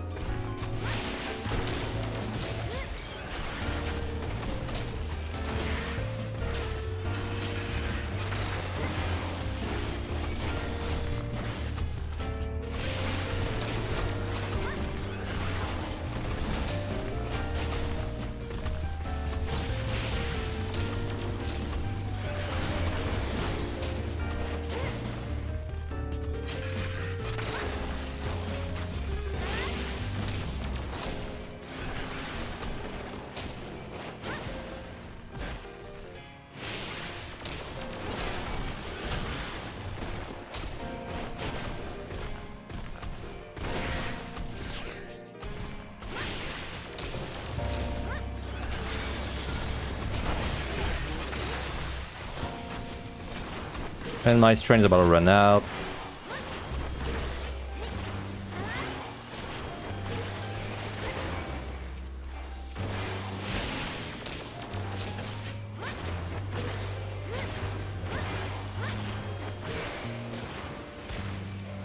Steal for the boss, very nice.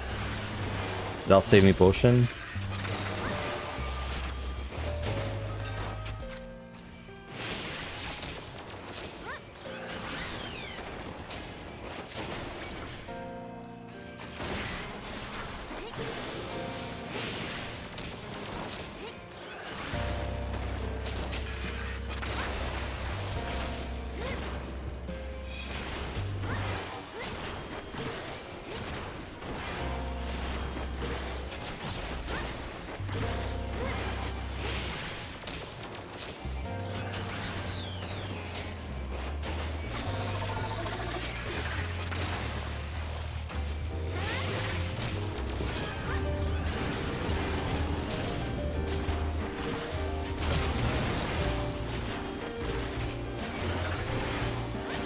I don't know what to do for tomorrow's run.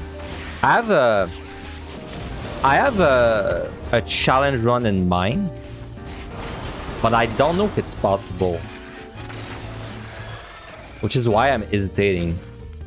I would like to do a no run run, right? So I run where I can only walk like that, but I don't know if it's possible. That's the thing. So then I kind of have to like attempt it to know if it's possible. So like, if I did attempt it tomorrow, the danger is that I die after like 3 hours, and then I don't really like have a backup plan. But I mean, if I never do it, I'll never know if it's possible. So maybe I should just bite the bullet and do it, you know?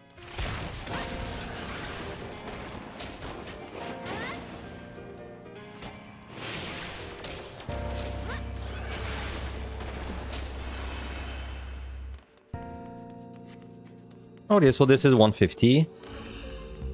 Well, after I'm done with the room there. What class do you think would be good for this challenge? Initially, I thought tanks.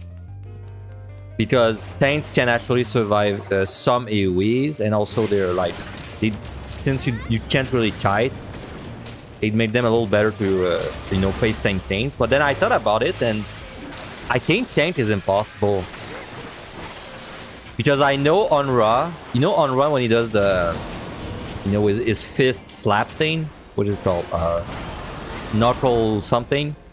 I'm pretty sure this is a one shot, no matter what. And I'm pretty sure you could not get out of this without a dash. For this reason, I'm not sure if tanks are possible. So I was thinking maybe Ninja. I think Ninja has a chance to make this happen because Ninja can basically store 3 dashes in the bank, and then you have 1 free dash every 20 seconds.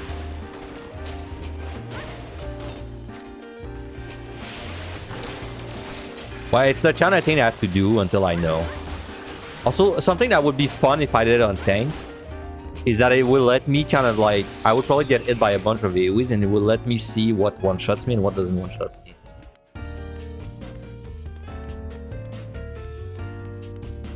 But then at the same time, I have so many raisins, right? Like, I can't just die to everything because I'll run out of raisins. Hey, Red Queen, thanks for the sub, man. 4 months, thank you very much, I appreciate it. I see you're back to using the best emote as well.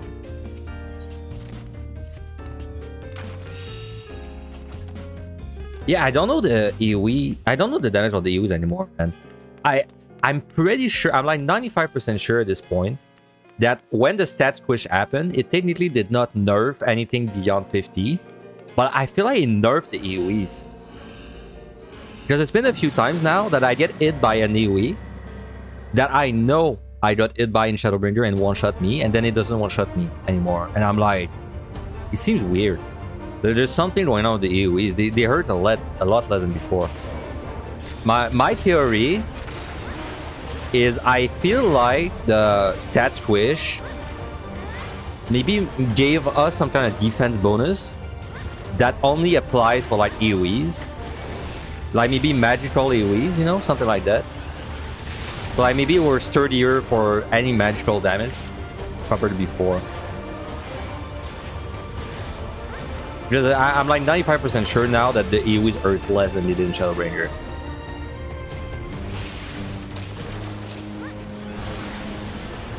Anyway, we don't need to use strength for this boss, so it's gonna be long. Well, not that long.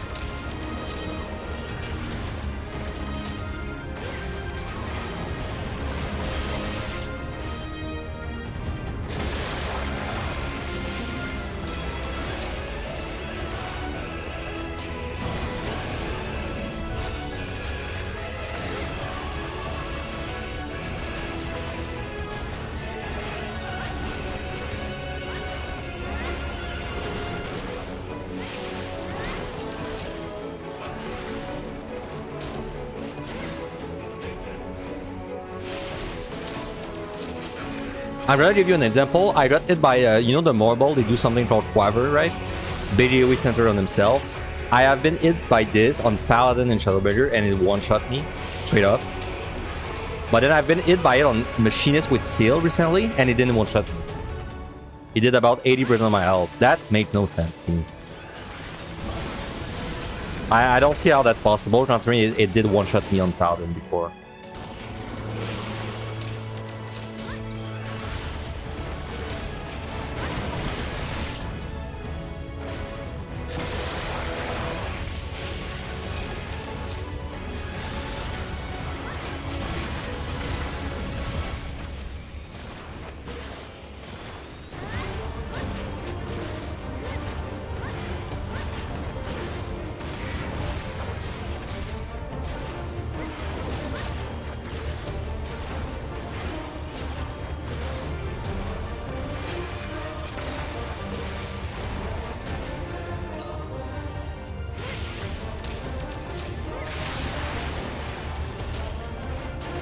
You know what I kind of want to run? I kind of want to run Monk again soon. Maybe I should run Monk tomorrow. Because Monk is one of my lowest. It's one of my lowest, but pretty easy to beat scores that I have at the moment. It kind of makes me want to run it.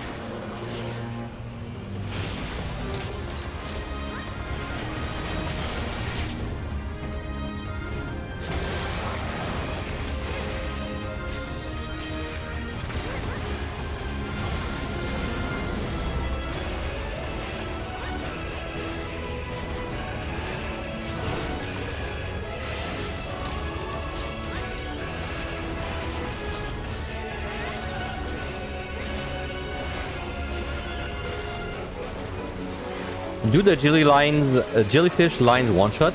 I have seen Angelus getting one-shot by them in Shadowbringer again.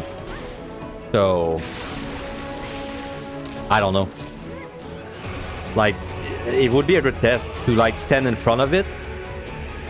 That would be a very good test actually. Stand inside of one and then compare it to the time Angelus died to it.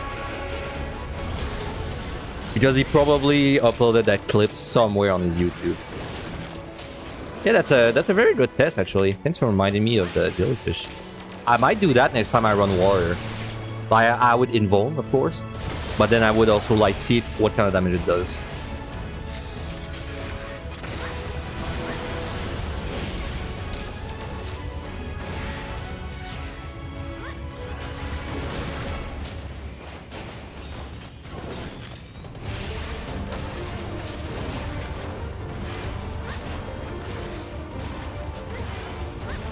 Jellyfish did not one-shot you with Steel and Machinist? Wow.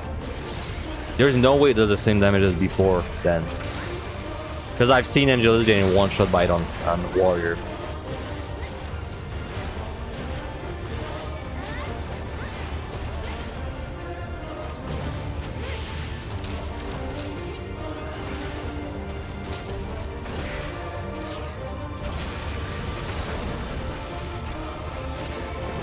Have the Machinist boss made a difference? For just trying to clear normally, I would say no, not really. For scoring, yeah, made a small difference. Basically, I mean, you do a little more damage now. So you kill a little more. But I mean, really, if you're looking at it in the context of points, you get probably a few more kills than you did before with the buff. Shouldn't be a massive difference, though.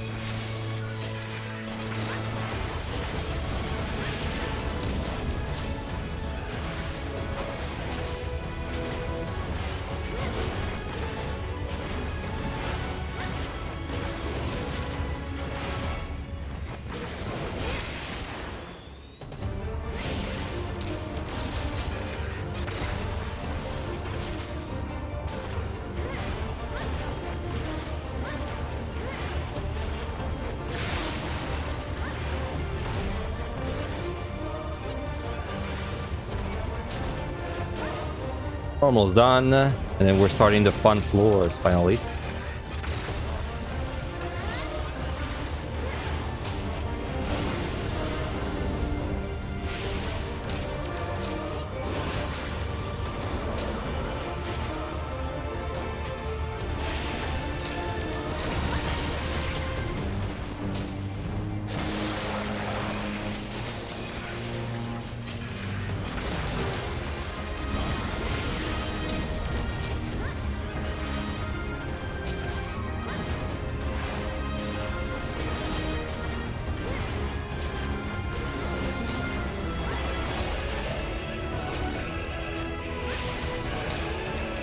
All right.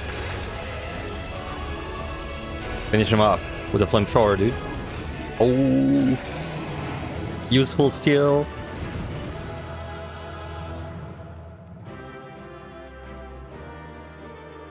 All right, bombs are really good, in my opinion. At least 4-star run. I mean, the only thing that for the clear, I have 3 Senorities, 3 Petries, 2 Match Sias, perfectly entry steals. That's all I need. All the rest is just fluff for more points. So, right. But don't show the bombs to Aurora, he will panic. What floor did I Magicite? I believe it was 72. 72 was a big room, I think. I'm pretty sure at like floor 74, I had like 1 Petri and 2 Magicites, but we picked up 2 more Petries, so that's why I'm fine now. I went pretty hard with the floor wipe. I basically floor wiped every big room or treasure room that I could see. I mean, we full killed this, in fact. Yeah, we killed everything in this set, so.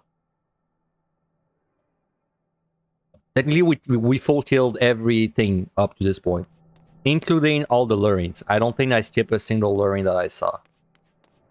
So, well, if you were curious how many monsters there are in Deep Dungeon up to floor 70, it's 961. But now we're gonna have to start skipping things. 71. So, doing landmines is definitely a gain of points, but it's kind of risky for not a lot of gain on a DPS job. I might still try to do it though, but we'll see. Anyway, first raising, second side. Good start.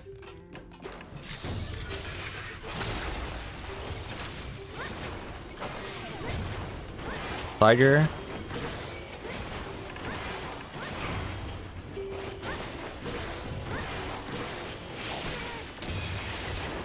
I gotta respect the Mimic there.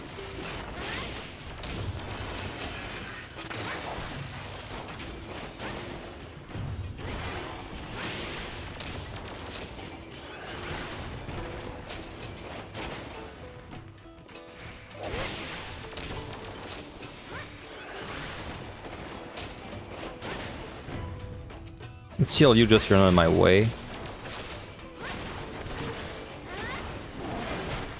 Road to 2 million. I wish, man.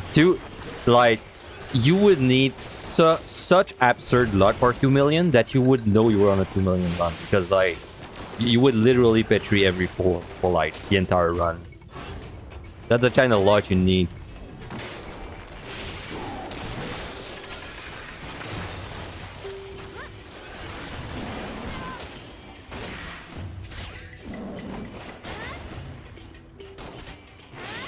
Sounds like a deal run.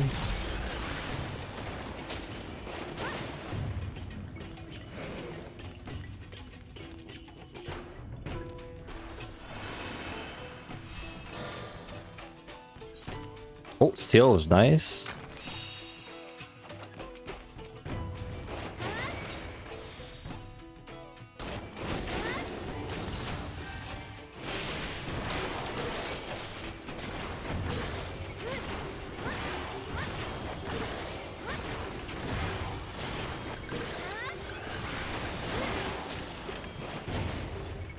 I don't think I can utilize that luring anyway. Well, at least not in a way that makes sense. Is that a landmine? Yes.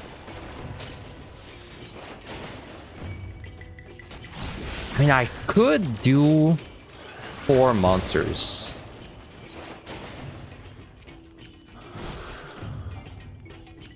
I could do 4 monsters with this.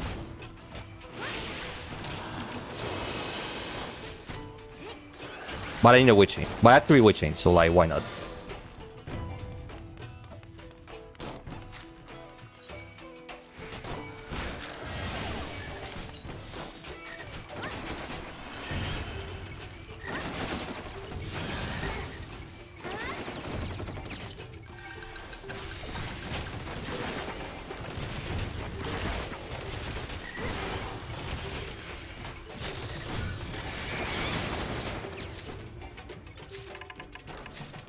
That's alluring.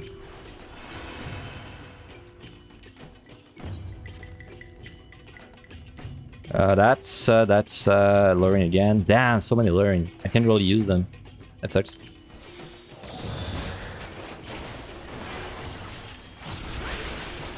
I mean, I could if I was willing to petri, but nah. I would have maybe done it if I didn't like spend already 4 minutes, but at this point I don't think it's worth it.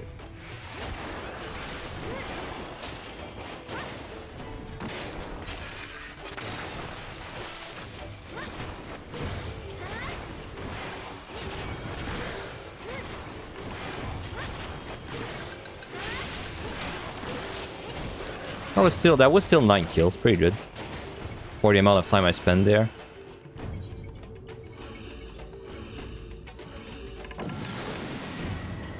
And the fact that I have no strength.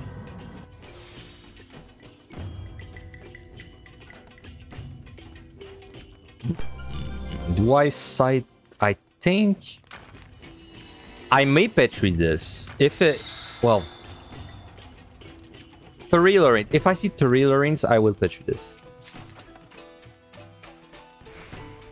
There's a landmine there. There's a landmine there as well. Let's chill this lion while I think about it.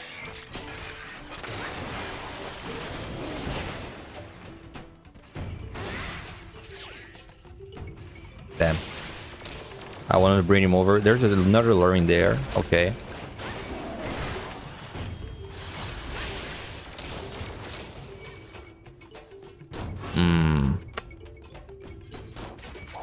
That is too risky.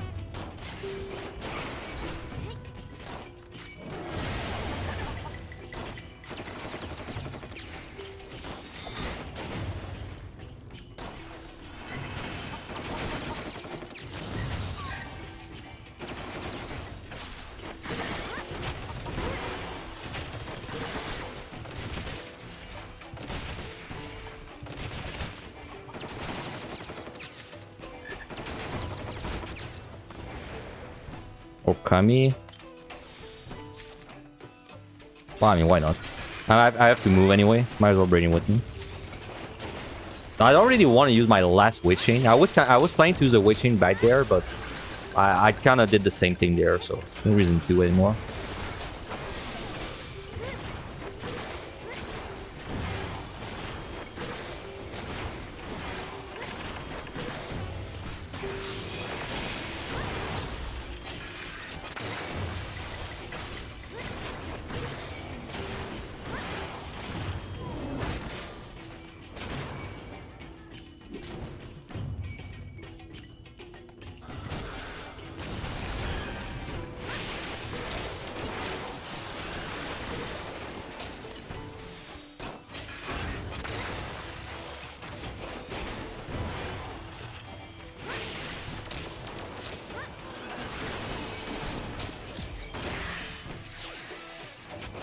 Alright, I think we made good use of the landmines again.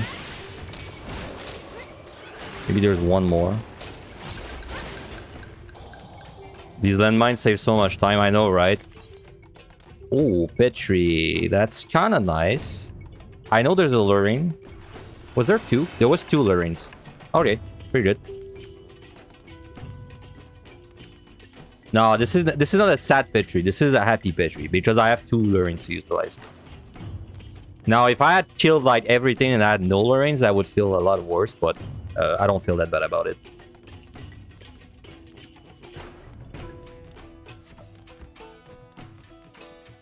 Alright, no tiger, please. Good. Yeah, I had no way to knowing, but I mean, that's why you want to keep your pumps at 2, because you don't know.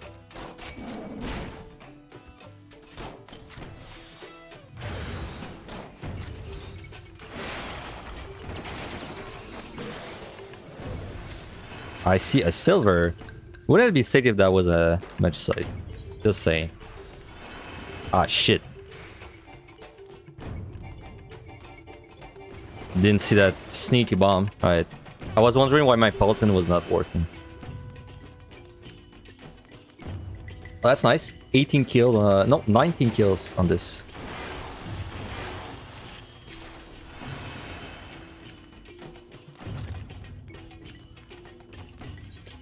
Now I'm out of sights.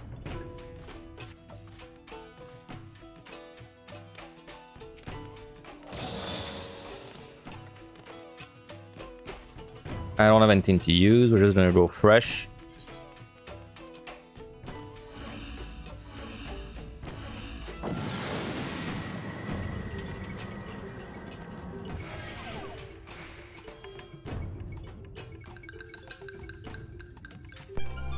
HP down. This would be a kind of an annoying landmine floor for DPS, so good time to get the HP down, I guess, because I'm out of sight anyway.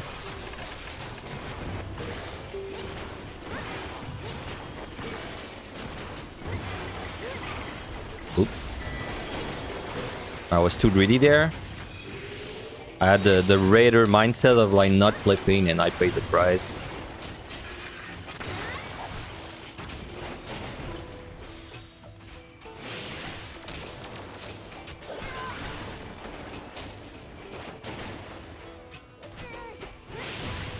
Hold on, I want to check this. Wood Petri, I would Petri next floor just to get it down to 2. Is that a bad choice? No, that is an excellent choice. I would also heavily consider doing it. But it's kind of why I'm hurrying up, right? Because I want to see like what's in this floor. Because if there's like 2 monsters in every room, then I don't really want to do it. This is like the range DPS privilege, is that I can do a lot of exploring really fast while I'm fighting. So I'm just gonna keep fighting. Ow, that hurt. And this is where this is the advantage of range DPS. Also, the reason I suck at range DPS more than other jobs is because I really want to go across this room.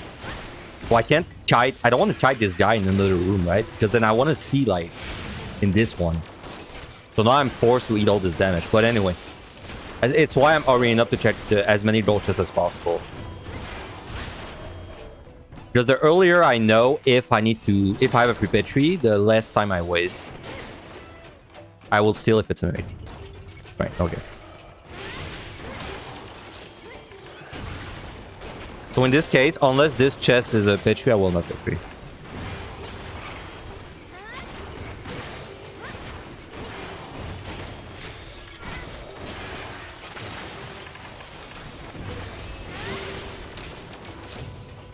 Raising.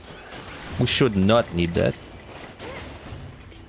So in this case, I don't need to Petri because first, there's no good opportunity to do it. Like, there's no treasure room. And second, I've checked all the chests already in like 2 minutes or whatever. And I know there's no free Petri waiting for me. So like, the only way the Petri could fuck me there is if I found like a Petri of a monster, which would be very unlikely. Wait, I am in a terrible spot to fight. This may end up in a steal.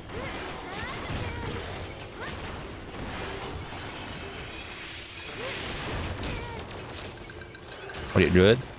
Bad.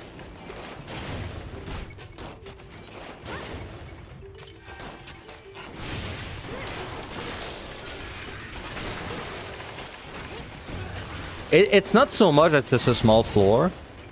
Because in the case of Petri, it doesn't really matter because the Petri is kind of it's capped at 4 squares, right? So unless you're a tank, which can like carry a lot of monsters with you, you're kind of forced to do 4 squares with your Petri.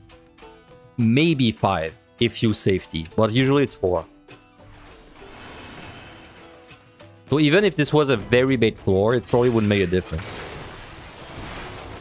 for this particular job. But now it would be different for a match side, of course, but I'm talking Petri there.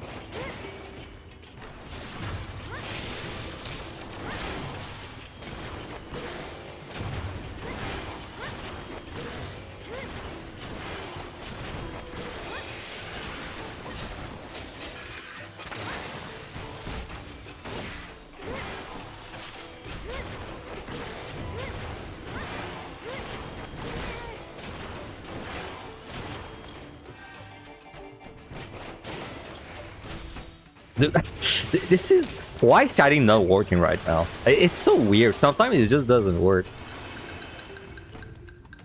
Like let's say, for example, I kite this guy in circle around the room. Sometimes you'll not get damage for a super long time, but sometimes they just don't care and they attack you non-stop. Now, right now I have sprint, which helps.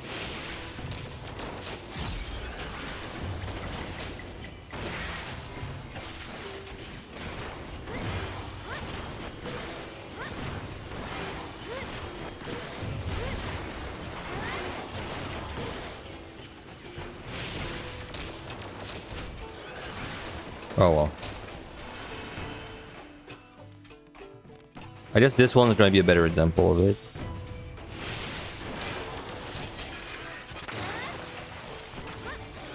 So right now we skip the auto attack.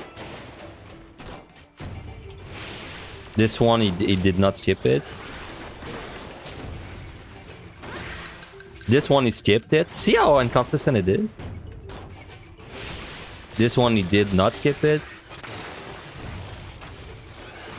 This one, he did not skip it again.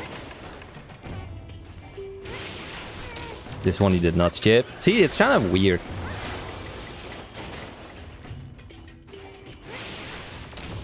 Yeah, it's the same for every monster. Like, sometimes you get... It's a server thing. It's the same concept as staggering or like spinning monsters. It's just sometimes if you move at the correct time by accident, then it makes the monster like kind of like its pathfinding AI just struggle to like face you, I guess. I got pretty straight.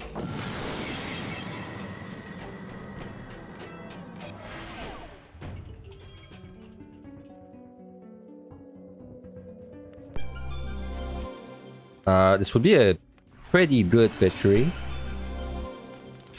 But I have steel, running, and strength.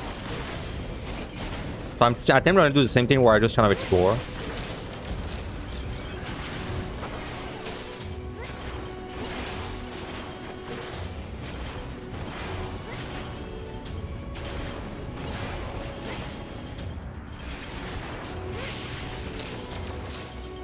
Alright, we have a strength refer. We definitely want to fight this then. Unless we have a free petri. This way I can like utilize my strength to its full uptime and then get the new one.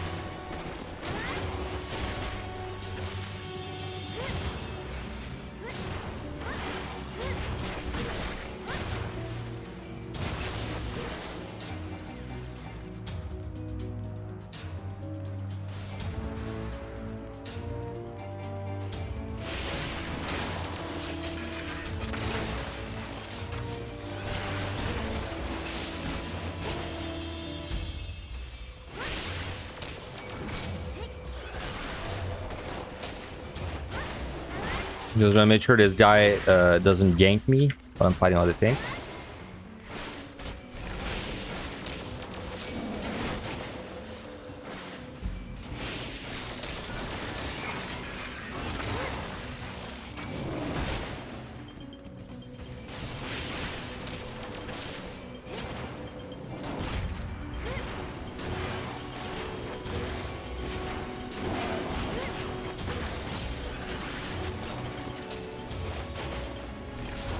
No petri there again. I'll pull you.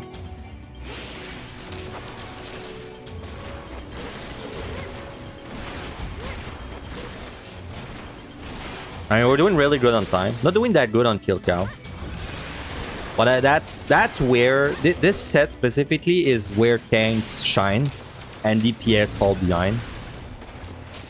Because this set on tank, you can get so much value out of landmine. On DPS, you're just kind of force kill everything one by one. Like, there's not much you can do.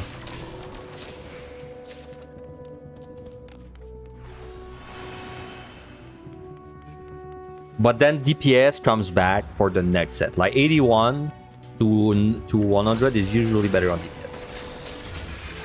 Tank has a slight upside because you can do like bigger petries, but on DPS you end up killing way more monster due to your increased DPS, and I think that's more kill overall. Damn, that hit me.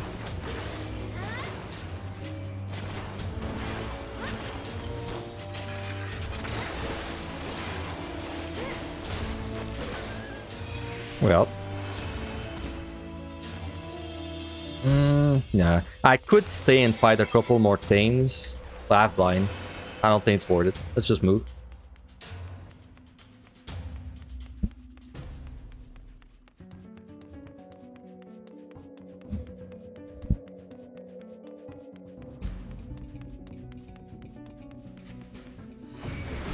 No, I was gonna let you live. Why would you do that? Now you die.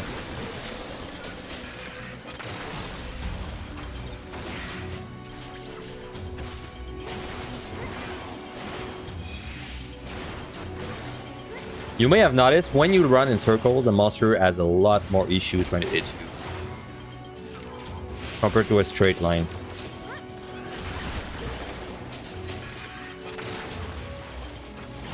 Yeah, usually I will if I know it's a set where I don't struggle for time.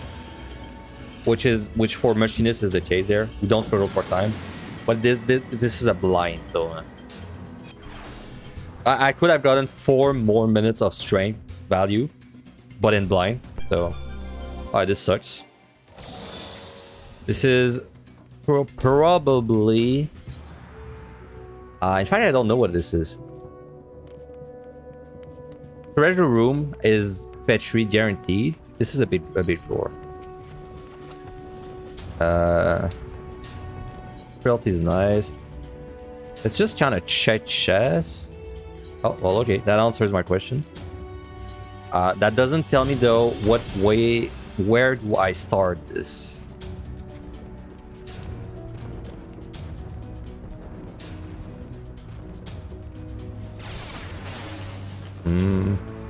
Don't go right.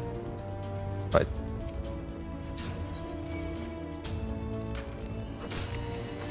I hope the one squared in C is not a treasure room.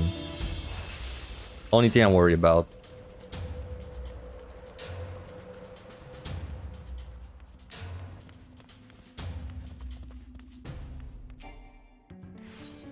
We don't die. We won't die. Right?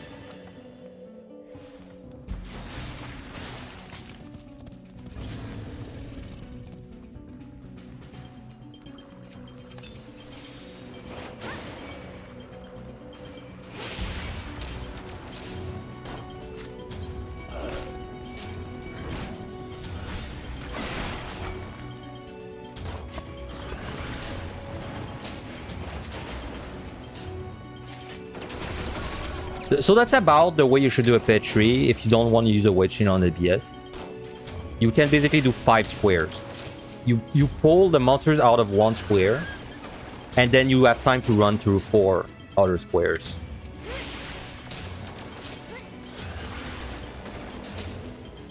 That's what I found is the best way to do a Petri in general.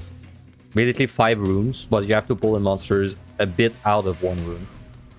If you're willing to wedge chain, you can go like 6 rooms, like maybe even 7 if you're like 30.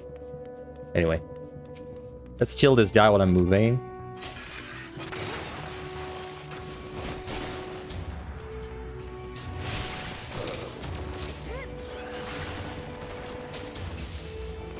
Would you use a safety if you do a wedge chain? Probably. Usually when I do a wedge chain, it's just I want to really get juice out of my Petri. In which case, I probably safety, yeah.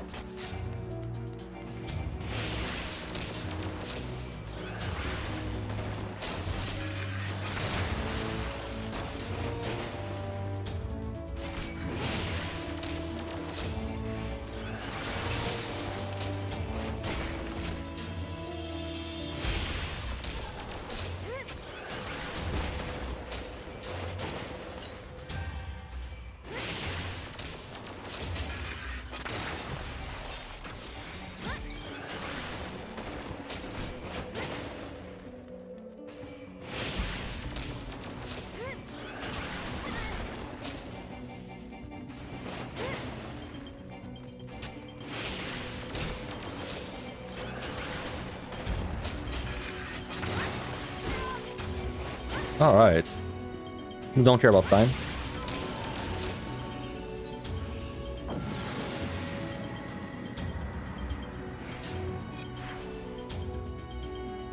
I might Petri.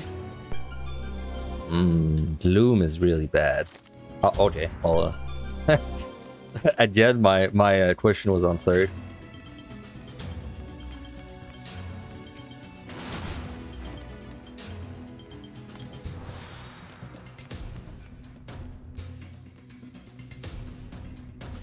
I definitely needed to steal this if I didn't get the Petri. Well, I would have probably Petri this, actually. This is only 5 room though, that sucks a little bit. So this is one floor where I will safety.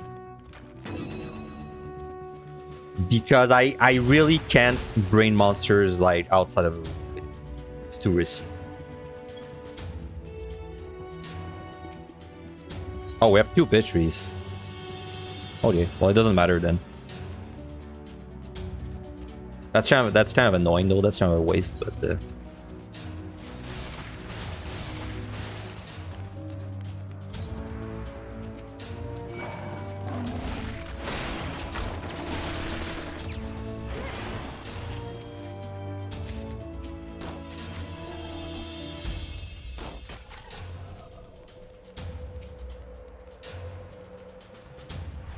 hope your next Astro attempt looks like this.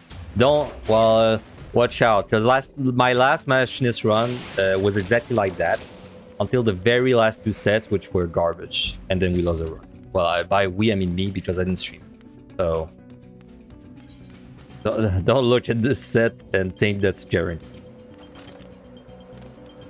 Like, if we're lucky on this set, on Machinist, all it really means is I get more kills. It doesn't really affect the clear rate.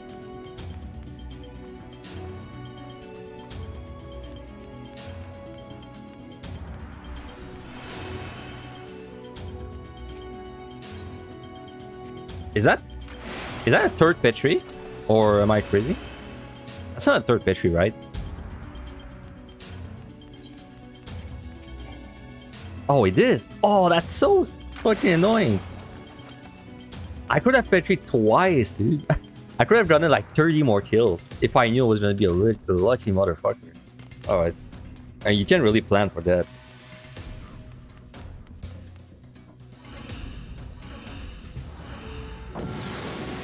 I had the Dark Knight run in PUT that went exactly like that. I found like 4 rage on like 187 or something.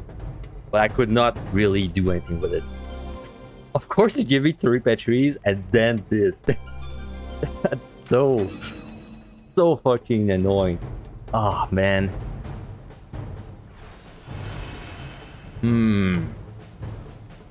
I have a lot of time. But I don't have time to kill everything, right? But I have time to kill a lot. I should just kill things and then check all the gold chests. I should fortune this. I'm gonna kill a lot of things no matter what. Yeah, let's just start by checking all the gold chests. Because maybe I will find a free Petri and then I don't really have to worry about it. But I would say I'm likely to Petri this with a witching.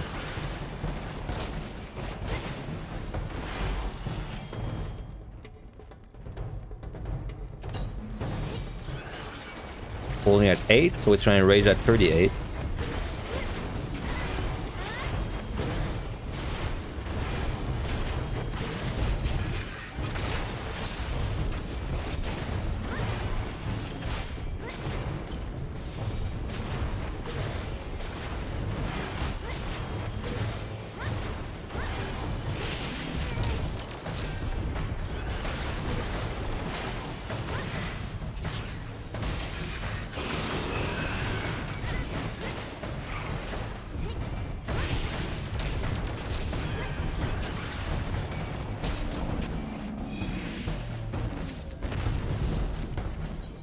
Is definitely useful. I think we're gonna... It's a damage down, but it's like damage down is not that bad. I might frailty this and like go really hard.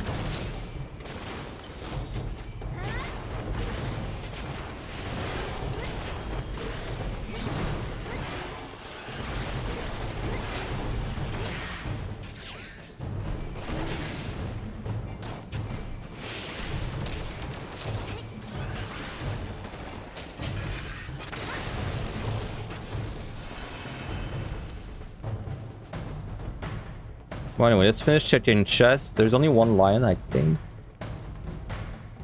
2 lions. Another strength. That's it. That's all the chests. Huh. That's all the chests.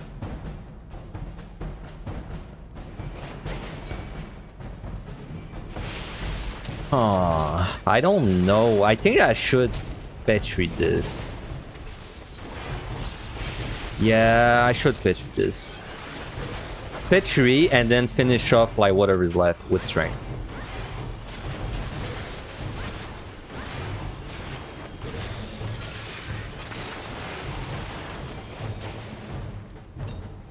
Now, how can I do a OK Petri? I pull you.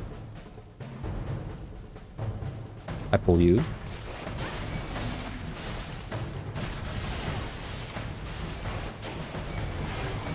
Three imps. That is not good.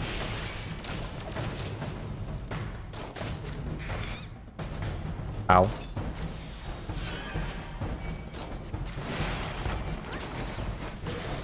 Yeah, I wish I could have brought them a little farther, but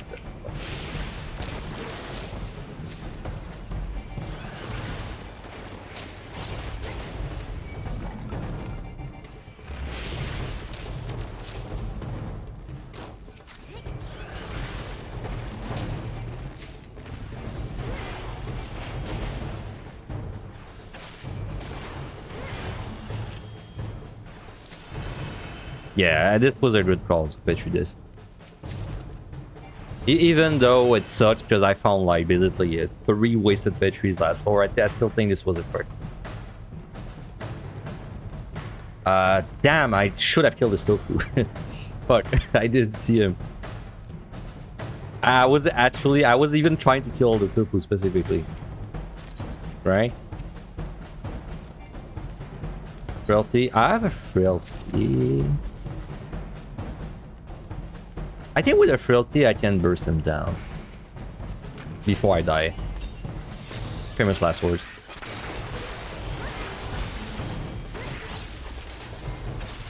Yeah. Easily.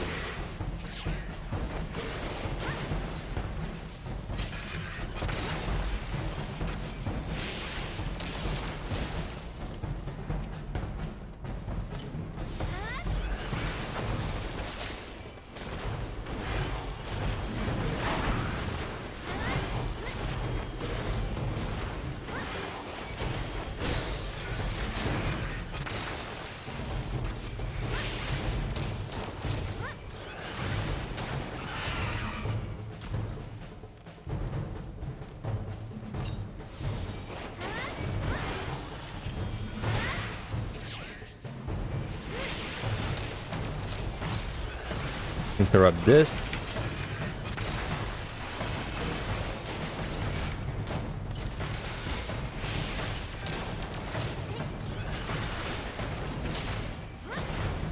Oh, 28 kills, pretty good.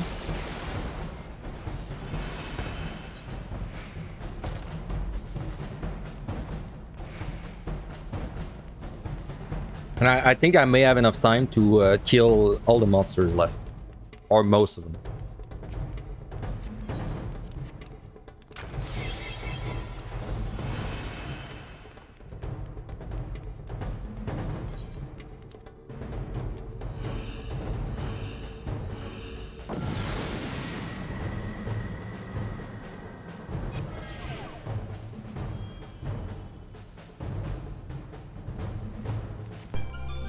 Bloom sucks. I would have so much rather petri this. Yes, this. I'm losing at 1,000 points, but I'm keeping my sanity and steel, so.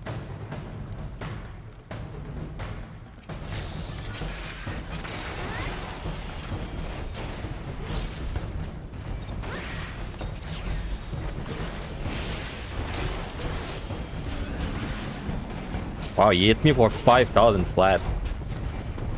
Nice number.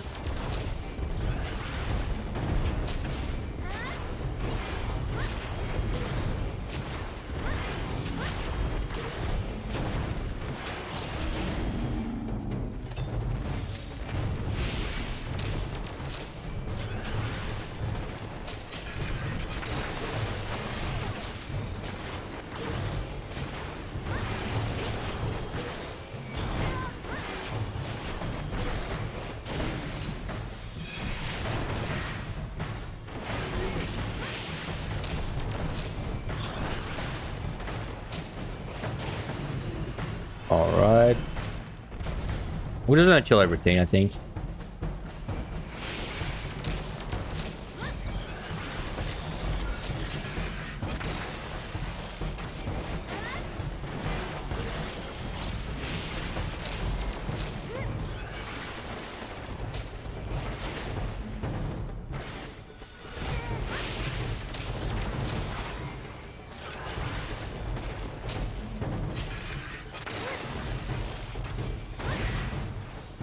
Wait, there's a chest.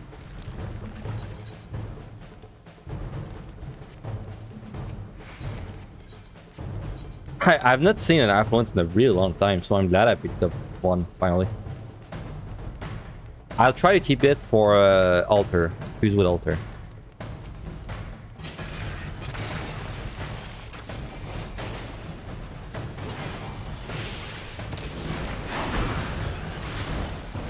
So I can't slow you, right? Yeah, I cannot slow this guy.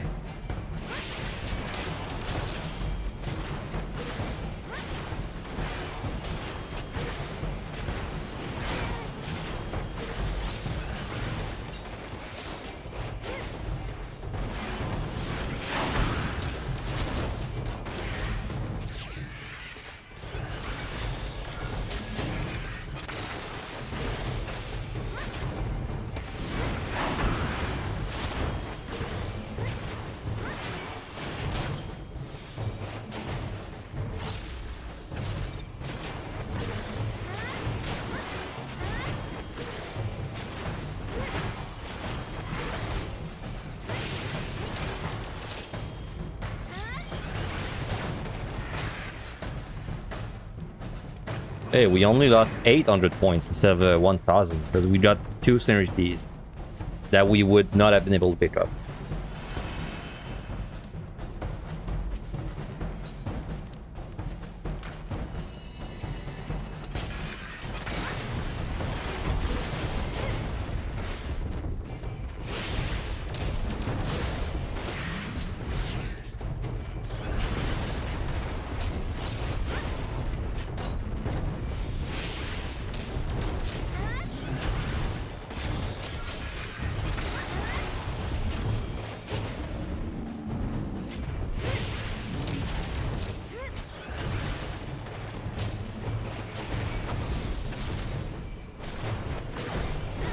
Chest there. Man, it's kind of crazy that the Griffins used to be like... I used to only fight them with steel on like all DPS.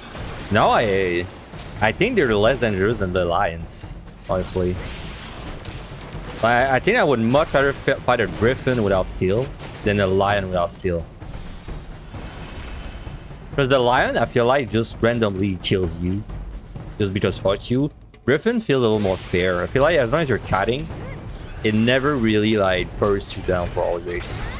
It's only if you're standing in front of it that it really punishes you.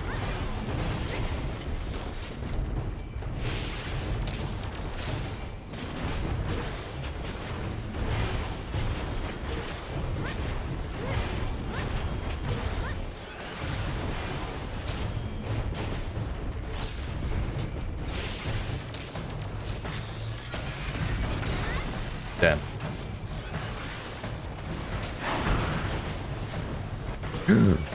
What did I do? This... Ah, shit. Maybe I'm fine. Copium. I use Ricochet, by the way. That's what happened there.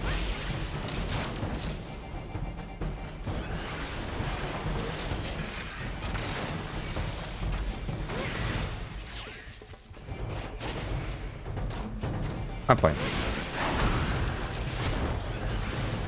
Whew. I just had to make sure I was doing LOS on this guy at the same time.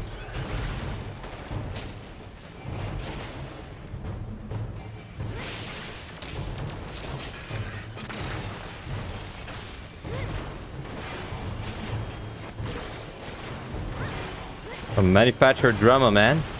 We needing some of that because nothing really dangerous has happened yet.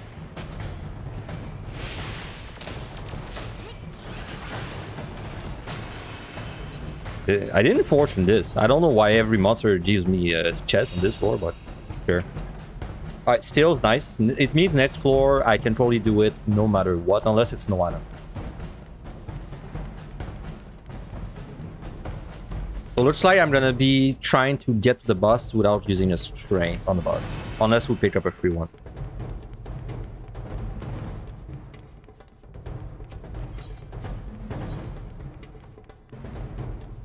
You're fine if everything goes well. Need some of that manufacturer drama though. Last monster.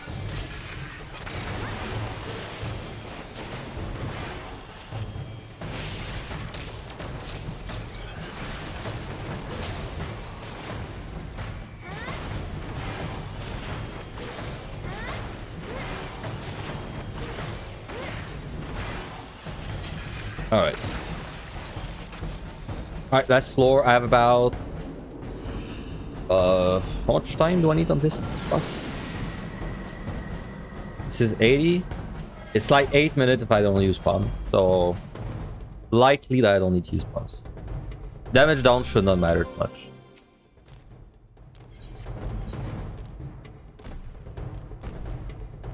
Though I do think I should strength. Because I think if I don't strength, I don't have time to kill everything. And I would rather strength in case I pick up a free one. So.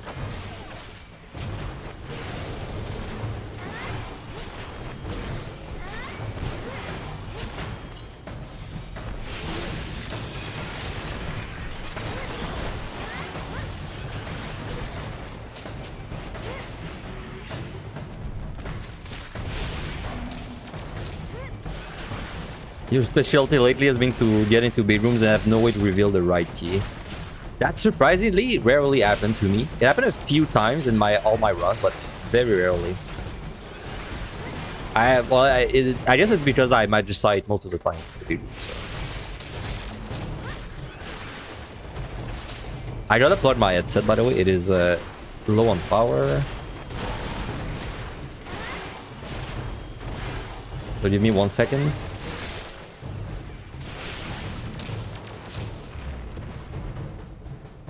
While I try to remember which plug it is.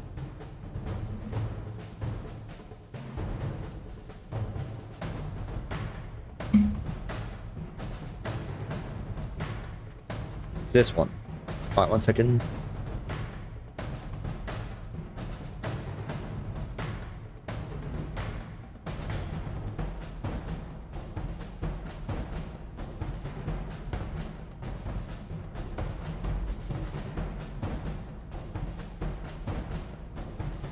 Sorry, I'm back. I don't know if the stream could hear like the beep that was going on, but it was annoying as hell. So.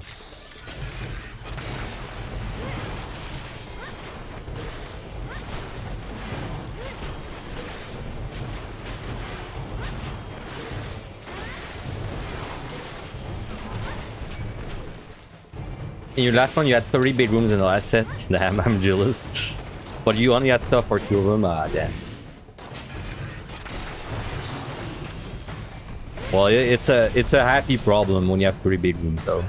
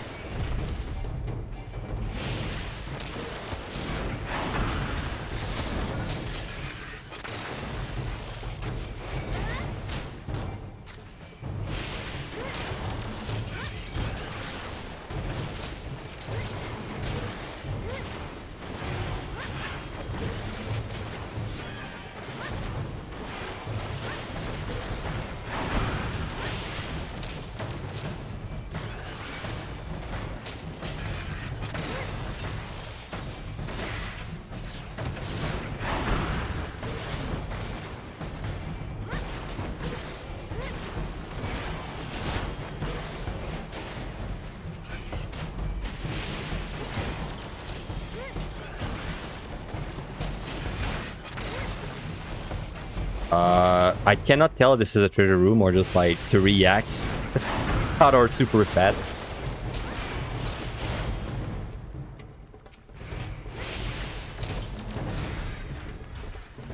Actually can't tell.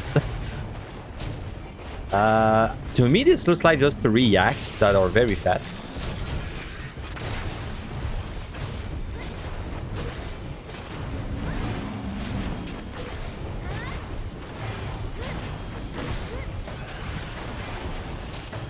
Yeah.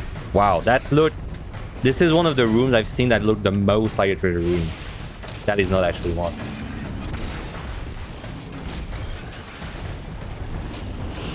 No, I don't want the slow.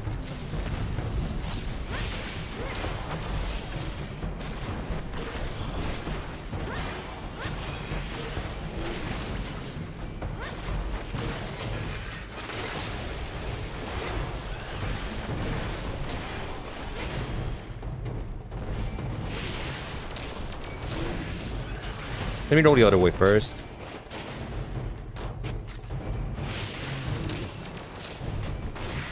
Since this one's the key.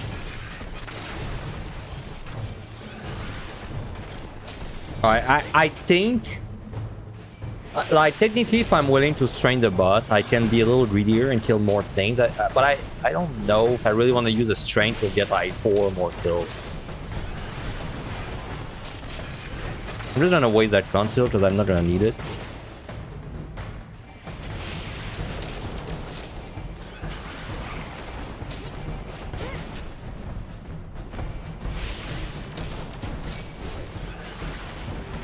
Yeah, I don't have time to kill all this stuff. So I guess we're gonna be skipping a few monsters, but that's fine. It's an okay kill count. Not that good, not that bad. It's gonna be like 120 or so.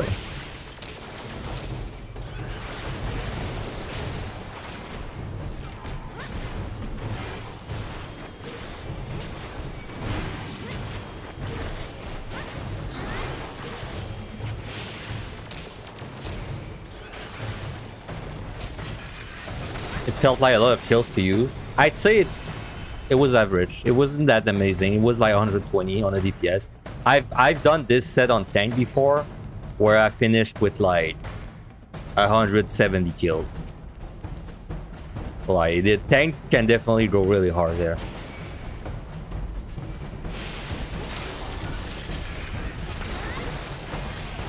But like I said, this set is better for tank than DPS. Oh, I don't have a steal. Be careful.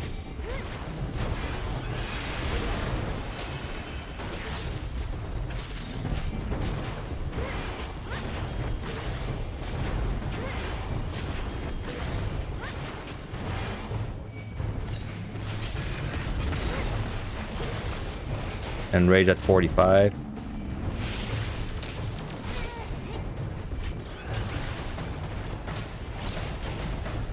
Can I slow you? No, I can't.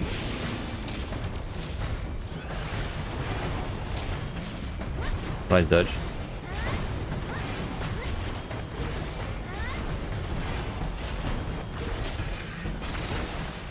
And rage now, I think. Yep. You can LOS this, by the way. It's what I did there. If you LOS it, well, you don't get pulled, but mostly you don't get the slow. It's kind of the nice thing. Enrage at 10.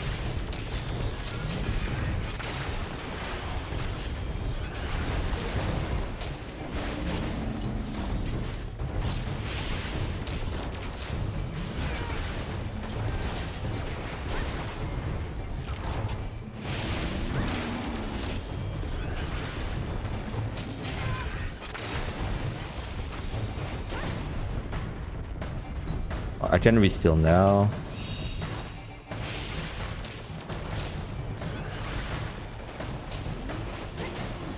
We can kill 1 or 2 more things. And then we have to go. So we kill almost everything. Like we're missing like what, 5 monsters maybe at most. Yeah, about 5.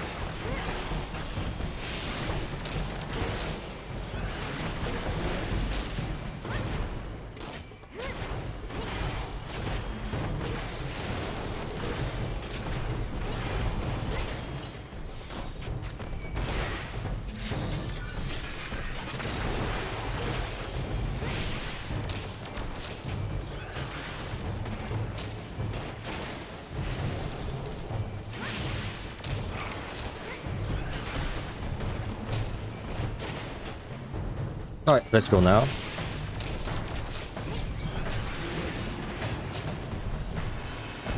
Yeah, exactly 120 kills.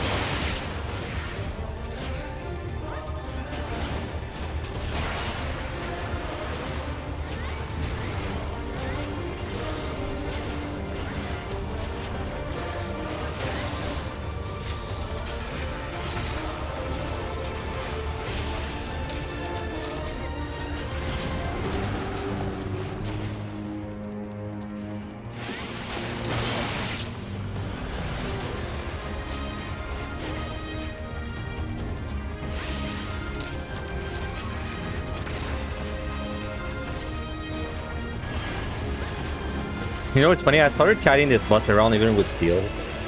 Just because it's so boring otherwise. Like, at least when I'm running in circle like that, I don't have to care about like getting hit by the cone because I'm falling asleep. It honestly feels easier to dodge ice ball than dodging the cone.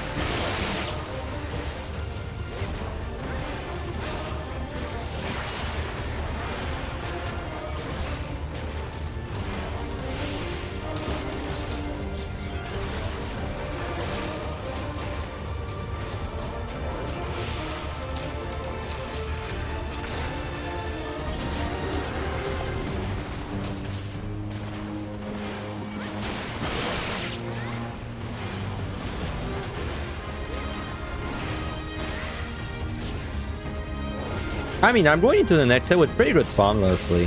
4 for a white. 3 Serenities, 3 Steals is really good for DPS. 3 Frailties is also surprising. Usually I don't have much Frailty left by this point. And then even better is I don't have 3 Petri's and 2 Magicite, so I actually can just burn all my flights. And I don't really have to worry about like overcapping my teams. At least not at the beginning.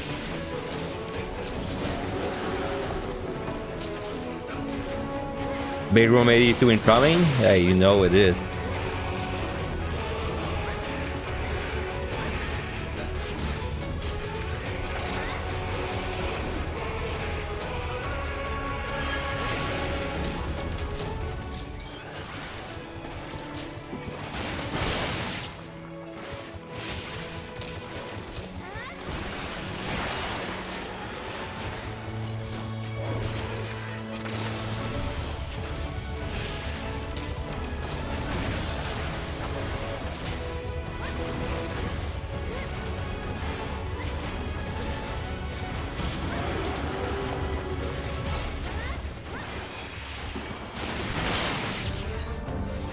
Oop, forgot reassemble.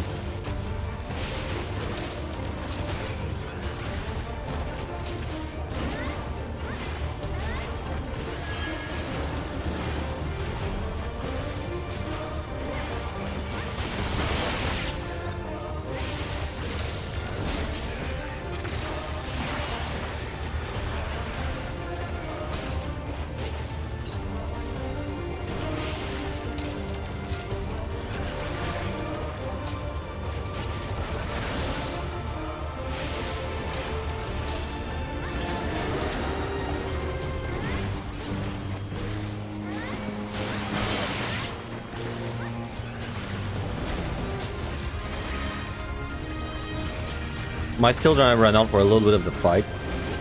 I just wanna make sure I keep rolling my potion and it should be fine when it happens.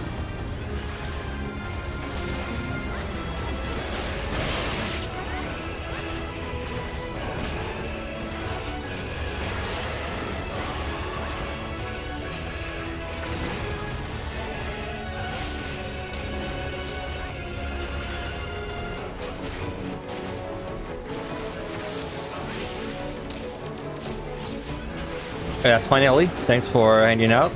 Have a good night of sleep. Have a good pass out. Try to wake up too after passing out.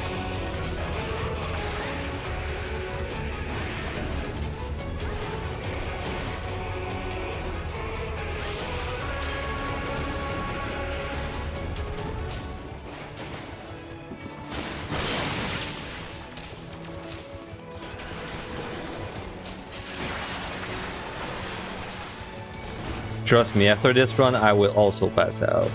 I'm so freaking tired. Oh my god. Finally the weekend, man. It was a long work week.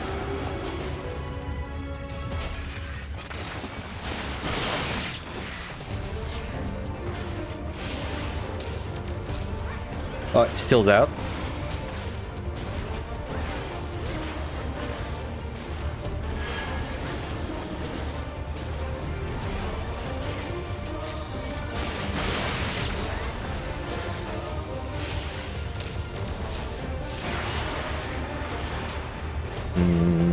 I'll stay there.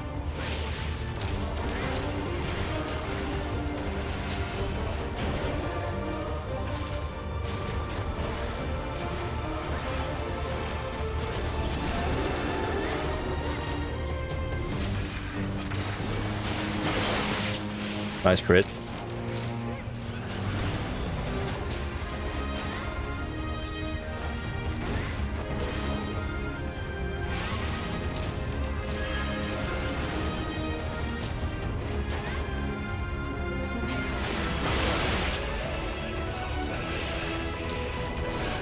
Alright, finally.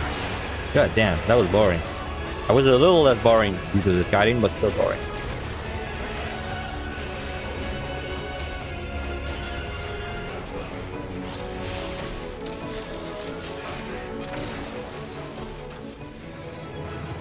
Oh yeah, so palms are looking really good. Pretty low altars though, in general. Also low affluence and low fortune. This is a very low chest count run so far, which is bad, pretty bad overall. Because I mean, you need chests to get more palms and all that.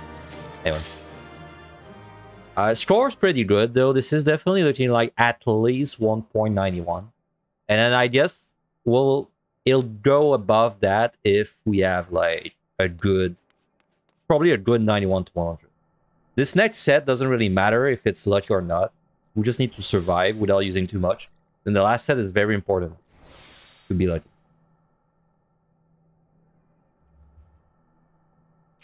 Alright, let's go.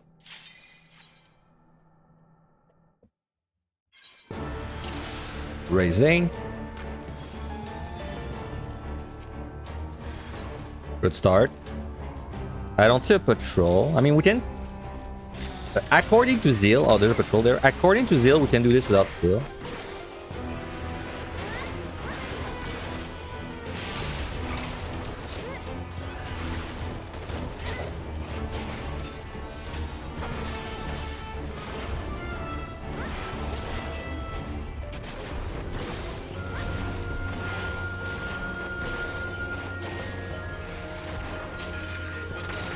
Which I feel like is true, unless I get unlucky and attack a few times.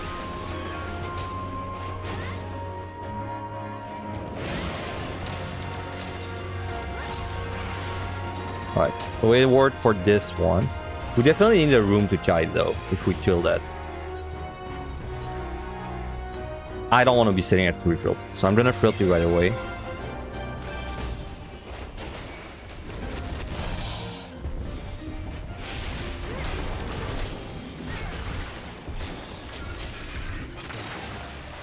We don't need really to use the Frailty for time, but I just don't want to sit at 3 Frailties because Frailty is one of the easiest bombs to waste, because when you find a free one and you're almost done with the floor, it's pointless.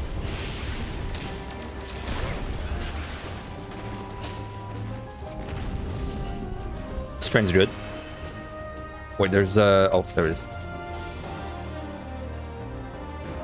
Alright, just chill. I choose U chest. Frailty back. Well, remember when I said Frailty over Capsules? Yeah. So I'm probably gonna Frailty next floor then.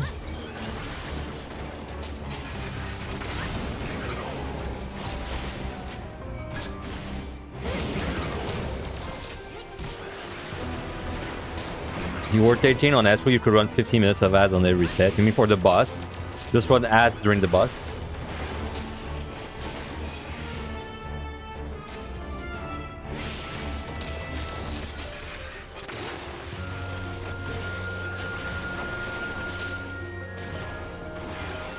That'd be pretty funny. Though, to be fair, I mean, maybe not when you're watching, but when you're playing, Astro is way harder to do like this rotation on than other jobs.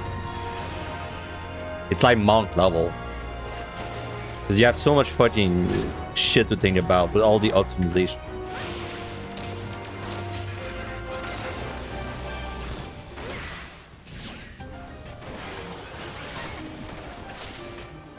So we're out, but I have a Frailty running, so I'm gonna utilize it.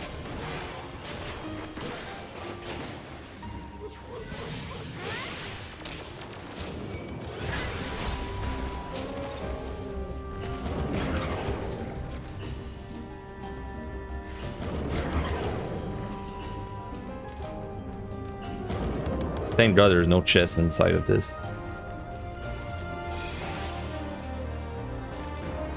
Not a Frailty, dude. Come on. I was talking about not overcapping, and now I have 2.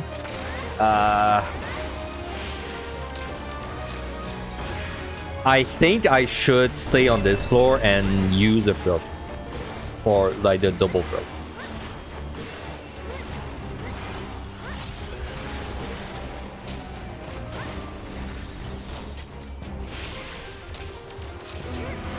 Yeah, I'll do that.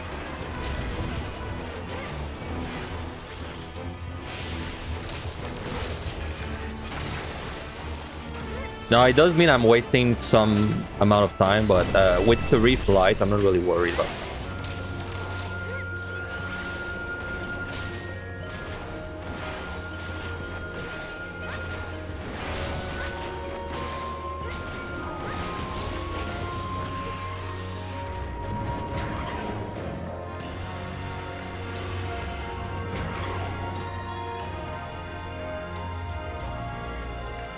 Oh my god, come on. Every time I'm about to pull something.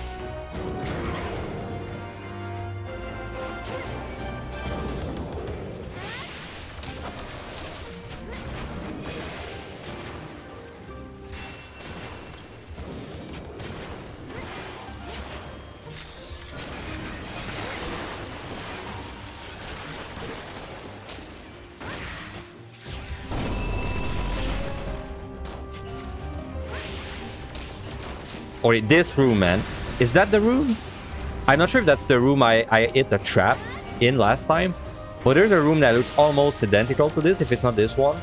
Where I hit a trap that was, like, ridiculously close to the wall. It's now ingrained in my brain.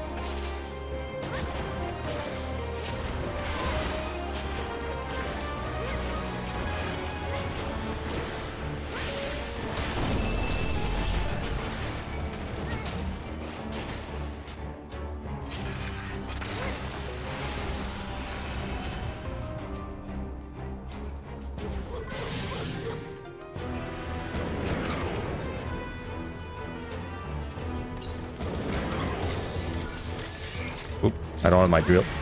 Awkward.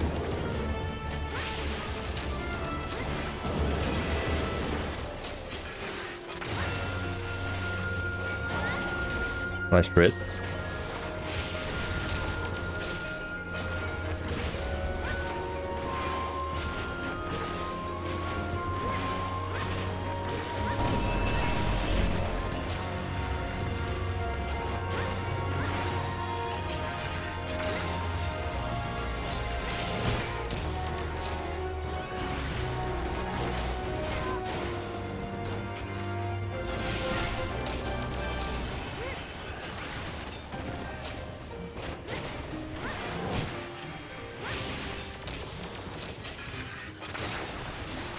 Dude, you can't even slow down these monkeys. They're so much worse than the ones with UTD. I can see how you develop a score running brain and you start to think these weird ways to optimize shield.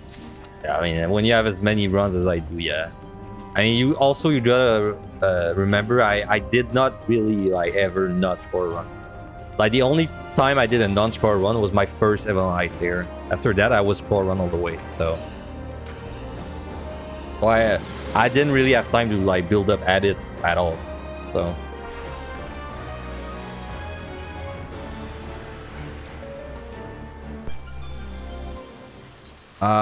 This is flighted.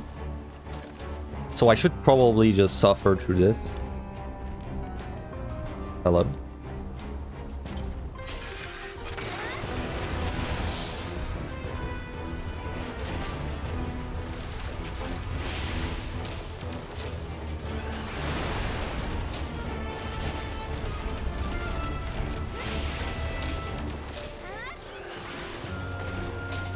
Every time you're going to 11 high now, you start at 1 and do a score run as well.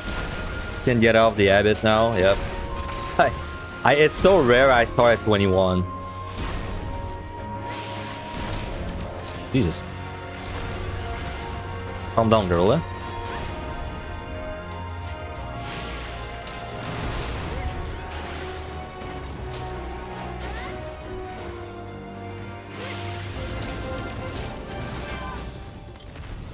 Well, that's not very cash money.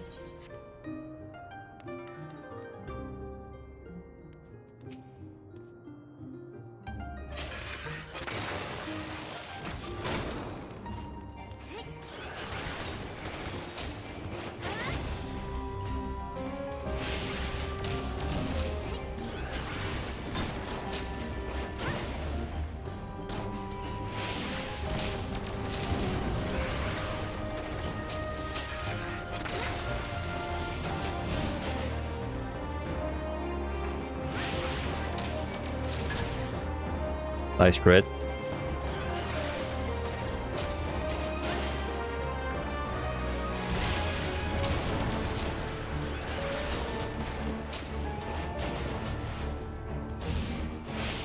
If this is a Mimic, I must steal.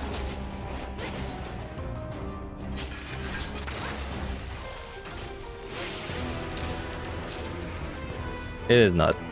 And it's open. So I would love to get out of there, in fact, because no ability is just ass.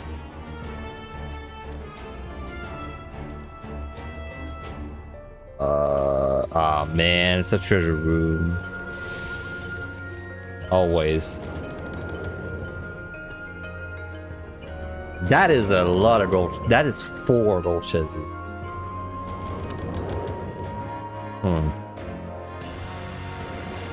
Let's tell you what I think. Is the key inside of this?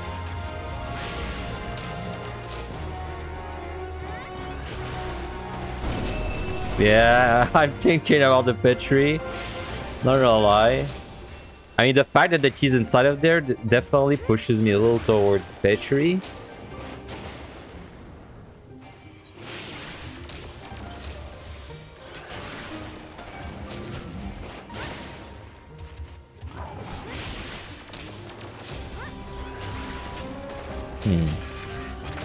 The thing though is that if I Petri, I can't really fortune because I have only 1. If I could fortune, I would like kind of be down. There's 4 gold chests, man, in that room.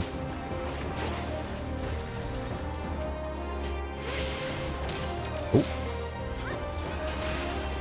Almost had my first death to Ramvoice in my life. Okay, I have a plan.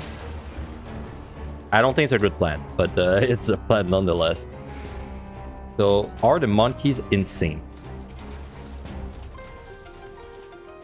How would I know, right? Like, I'm gonna wait for the monkeys. Make sure they're insane.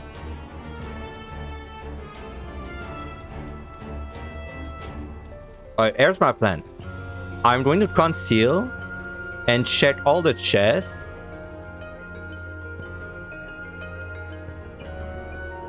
And if I get a Mimic, I will Petri. I think that's what I'm gonna do. Yeah, okay. I just need to make sure that I don't get revealed for a Matanga, and then I should just survive. Right, so they seem to be insane. There's only 2 Roans, right? Yeah. Okay. I'm gonna flight next floor no matter.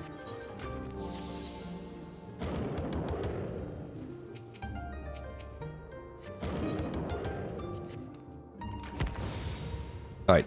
Petri if I get a Mimic. To Shen, don't care.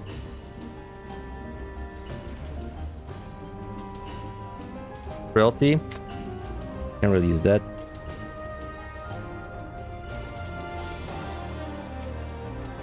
Hey. Great bait off, dude. Nice.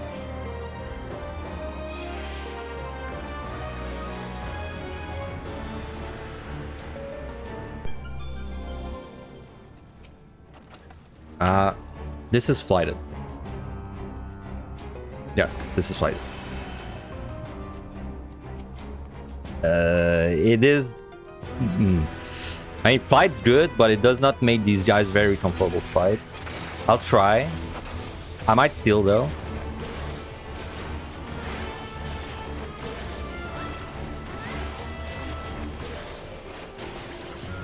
This is definitely a Petri you would not have gotten if you were a sane person.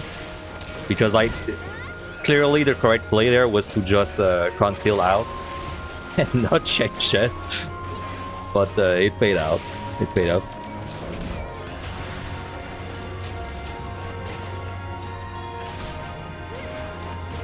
Okay, elephant's doable. I'm surprised, but it's doable. Jarula will kick my ass.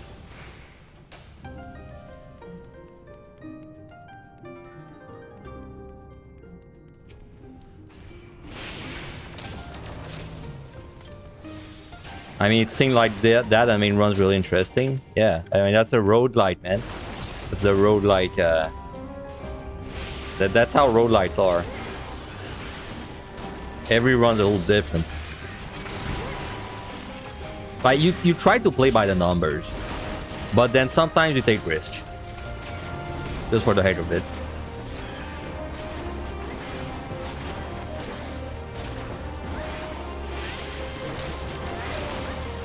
In that case, I kind of play by the numbers, because if I had a Mimic, I would Petri and get, you know, like maybe 15 kills. So it's not like I would have lost everything if it wasn't like a kind of gamble where I lose everything. It doesn't pay off.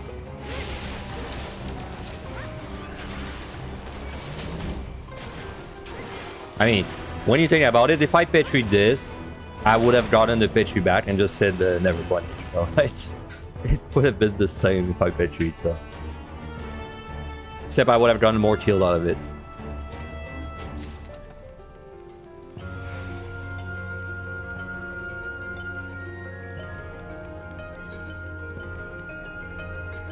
This would not be a bad frailty if I did it earlier, but now it's too late.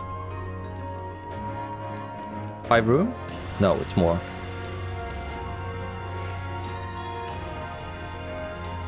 Suspicious room.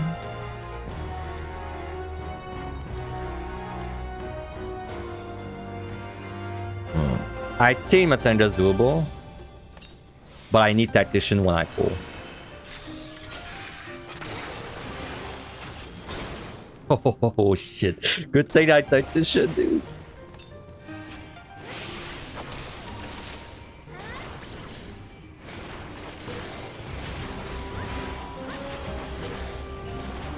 Yeah, if you're curious, Gloom, Matanga, one-shots you on healer, or Caster if it crits. One shot.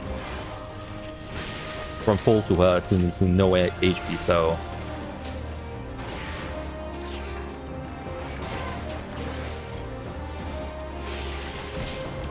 I think Revela's about to come back. Yeah, there he is.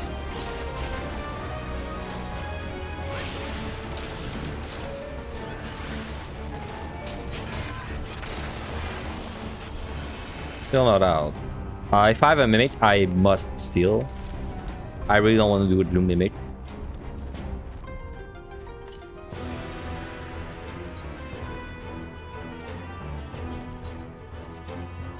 I should not stay there. I should not stay there. He's gonna turn. Okay.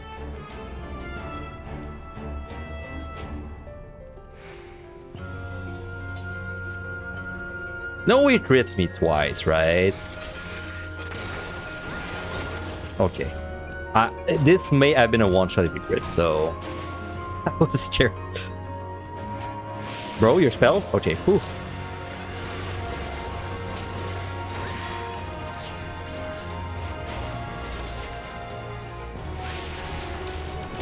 I wasted my cooldown. Oops. I can't slow these guys, right? No, I can't.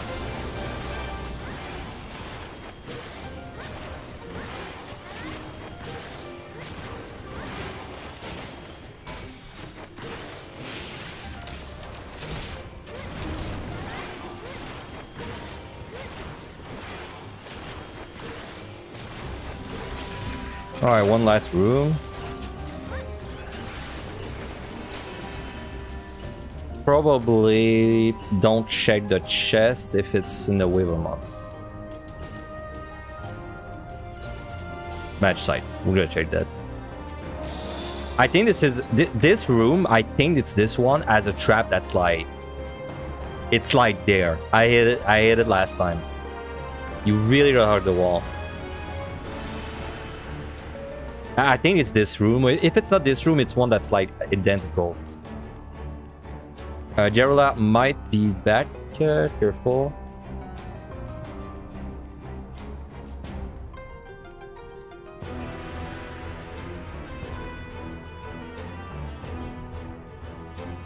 Okay, good. Right, pretty good floor. No bombs used on a glue floor on range. Yes. I will flight. This is my last flight. This is my last flight where I will cry if I get a big room. Holy shit, this is bad. This has to be Serenity. Yeah, there's no way I can do this. This is again the worst combination of debuffs. That I've gotten this like once in like a year, and now I've done it like 3 times in a month. Kind of crazy. Nice crit.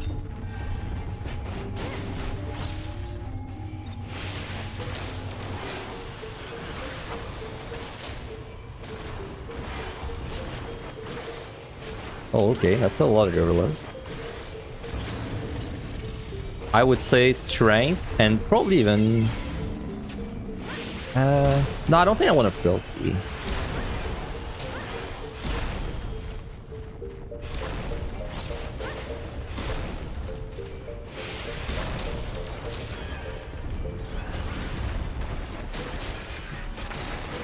Yeah, I don't want a Frailty because this is Blighted after all.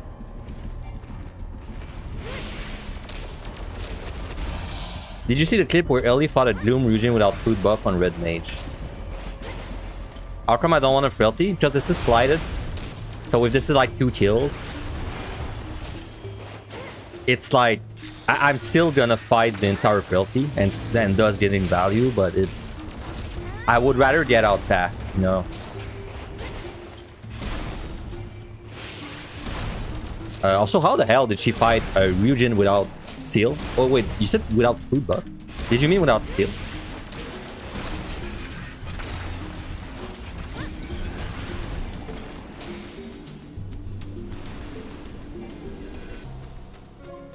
Ryujin scare the hell out of me, man. Even on range DPS, I don't really want to mess with that with one.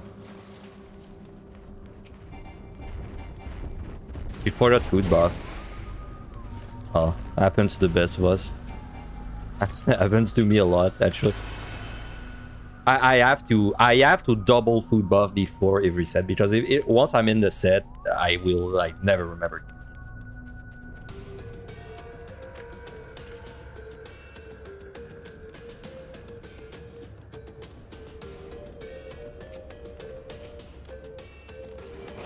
Alright, key's open, but I still need to explore.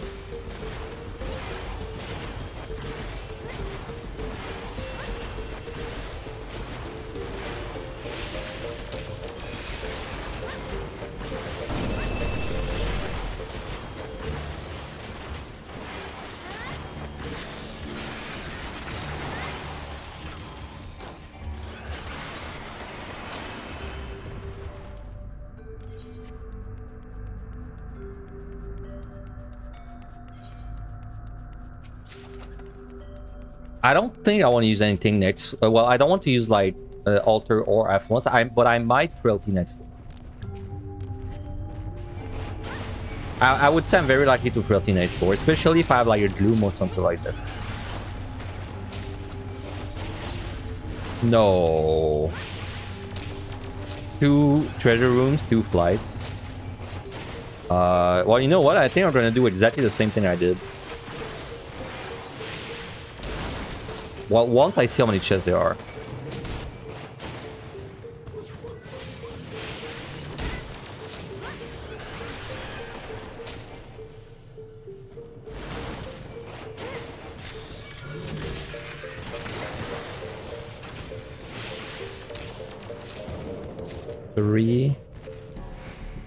Three gold chests, yeah, I wanna do it. So I'm gonna do the same thing. Check all the chests. If I have a mimic, I will Petri. And then I'm much more comfortable doing it this time because I have 3 Petries, so. Purity.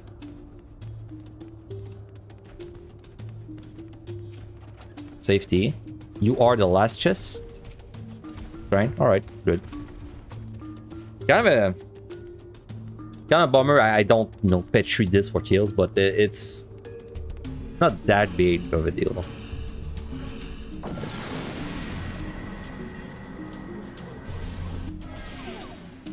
Alright, so now I have no flight anymore.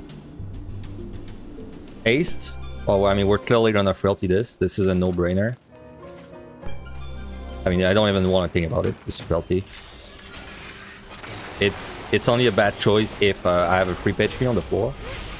But this is where it's tricky, because on DPS specifically, if I can get into the next set with 5 floor wipe, there's a chance I can speedrun.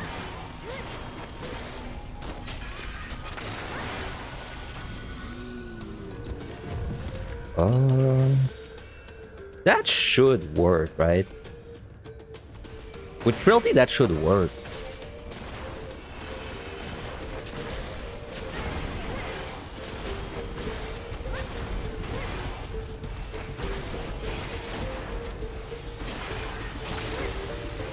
Oh yeah, not even close with Frailty. I think even without Frailty, it would have been fine.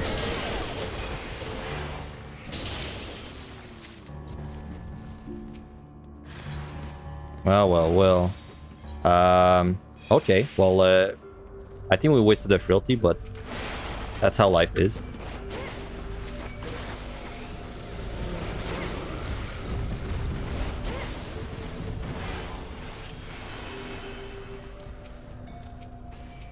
I mean, there's no way I'm not killing that treasure room. When 1, it's in front of me, and 2, it's there's a mimic in my face now. Ah man, if I got just a little luck here on the layout, I could have killed like a couple more. Whatever. So many treasure rooms, I know, right?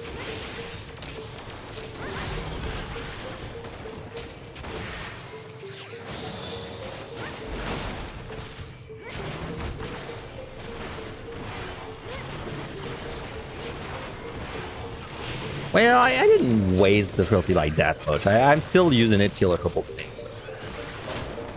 But definitely not time efficient. Time-wise, I think I don't need to Petri or floor or Match Sight outside of points, but I don't think I need to do it for time.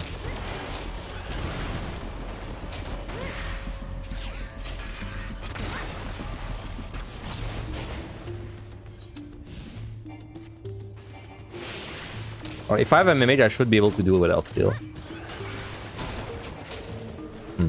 I consider using a Fortune there, but I had only 1 again. Could not know I would pick up 1. Witch Chain is really nice.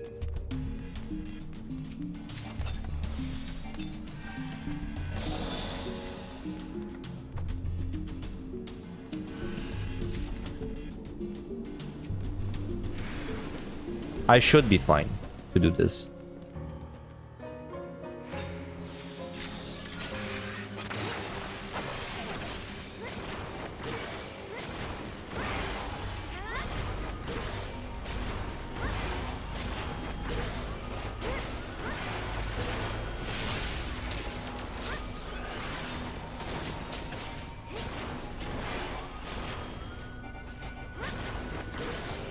Yeah, that was a lot easier with strength. Because it died before the difficult part. Anyway, so we have 2 pitches to match site.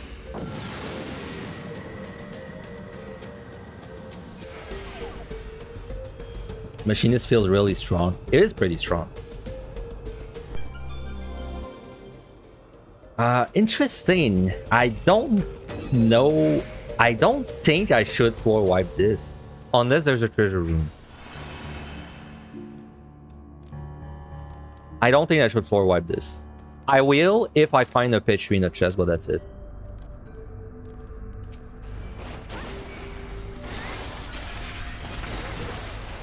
So the reason I don't want to floor wipe this is because my Magicites are like way more valuable on the next set. So my Magicite just out of the question, unless I had 3.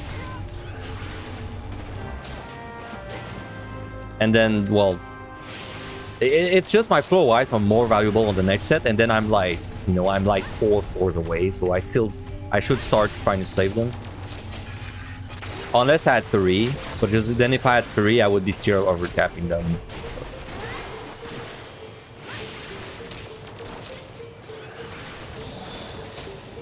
I have not found a single Magicite for a while. In fact, I've not found a Magicite. This is all the way from 50 something, right? Yeah, I used that speedrun 51, right? No, I did not. I used it somewhere else. I don't remember where.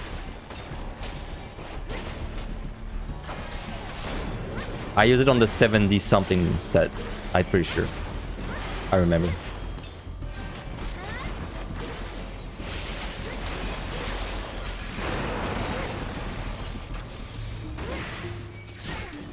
I should strain. Match and crit. Nice.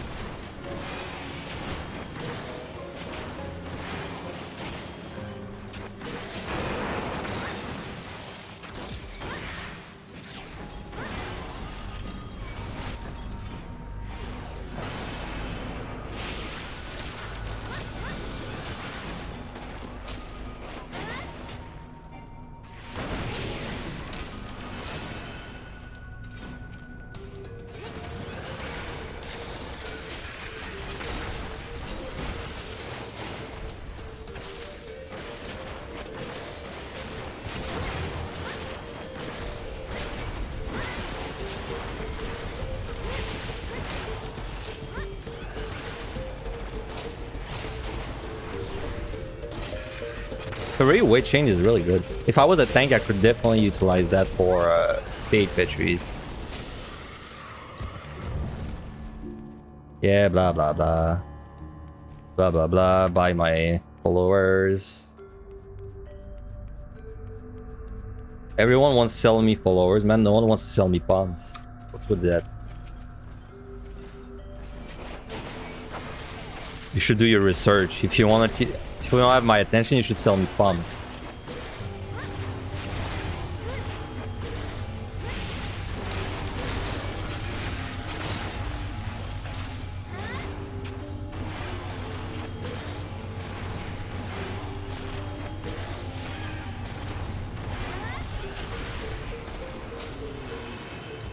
Wow, there was no chest on this board. What? There was like 2 chests. 2 gold. Last one. Conceal. Conceal is very nice, actually. Conceal is the underdog of bomb, man. It's so good, but it's so like underappreciated.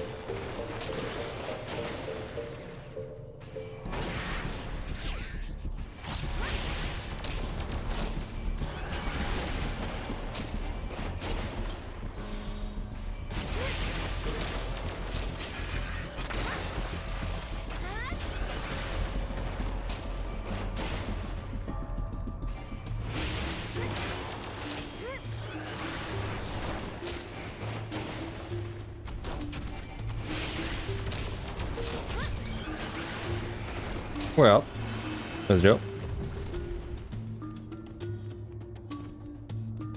I wonder if the charge one-shots you with HP down for the mental cores. It might.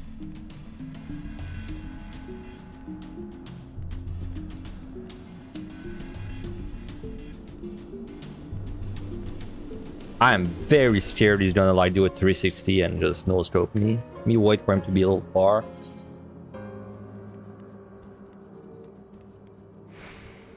But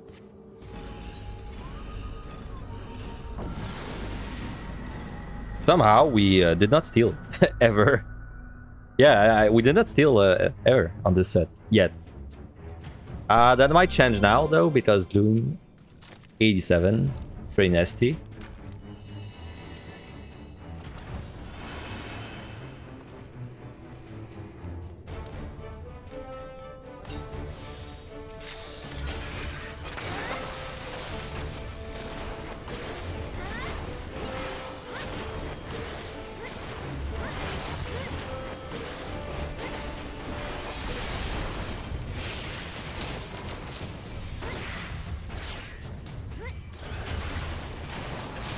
Would be a good frailty.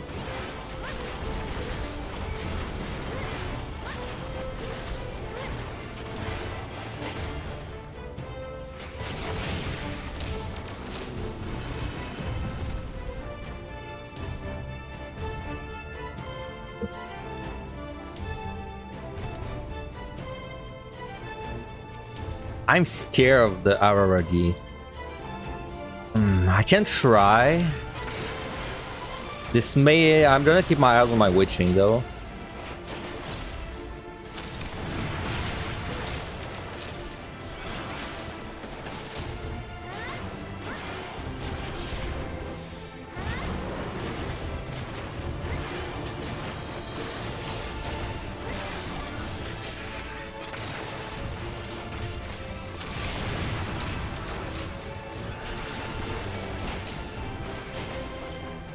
Oh, doing no damage to me. What the hell?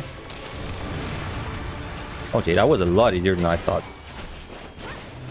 Yeah, I can do that easily.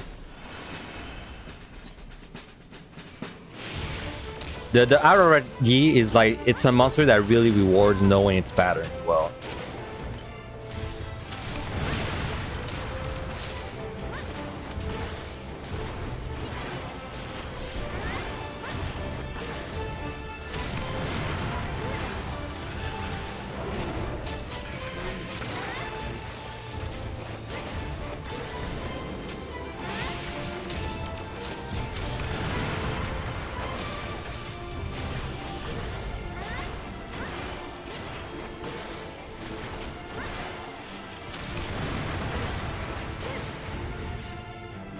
No patrol.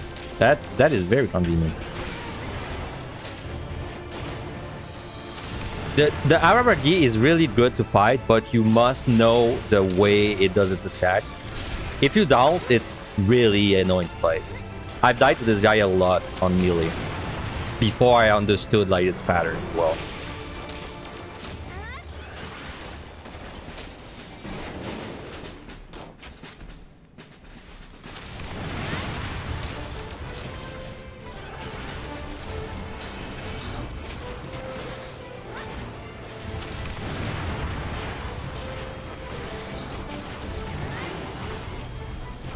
Alright, alright.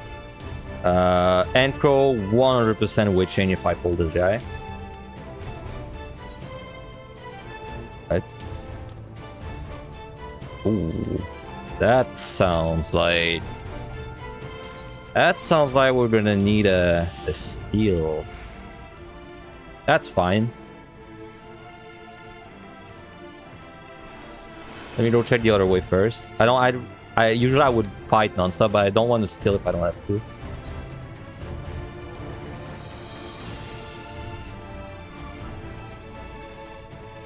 Can definitely have once next floor.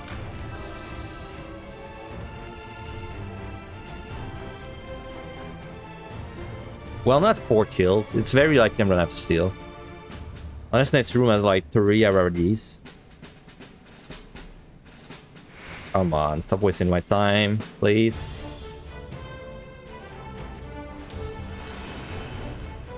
I mean, if I steal this, the next floor should be free also, so... I Mimic steal. If it's a Mimic, I steal. The free Witch Chain, interesting. Fight Club is doable. Let's chill it.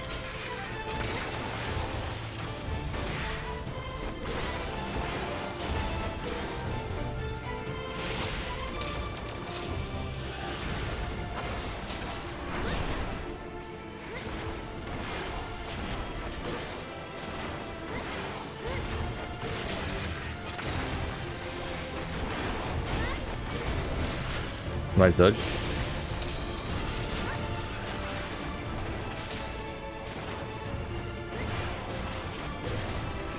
Alright, Enko move. Let me go, let me go.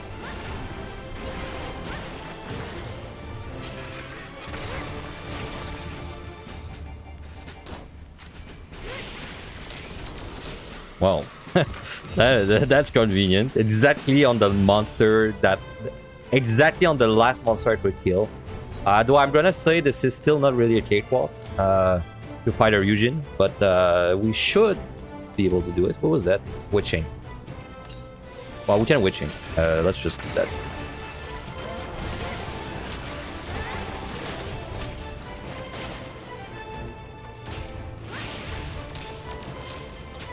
I think I want to restrain.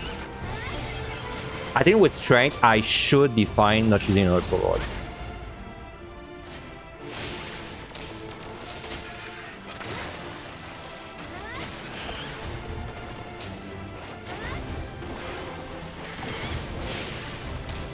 That's a Nim crit. Nice.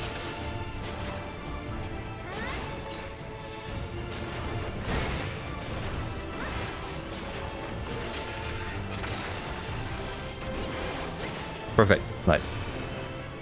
We'll just go now. Next floor is at once. I have about 12 minutes, I think. Let's say I strain the boss. Yeah, I have about 12 minutes. Should be enough time. Nice. No debuffs. That's kind of rare.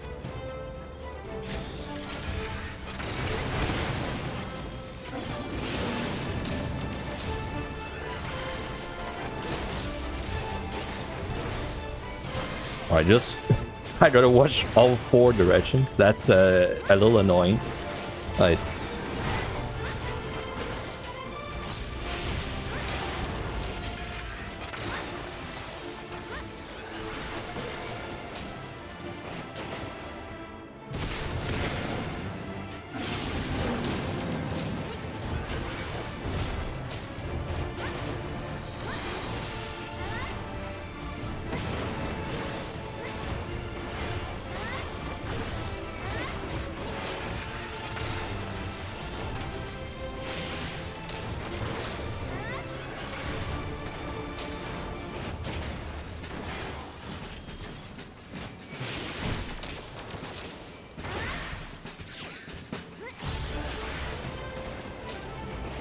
She's there, let's go this way first. Well, actually, let's go this way first.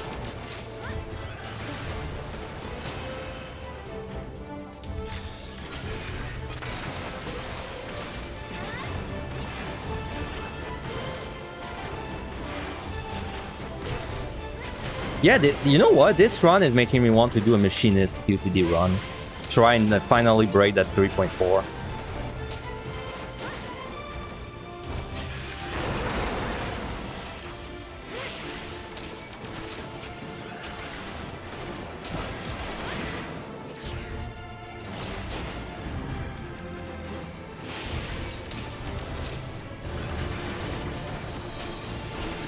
Oh, come on. What is this? Throw away.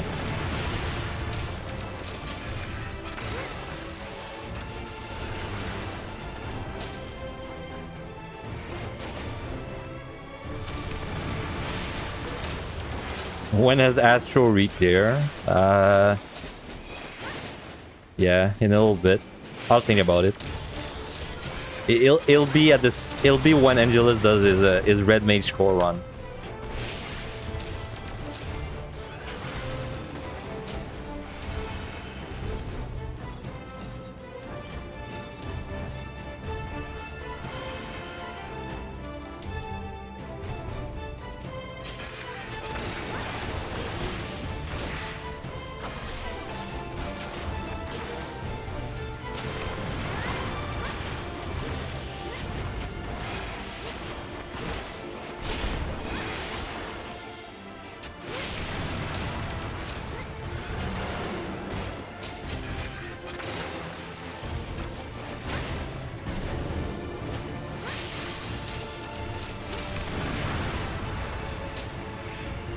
Still not out, not sweating.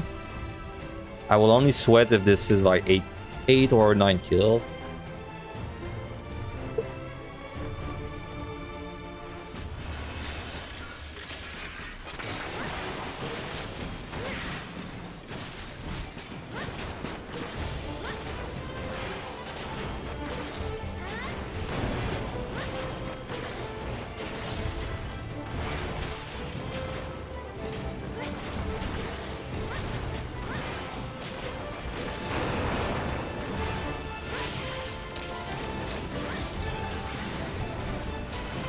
We're out. Might as well chill you on the way out.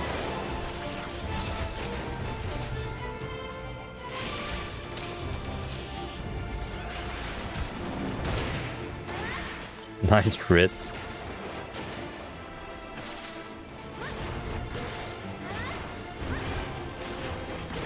Do I have to kill you too?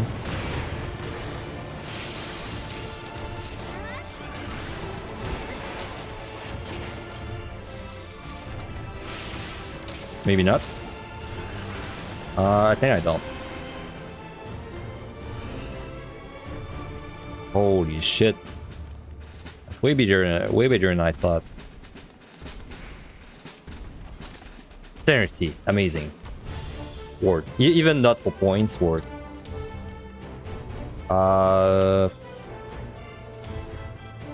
Goodbye, Potsherd.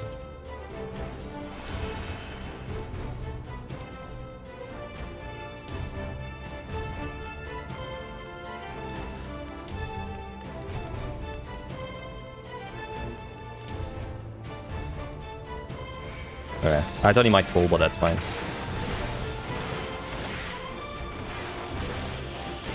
I'm still alright. Though I wouldn't mind maybe using an altar next floor for like the chance of getting forward.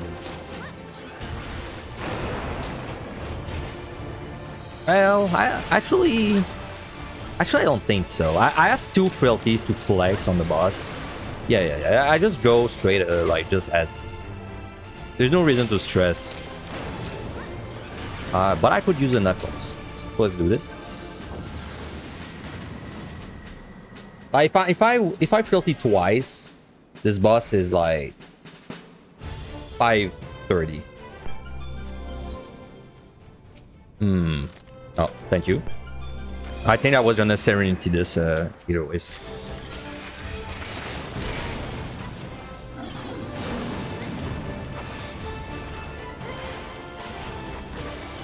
I would love to kill the other Manticore before I lose my steel. Oh, there's 3 of them. Right. Well, there's at least 3 of them.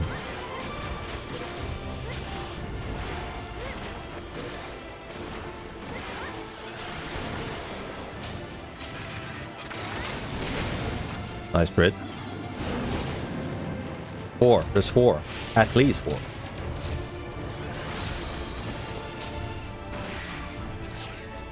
I can do the Manticores without steel. It's just pulling them with steel is a lot more comfy.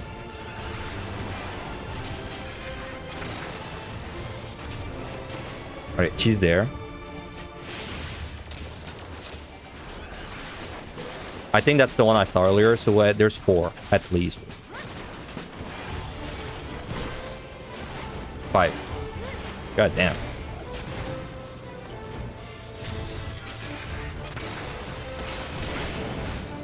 How did he attack me? That's such bullshit. Oh my god. I hate playing Manticore. Oh, come on. Are we gonna do this? Now? You and me? Witching my old friend?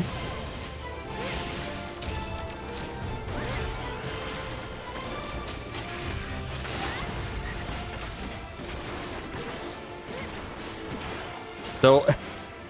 It may seem counterintuitive, but I don't want to pull the Manticore that is witched. Because what's gonna happen is it's gonna charge me as soon as it goes out of the witching. Now this one might charge me, but it has damage down. Okay, it did not.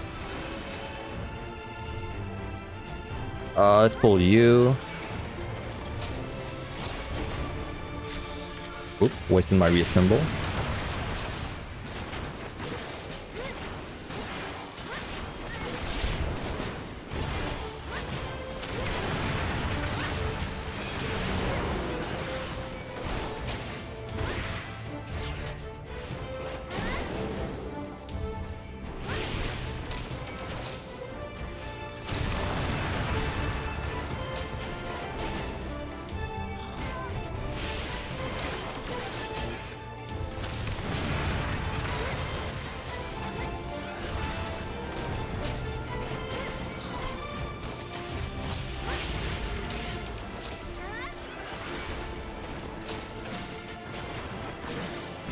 The wall act from the Manticore. I know, right? I think what's going on is that it's a monster that has like a fairly big hitbox.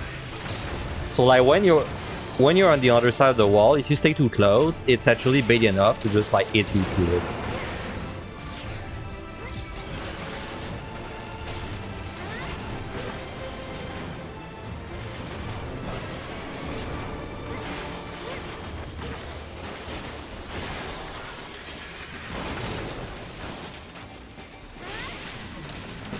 Still not out. That was 5 kills. We can kill easily probably 3 more before I have to start worrying about frailty. I believe this is 2 rooms. Yes. Be nice. Please play nice. Alright, no wall ag this time. Perfect.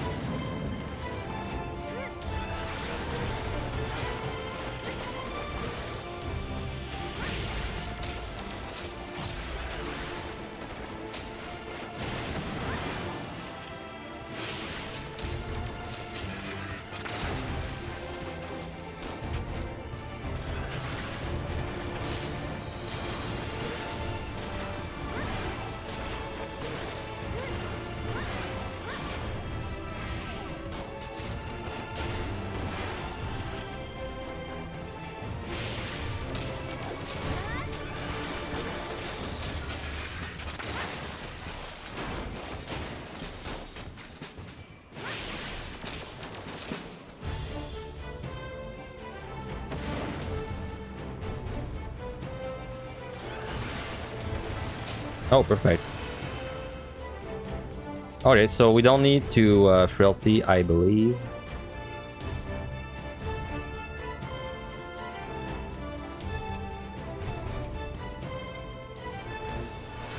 Now just let me check this.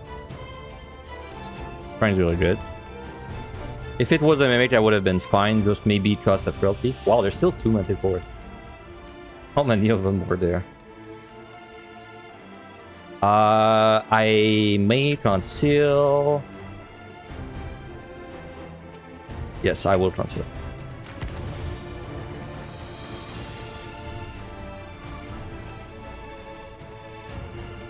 Alright, we should have time to do this easily. So we're going to the next set with pretty good bombs. Not enough bombs to speedrun though. I don't think speedrun's going to be possible.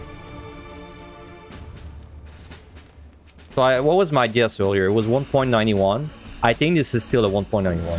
I don't think it's better, unless the next is very late.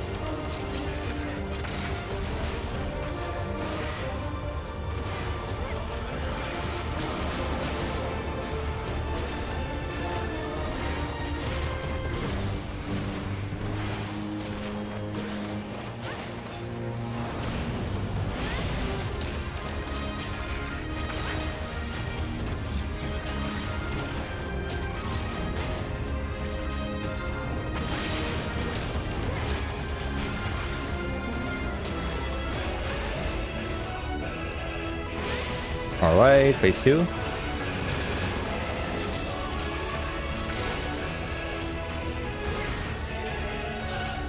So we're doing this no steal. It shouldn't be that bad without steal. I just gotta make sure I kite a little bit.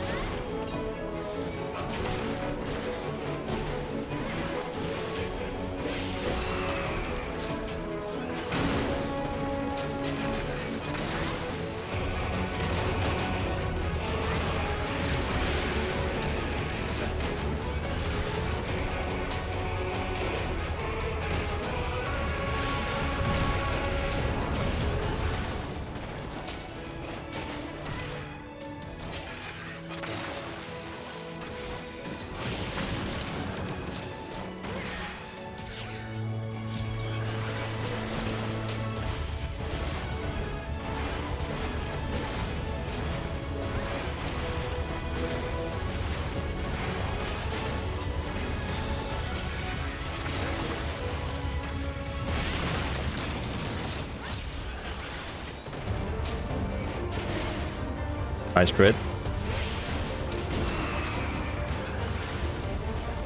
I'll second win because this is scaring me a little bit in case of an early meteor.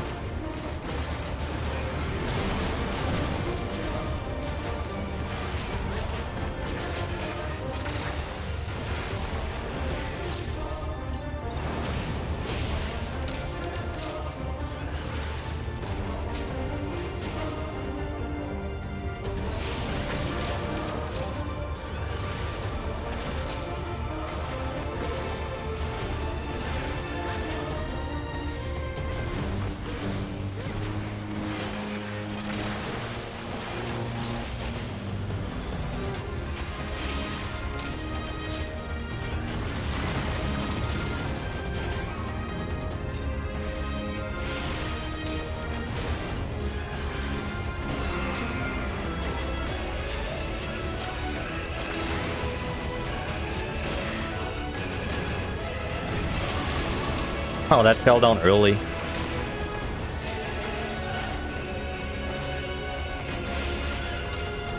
Yeah, it's not too bad without steal. You just have like the timing is when he does this. When he does a knuckle press targeted on himself, you need to kite him around for a little bit. And then there's multiple ways to do it, but personally what I do is I kind of go far and then I make my way back to like the usual spot there. Now, he can still crit, so you gotta watch out. But usually it's fine.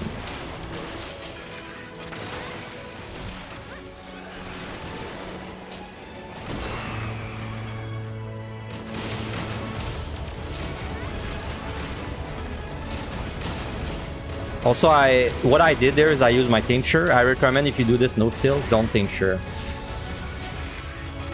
So you can super potion instead.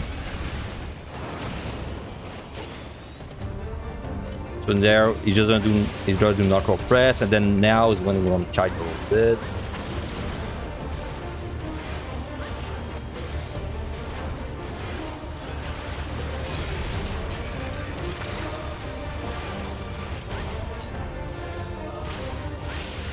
Yeah, you want super potion and second win in case of crits like that.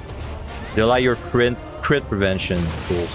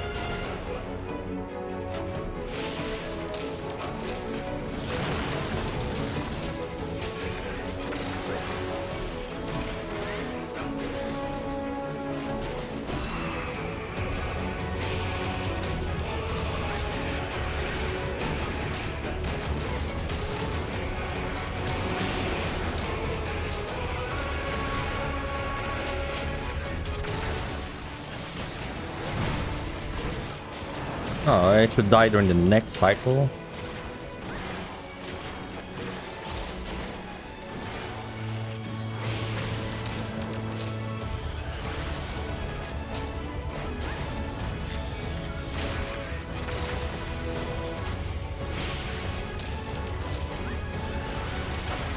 Nice crit.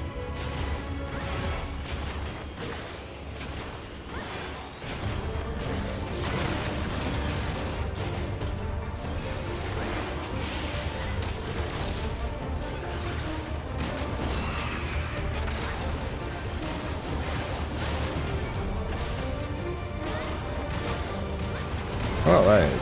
Wow, that was early again. All right, pretty good pumps. Then not good enough to speedrun unless we are like lucky. And scores, not that. I mean, it's definitely above 1.9 in my opinion, but it's we're gonna need a little push if I want to get to know above 1.9. Let's just see what happens.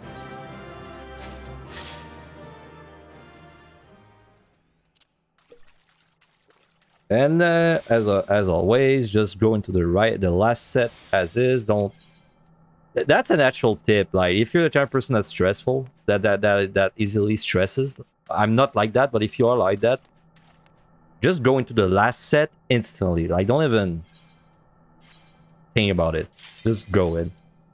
Don't give yourself time to stress. All right, raising.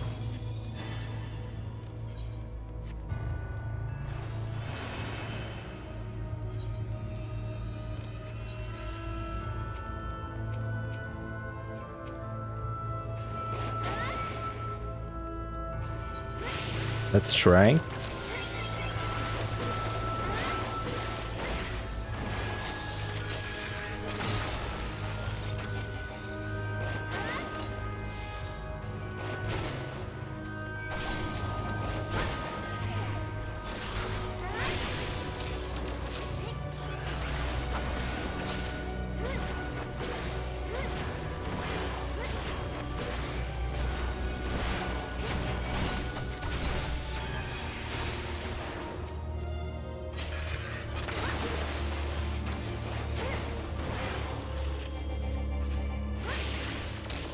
Says there's a chest. There it is.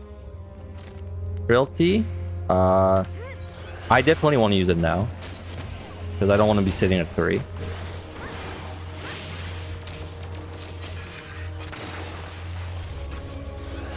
By the way, the way you do Monk on the range GPS is like something I learned very recently from Zeal.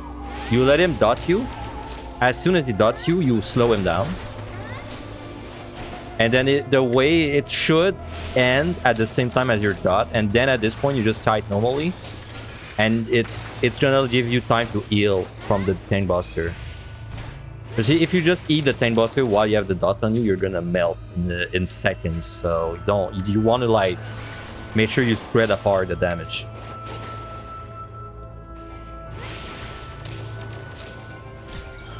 This is a very first floor, very nice first floor.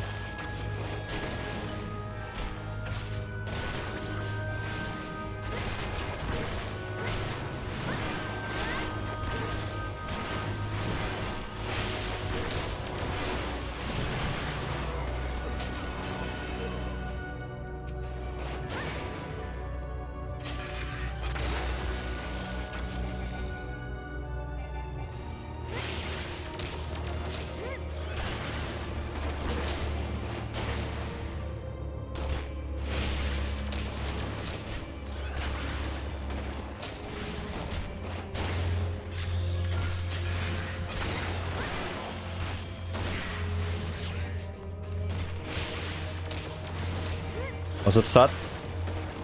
You're getting there at the grid part. You cheated and you skipped all the boring stuff. You went right at the grid part. Treasure room? No, control. He's there.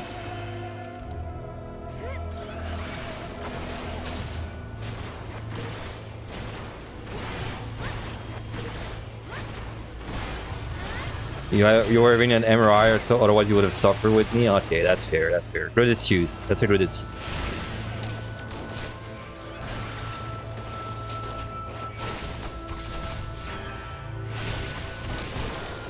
The only reason there that I'm actually face tanking this was because I have a filter running. So.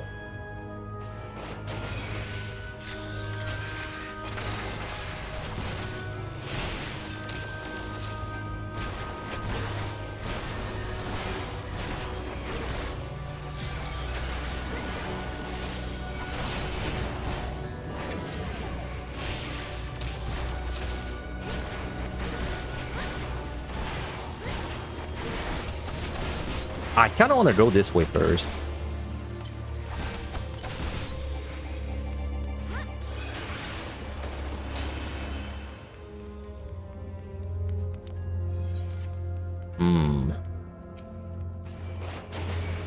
That Mifune is gonna be a pain in the ass.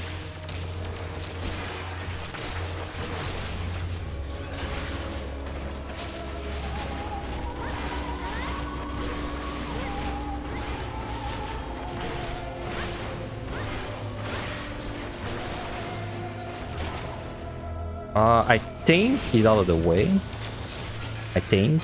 If I pull the Mifune, I must switch in or still. Just trust me, I tried killing one without that. No, not happening. Not in 10 years.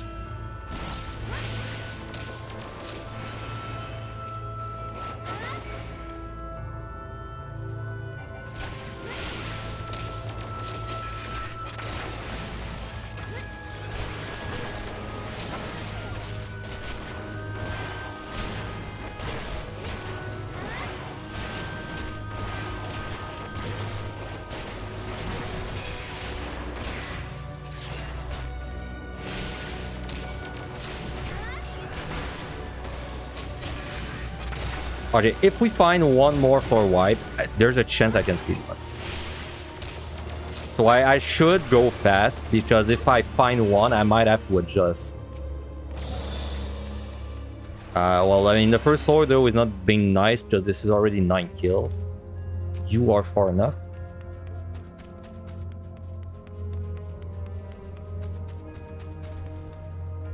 I have a feeling... Well... I don't know, but I feel like you might be able to kill a warrior with just strength on machines. But I don't know for sure.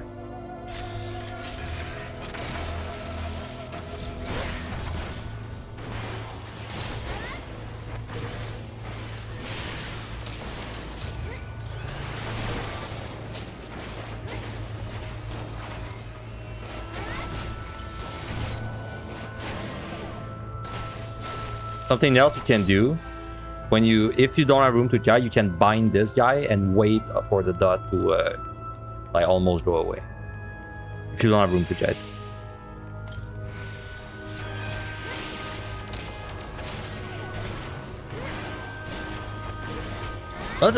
It's really interesting, man, how much like Range DPS shits on the mons. He says as he's about to die. Wait, what? Ah, 1 sec. That's weird. I wonder why my dot was still active. I thought my dot ran out, but maybe I'm drunk. Anyway, it's kind of funny how much range DPS like disrespects the mons. Because I always avoided them. On most jobs, they're still required, but not tank, but like tank doesn't count. So when I always like thought they were also kind of still required on the range DPS, but no, they're like really they're food. I actually would rather fight a monk than a white mage if I run to guide. That is extremely nice. So we're gonna F1 Salter next one.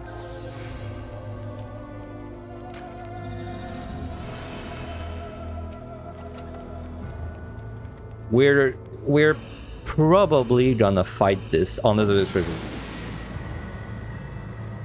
Yeah, being able to slow and bind them is just so good. So goddamn useful. Okay, well we're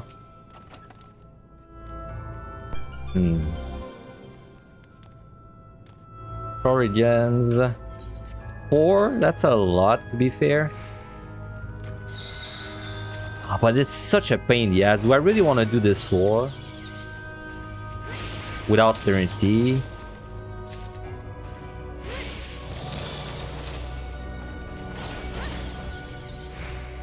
Well, no matter what, I'm gonna F1 alter next one. So let's do it right now. Oh, speedrun is possible.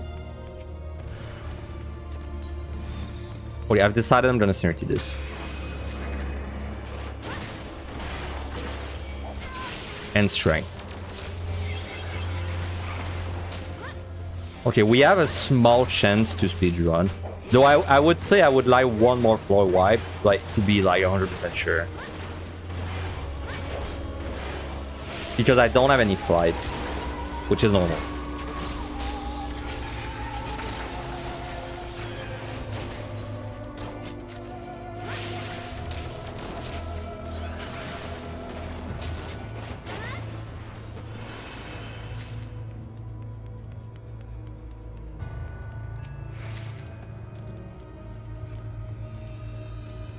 Check this, then pull Monk.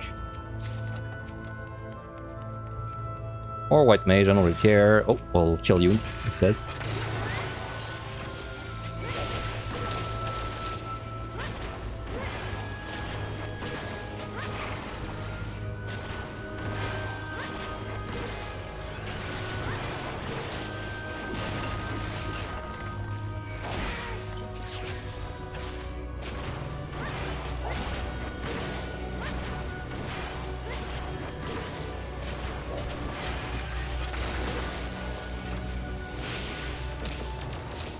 Oh, you're clearly gonna pull, but that's fine.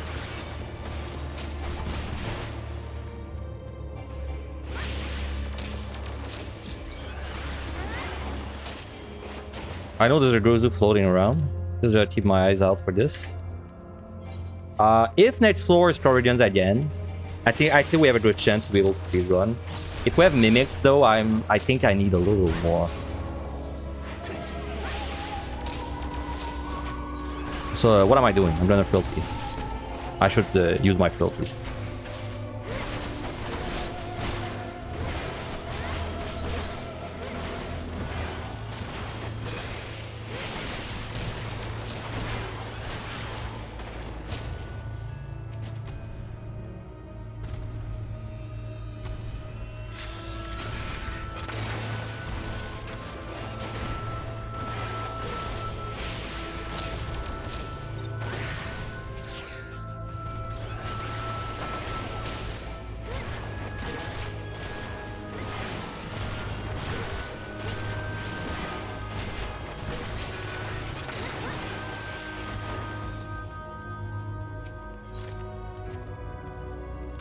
Mifune must die. With Steel Frailty should be very easy.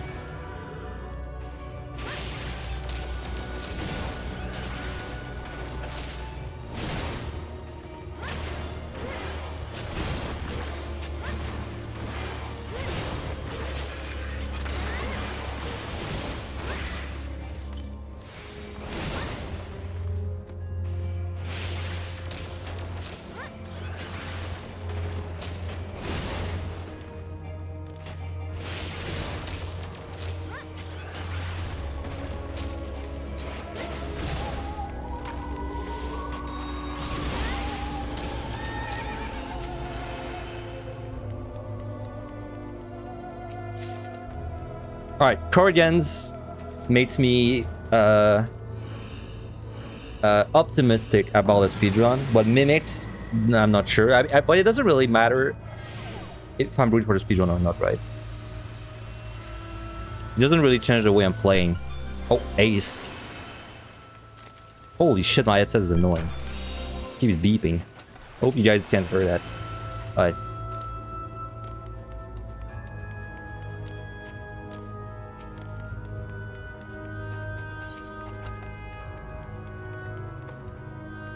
I would say this is guaranteed to be my Frailty. Yes, so let's Frailty. Because I have Ace, so...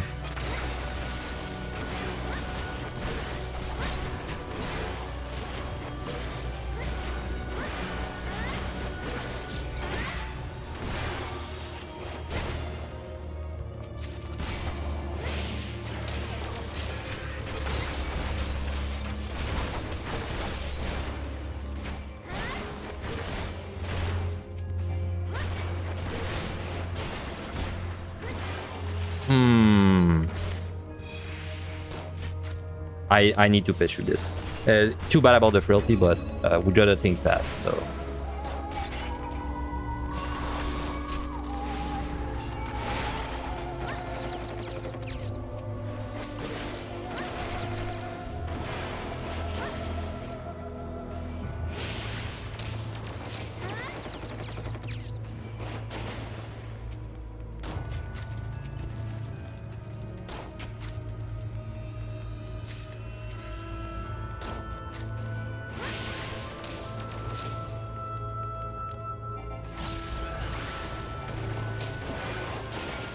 Oh, come on. Bullshit.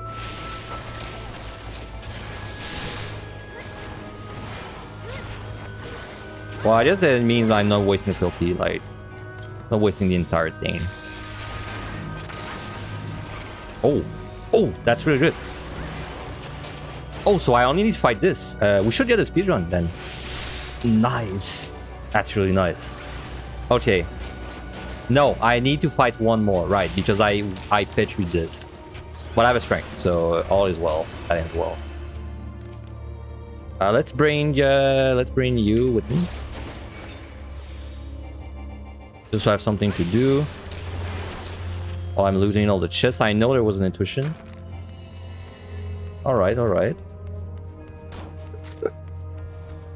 Okay, if we get 2 or 3 big rooms and the speedrun, this is gonna be really good. But we need these things.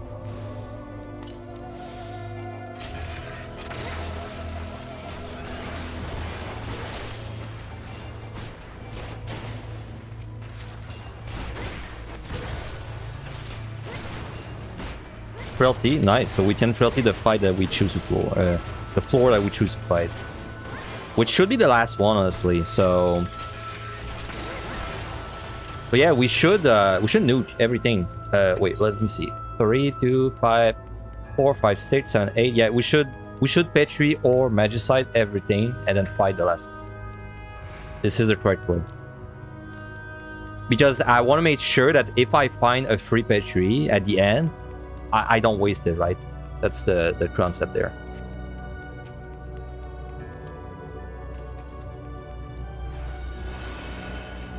I do kind of have to kill these mimics, though. There's 4. I have to kill them.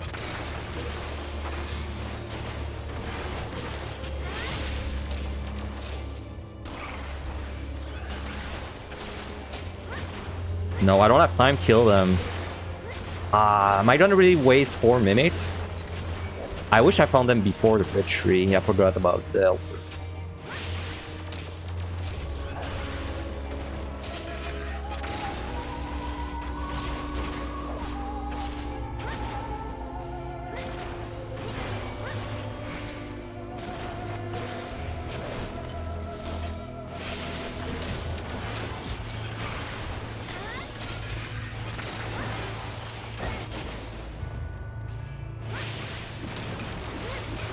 Was there.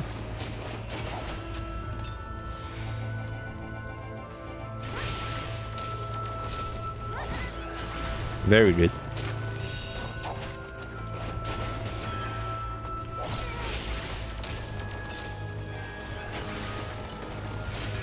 Okay, I think that's it. I'm just gonna kill these 2 mimics, and that's it. I don't have time to deal with the other ones.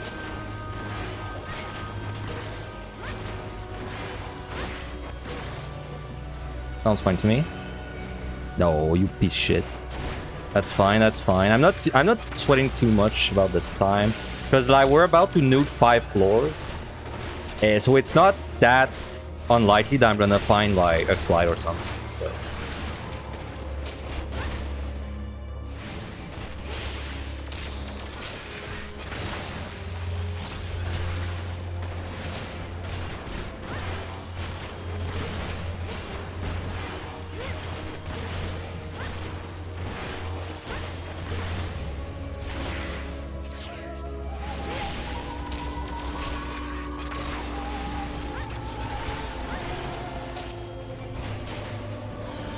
Right.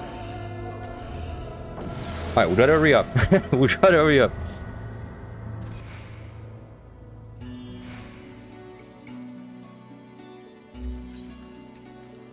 I choose to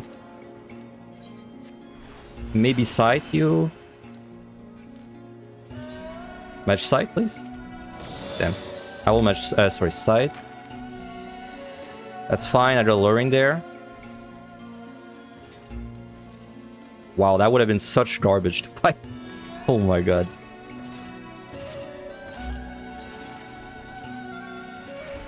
Okay, no sight there. Sorry, no thing there.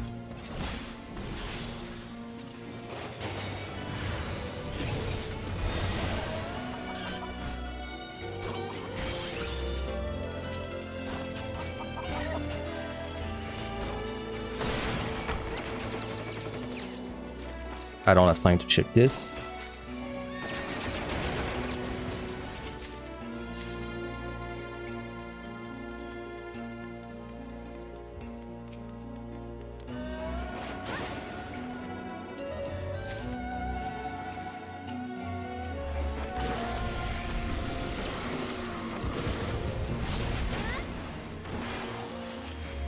Good, good. I can deal with a mimic.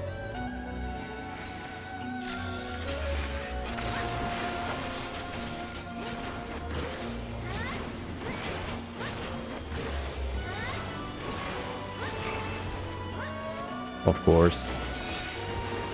That's fine. That just blows for time, but it's points.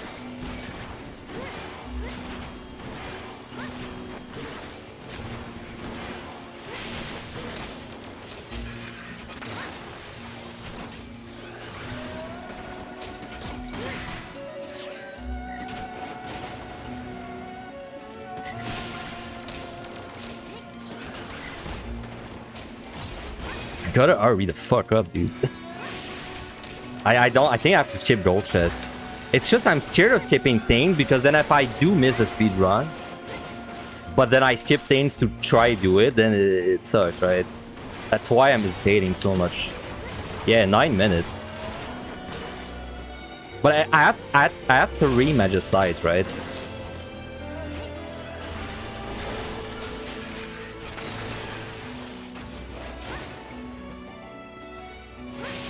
I don't know, man.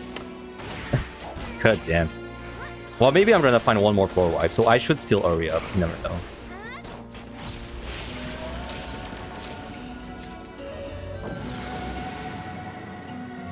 So I have 1 Petri, 3 Magicites. No matter what I was gonna do, I have to Petri this, probably.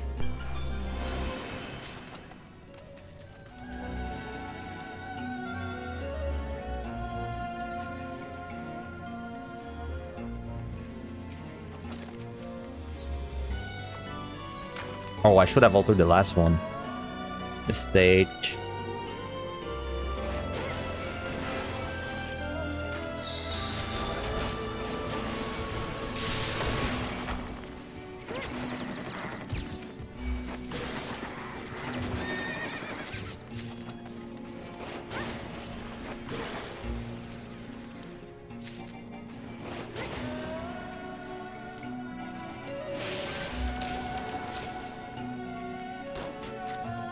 I don't know if I should go for the speedrun or not.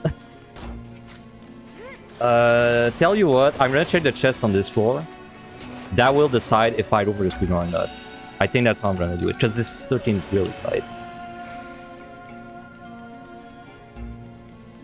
I think if I go for the speedrun, it's greedy.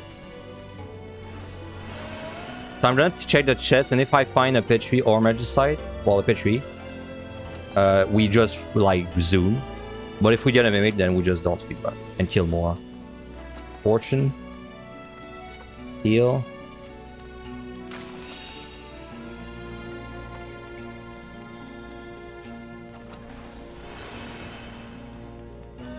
Yeah, we need a floor wipe. There's no way we do this without a floor wipe. Okay.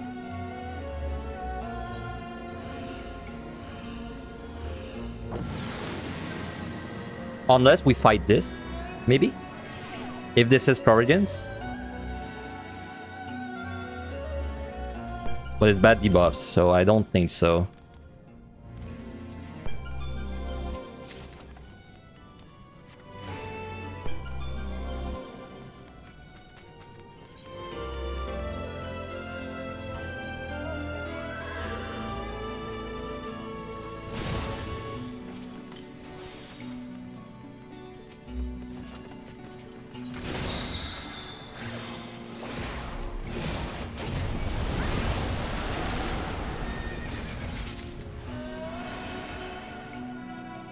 Hey, what's up, Shiro? Okay, yeah, I'm gonna check all the chests. If we get a Petri or Magicite, we get speedrun. If not, we're gonna full kill the last floor. Doing pretty well. Thanks for asking. Always doing well for you as well. I was a little ambitious and thought I could speedrun this, but I don't think I can speedrun this anymore. Oh my god, all these bronze. I want to punch shirts, dude.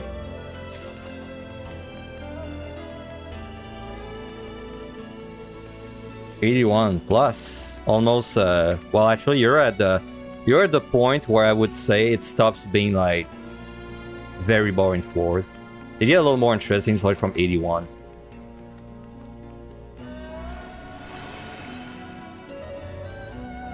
Alright, well, whatever the speed, like, whatever if I speedrun or not, I need big rooms for the next two, if possible. I'm gonna risk it. Restrain.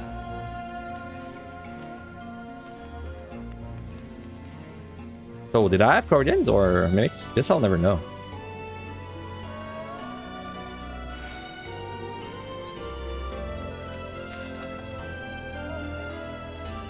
I have a flight. That's not enough, though. That's not enough. I wasted too much time on one of the previous floors.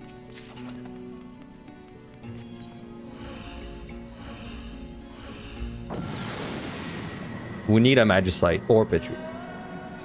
Anyway, I don't care about this big room. Just give me like big room. This is the biggest point value. No big room, such.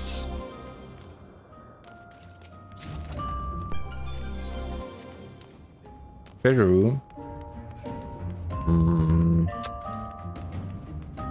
I think I want a fortune safety this.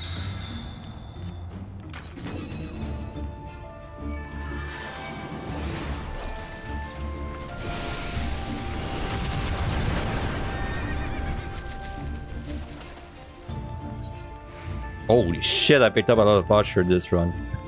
Oh my god, 26?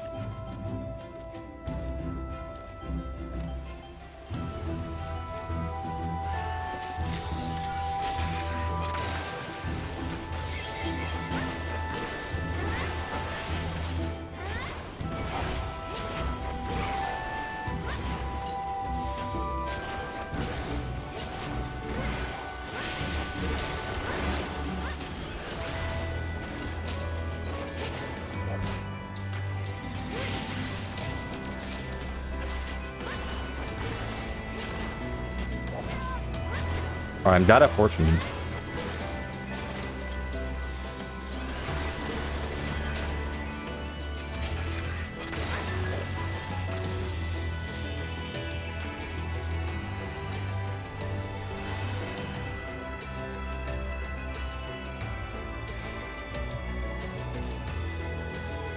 Alright, Petri, maybe we can speedrun, but no Petri.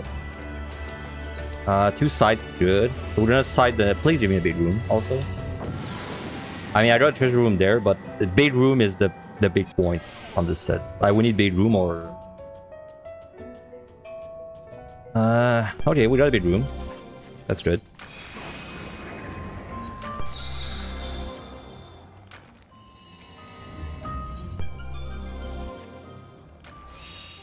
That's good. So.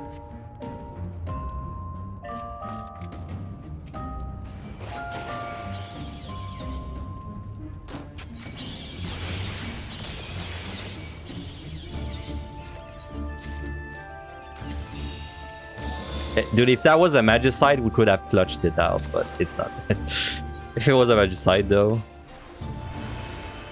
Now it's too late. So what I should do is try to prepare a good luring. Sorry, a good Magicite.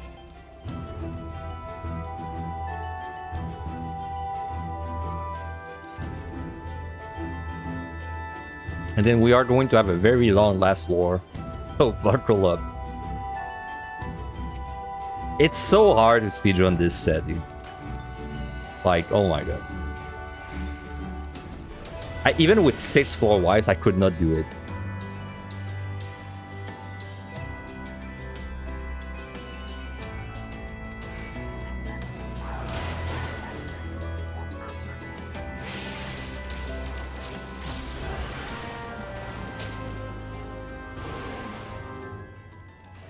3 Alluring Traps.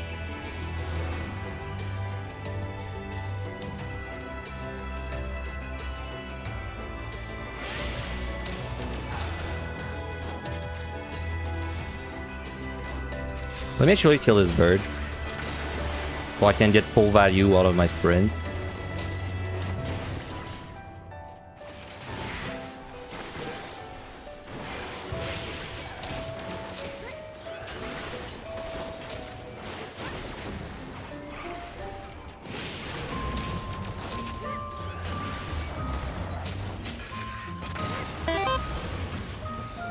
No, come on. I have so much time. I should just kill the Mimic by itself. Thanks for the follow, Crayola. Appreciate it.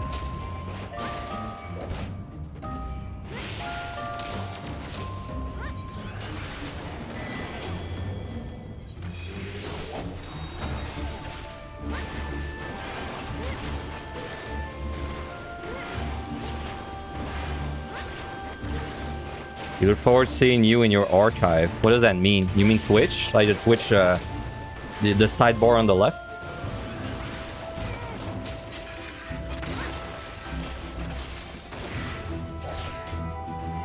Oh, it's Jill. I see. I see. Welcome to the stream. Anyway, good luck.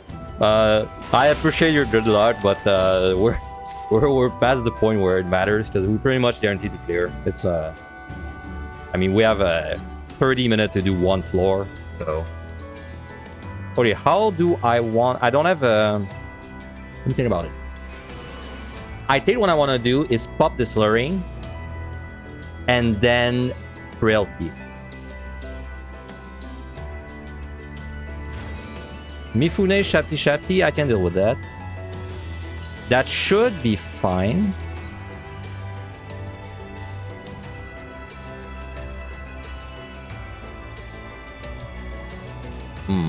Or is it? I mean, the Shafties are never gonna reach me. This is what I'm worried about, though. I wanted to get 3 Allurings, but I don't have time to.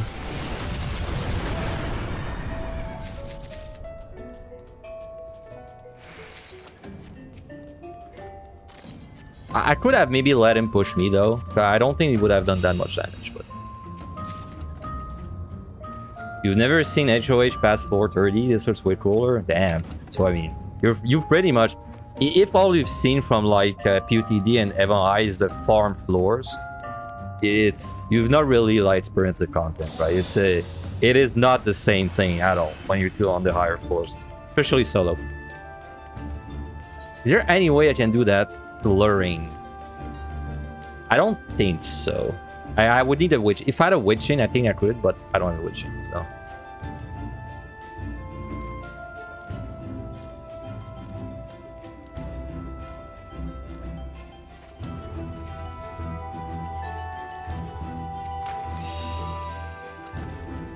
I don't know what the scores are gonna be. I think it's not gonna be high enough to beat the first rank. This was a fairly... It looked like a lucky run, but it wasn't that lucky, in my opinion. That's safety now.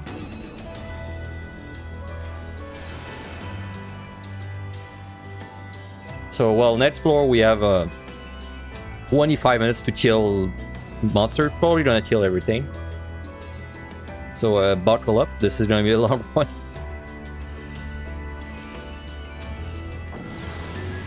$3.7 mil. Yeah. I mean, if that's your vote, that's your vote.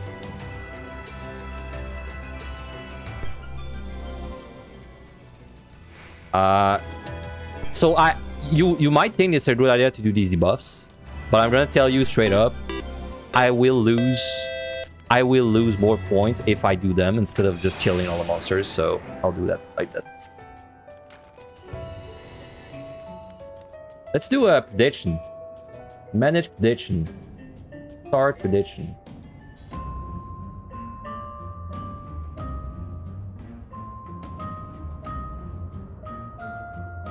They'll just tell me AFK. What score is it gonna be? And then, so it's time to gamble.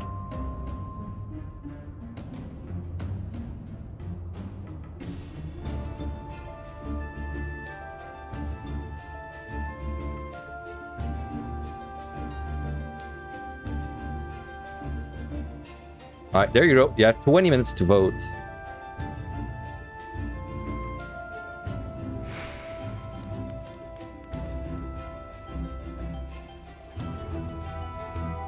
What's my kill count right now? Oh, I can't tell you. This is secret information. That's a prediction where if you watch the entire stream, you have an advantage.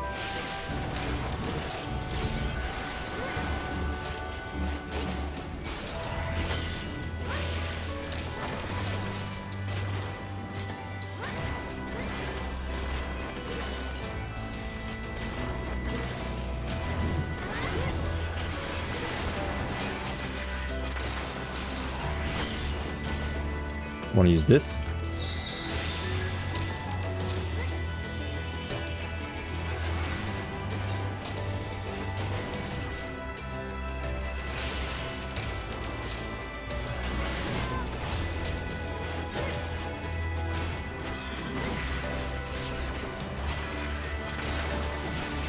You hope the dodo is there? Yeah, we're gonna have a lot of time to find that out.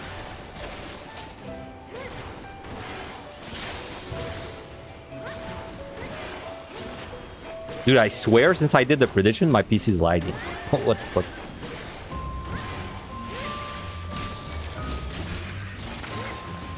There's a Lorraine. Very unlikely, though, that I'm gonna be able to check that out. I just want to make sure first priority is I kill all the patrols, because I don't want them to kill me. And then I think what I'm gonna do is I'm gonna keep my frailty for the Mifunes.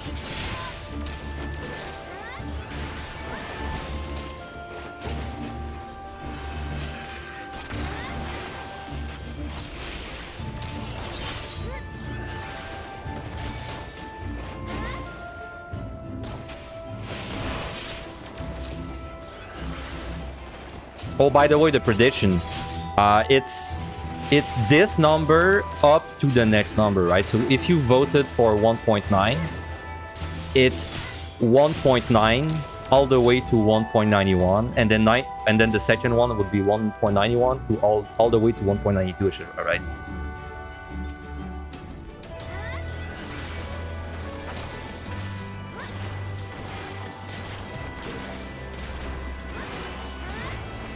I mean, if that's a Magicite, that's really nice. Wouldn't be mad. Wouldn't be mad at all.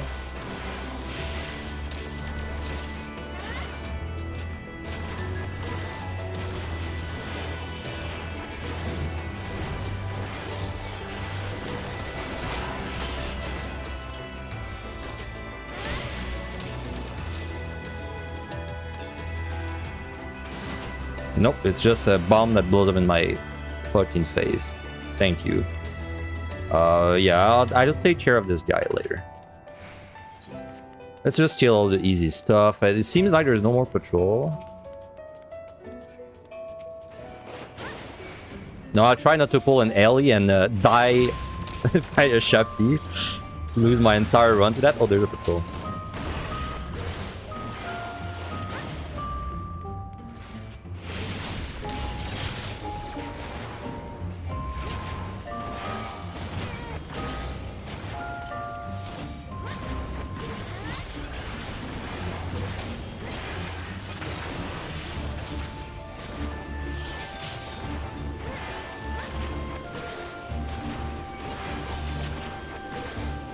Alright, you're next.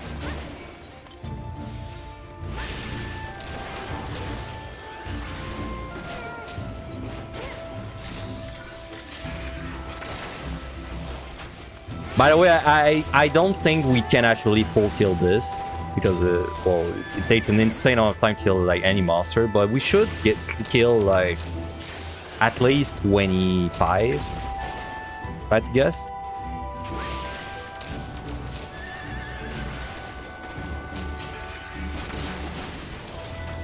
Ow.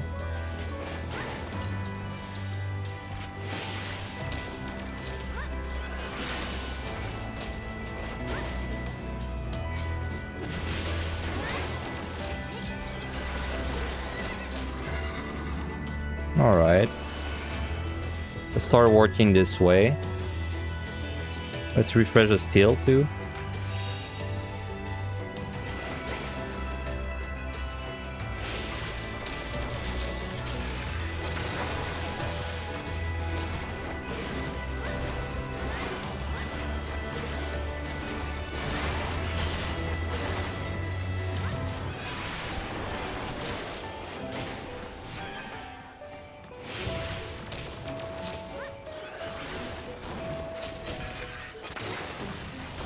Can I bind you? Oh, I can. Nice. Should use the tools at my disposal, you know?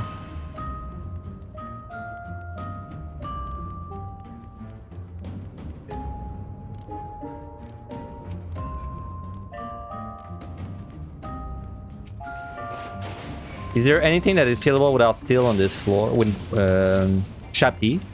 Kyozo? No, I don't think there's Kyozos anymore at this point. Well, now that I know you can bind the Zenki, maybe the Zenki, and I think maybe the Kuro would also be okay without steel. But I think the Zenki is the best candidate there. Because if you slow him down, he's kind of like a Jackie.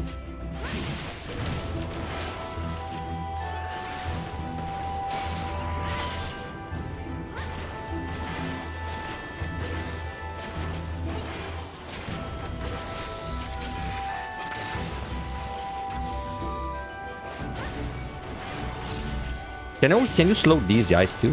You can also slow these guys, so maybe these guys. But these guys, they have a more tricky tank buster because it's a tank buster in melee range, so it's usually with an auto attack.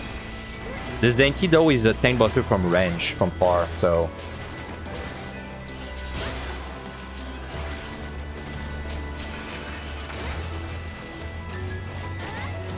Oh, you're right, you can LOS the tank buster, but that's the tricky thing on range DPS, that if I'm LOSing the tank buster, I'm not kiting. So, but I can't face tank the melees, you know. So, but if I just stand there the entire time, the melees will kill me faster and can't heal.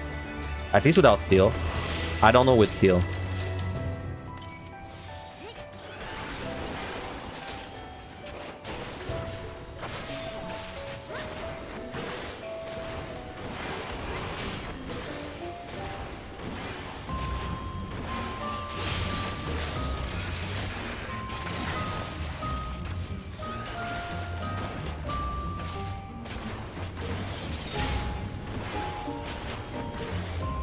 There's so many lurings. Wouldn't mind a little pitchery.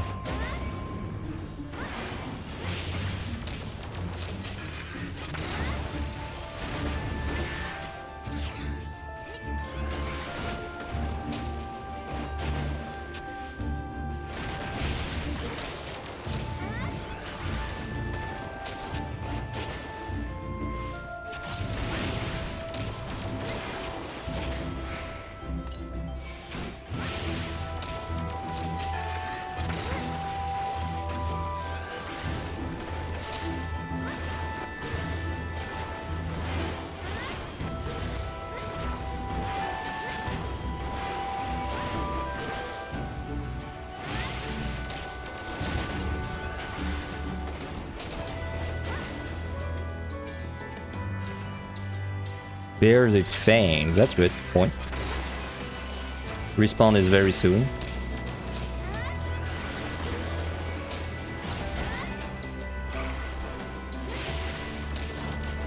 Alright, I just need to know the respawn of the patrol. No, it's a Mifune. Okay.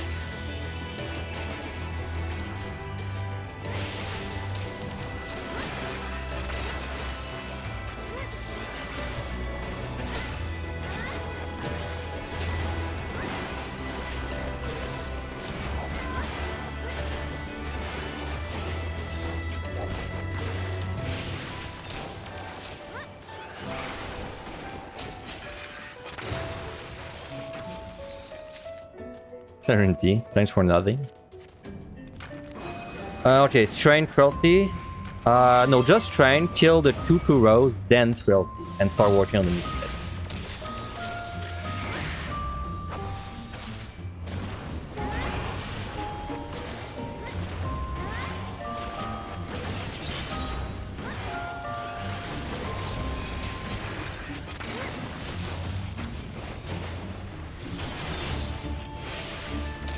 I wonder if well, I won't talk about the score because if I mention the score, it's gonna affect the voting. But I can't wait to see the score. I'm very curious to see what it's gonna be like.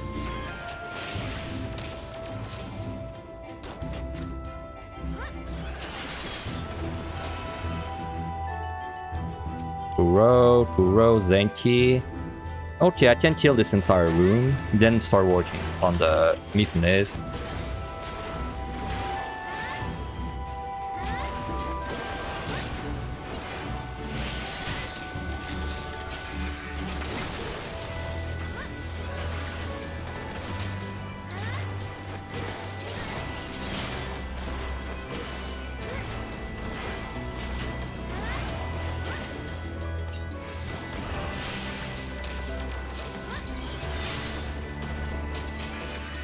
I don't know why I actually started lagging as soon as I made the prediction.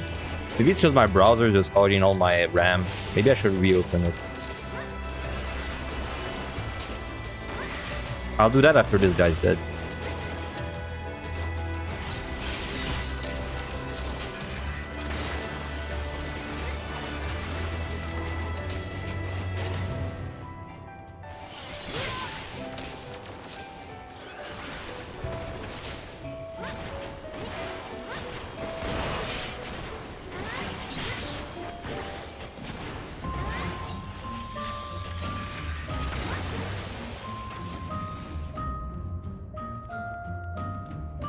Okay, I'm just reopening my browser. 1 second. Alright. No, it's just lagging. That's weird. Oh well. It doesn't lag enough to really bother me that much, so. As long as I don't DC, you know?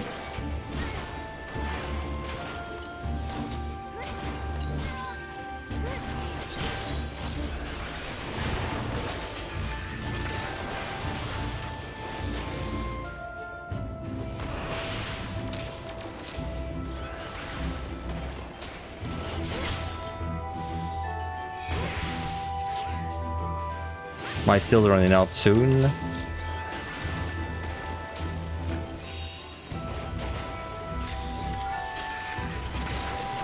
This is the least this must be the least exciting 99 you've ever seen, but hey, welcome to Score Runs. Where the most stressful part of the run is like floor 50, no, the 50s and the 60s.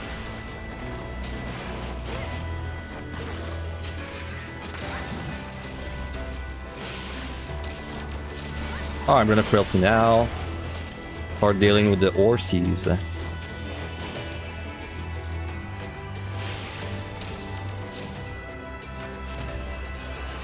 You don't need Frailty for them. They're just way more... it's just way more comfy to have Frailty for them, so...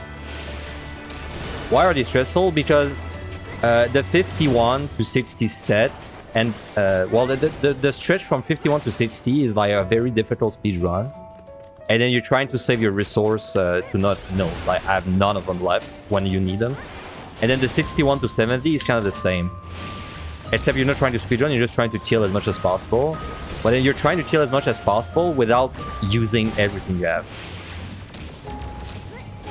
Wow, maybe I do need Seal for these guys. Sorry, Frailty. They hurt like hell.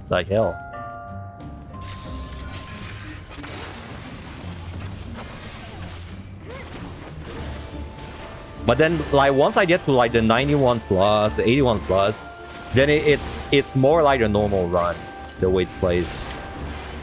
So it's not as like difficult. It's just a normal run where I play a little more greedy than usual.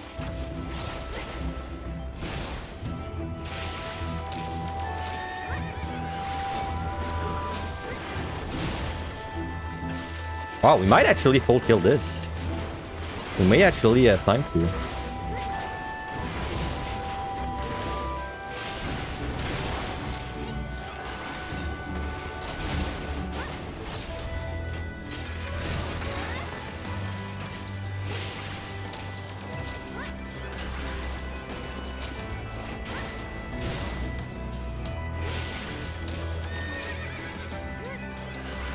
Yeah, because I think there's only like 5 teams left. Wow.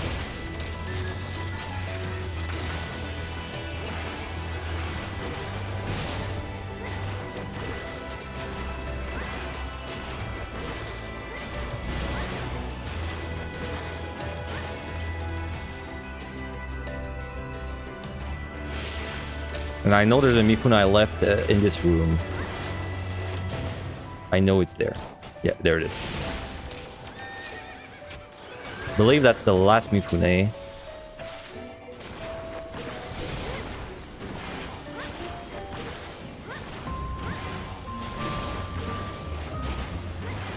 No, there's this one too. I'm gonna have a little bit of frailty for it, so it should be fine.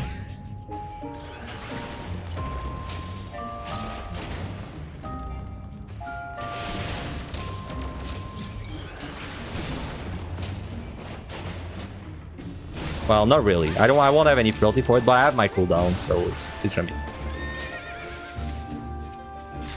Alright. What score are you looking for the end? I would like to get 1.92. It's kind of my goal for this run.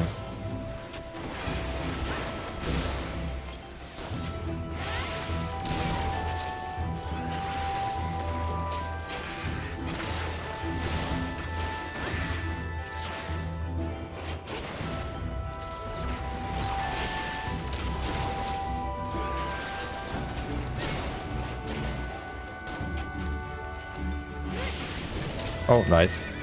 I don't think I needed that, but I'll take it. Oh, a respawn happened and I was not paying attention. Oh, was that the respawn? Maybe that Mifune was the respawn. That makes sense. Anyway, let's start working on Shepti.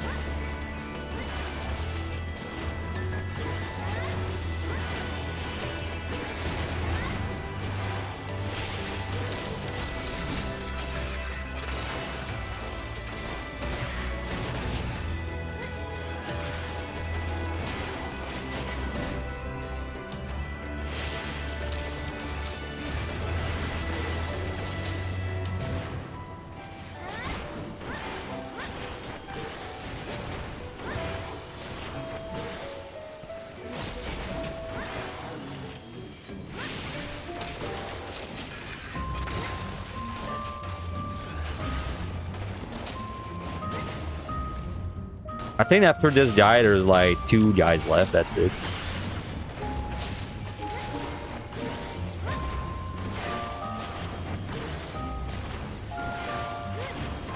Unfortunately, I have no way to do the luring traps.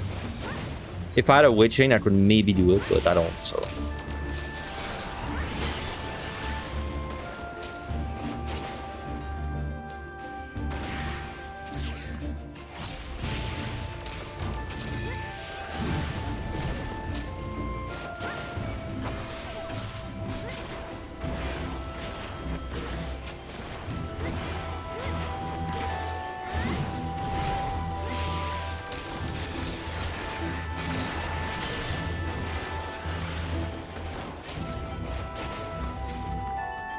How the hell did you get 1.97 on Ninja? Wait,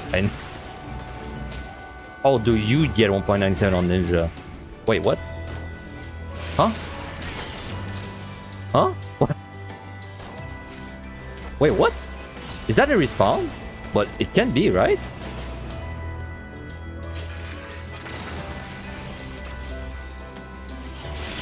Wait, what?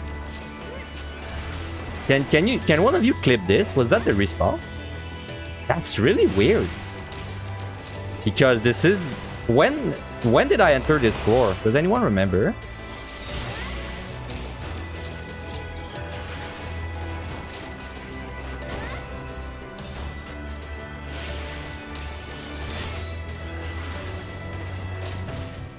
Did I enter this at 26 minutes?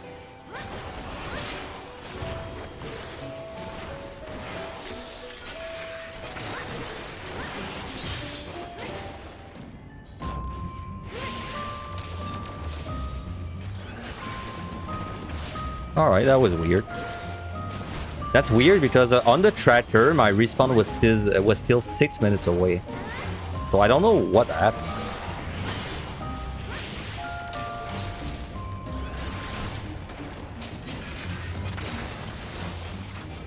Oh, I think you might be the last guy. I'll just double check.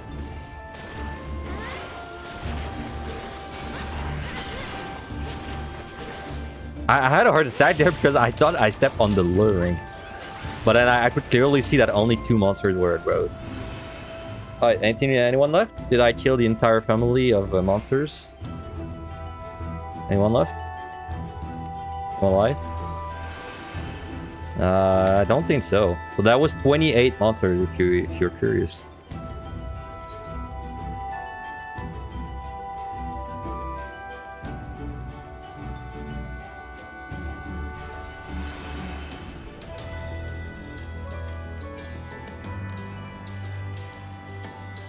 And there is nothing left.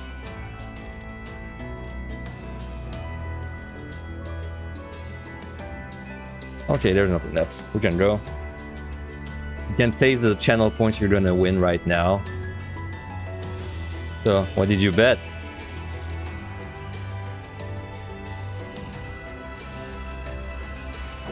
You bet 1.92.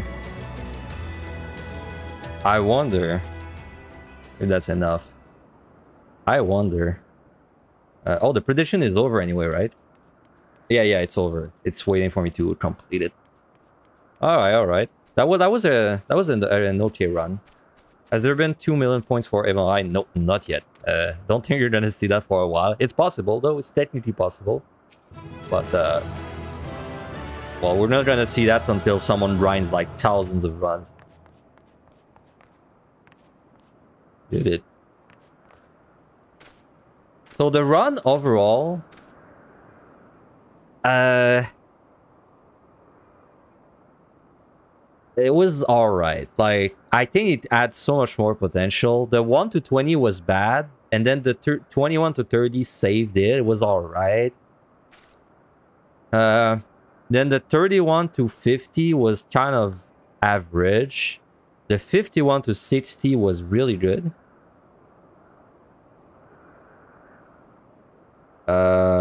Yeah. And then the 61 to 80 was average.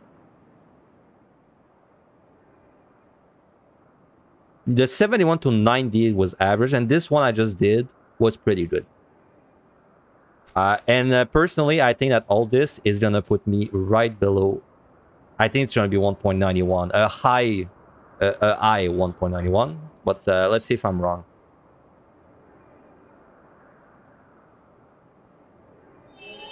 Oh, it's higher than I thought. Nice. Wow, it's higher than I thought. Oh, so the 1.92 gamers were right. Out of curiosity, is this first rank? I don't actually remember what was the first rank. I know it's my PB, which is what I care the most about. Yeah, it is first rank. So we got the. We snatched the first rank back. Sorry about that, Ninja. It's a PB though. What I care about when I complete my runs is this little arrow that says a new high score. It's alright, you had your time. And do you know why I even realized someone had beaten one of my scores, excluding Dark Knights? Because I was watching Rin, another streamer, doing his runs. And he was looking at the leaderboards, and then when you look at Evan High, he was clicking around, and when he clicked on Machinist, I was like, oh, that's weird. I'm not first anymore. So this was a 1.92. It felt like a high 1.91 and a low 1.92. That felt about right. It's a little higher than I was expecting, but if we did get the speed run, you would probably be looking at 1.93. A low 1.93 instead. Because like we did kill basically 30 more monsters because we didn't do the speedrun. So but as always, the most important thing out of this is the friends we made along the way. And by the friends I mean the butchers. So wait, time. Wow, that's so much.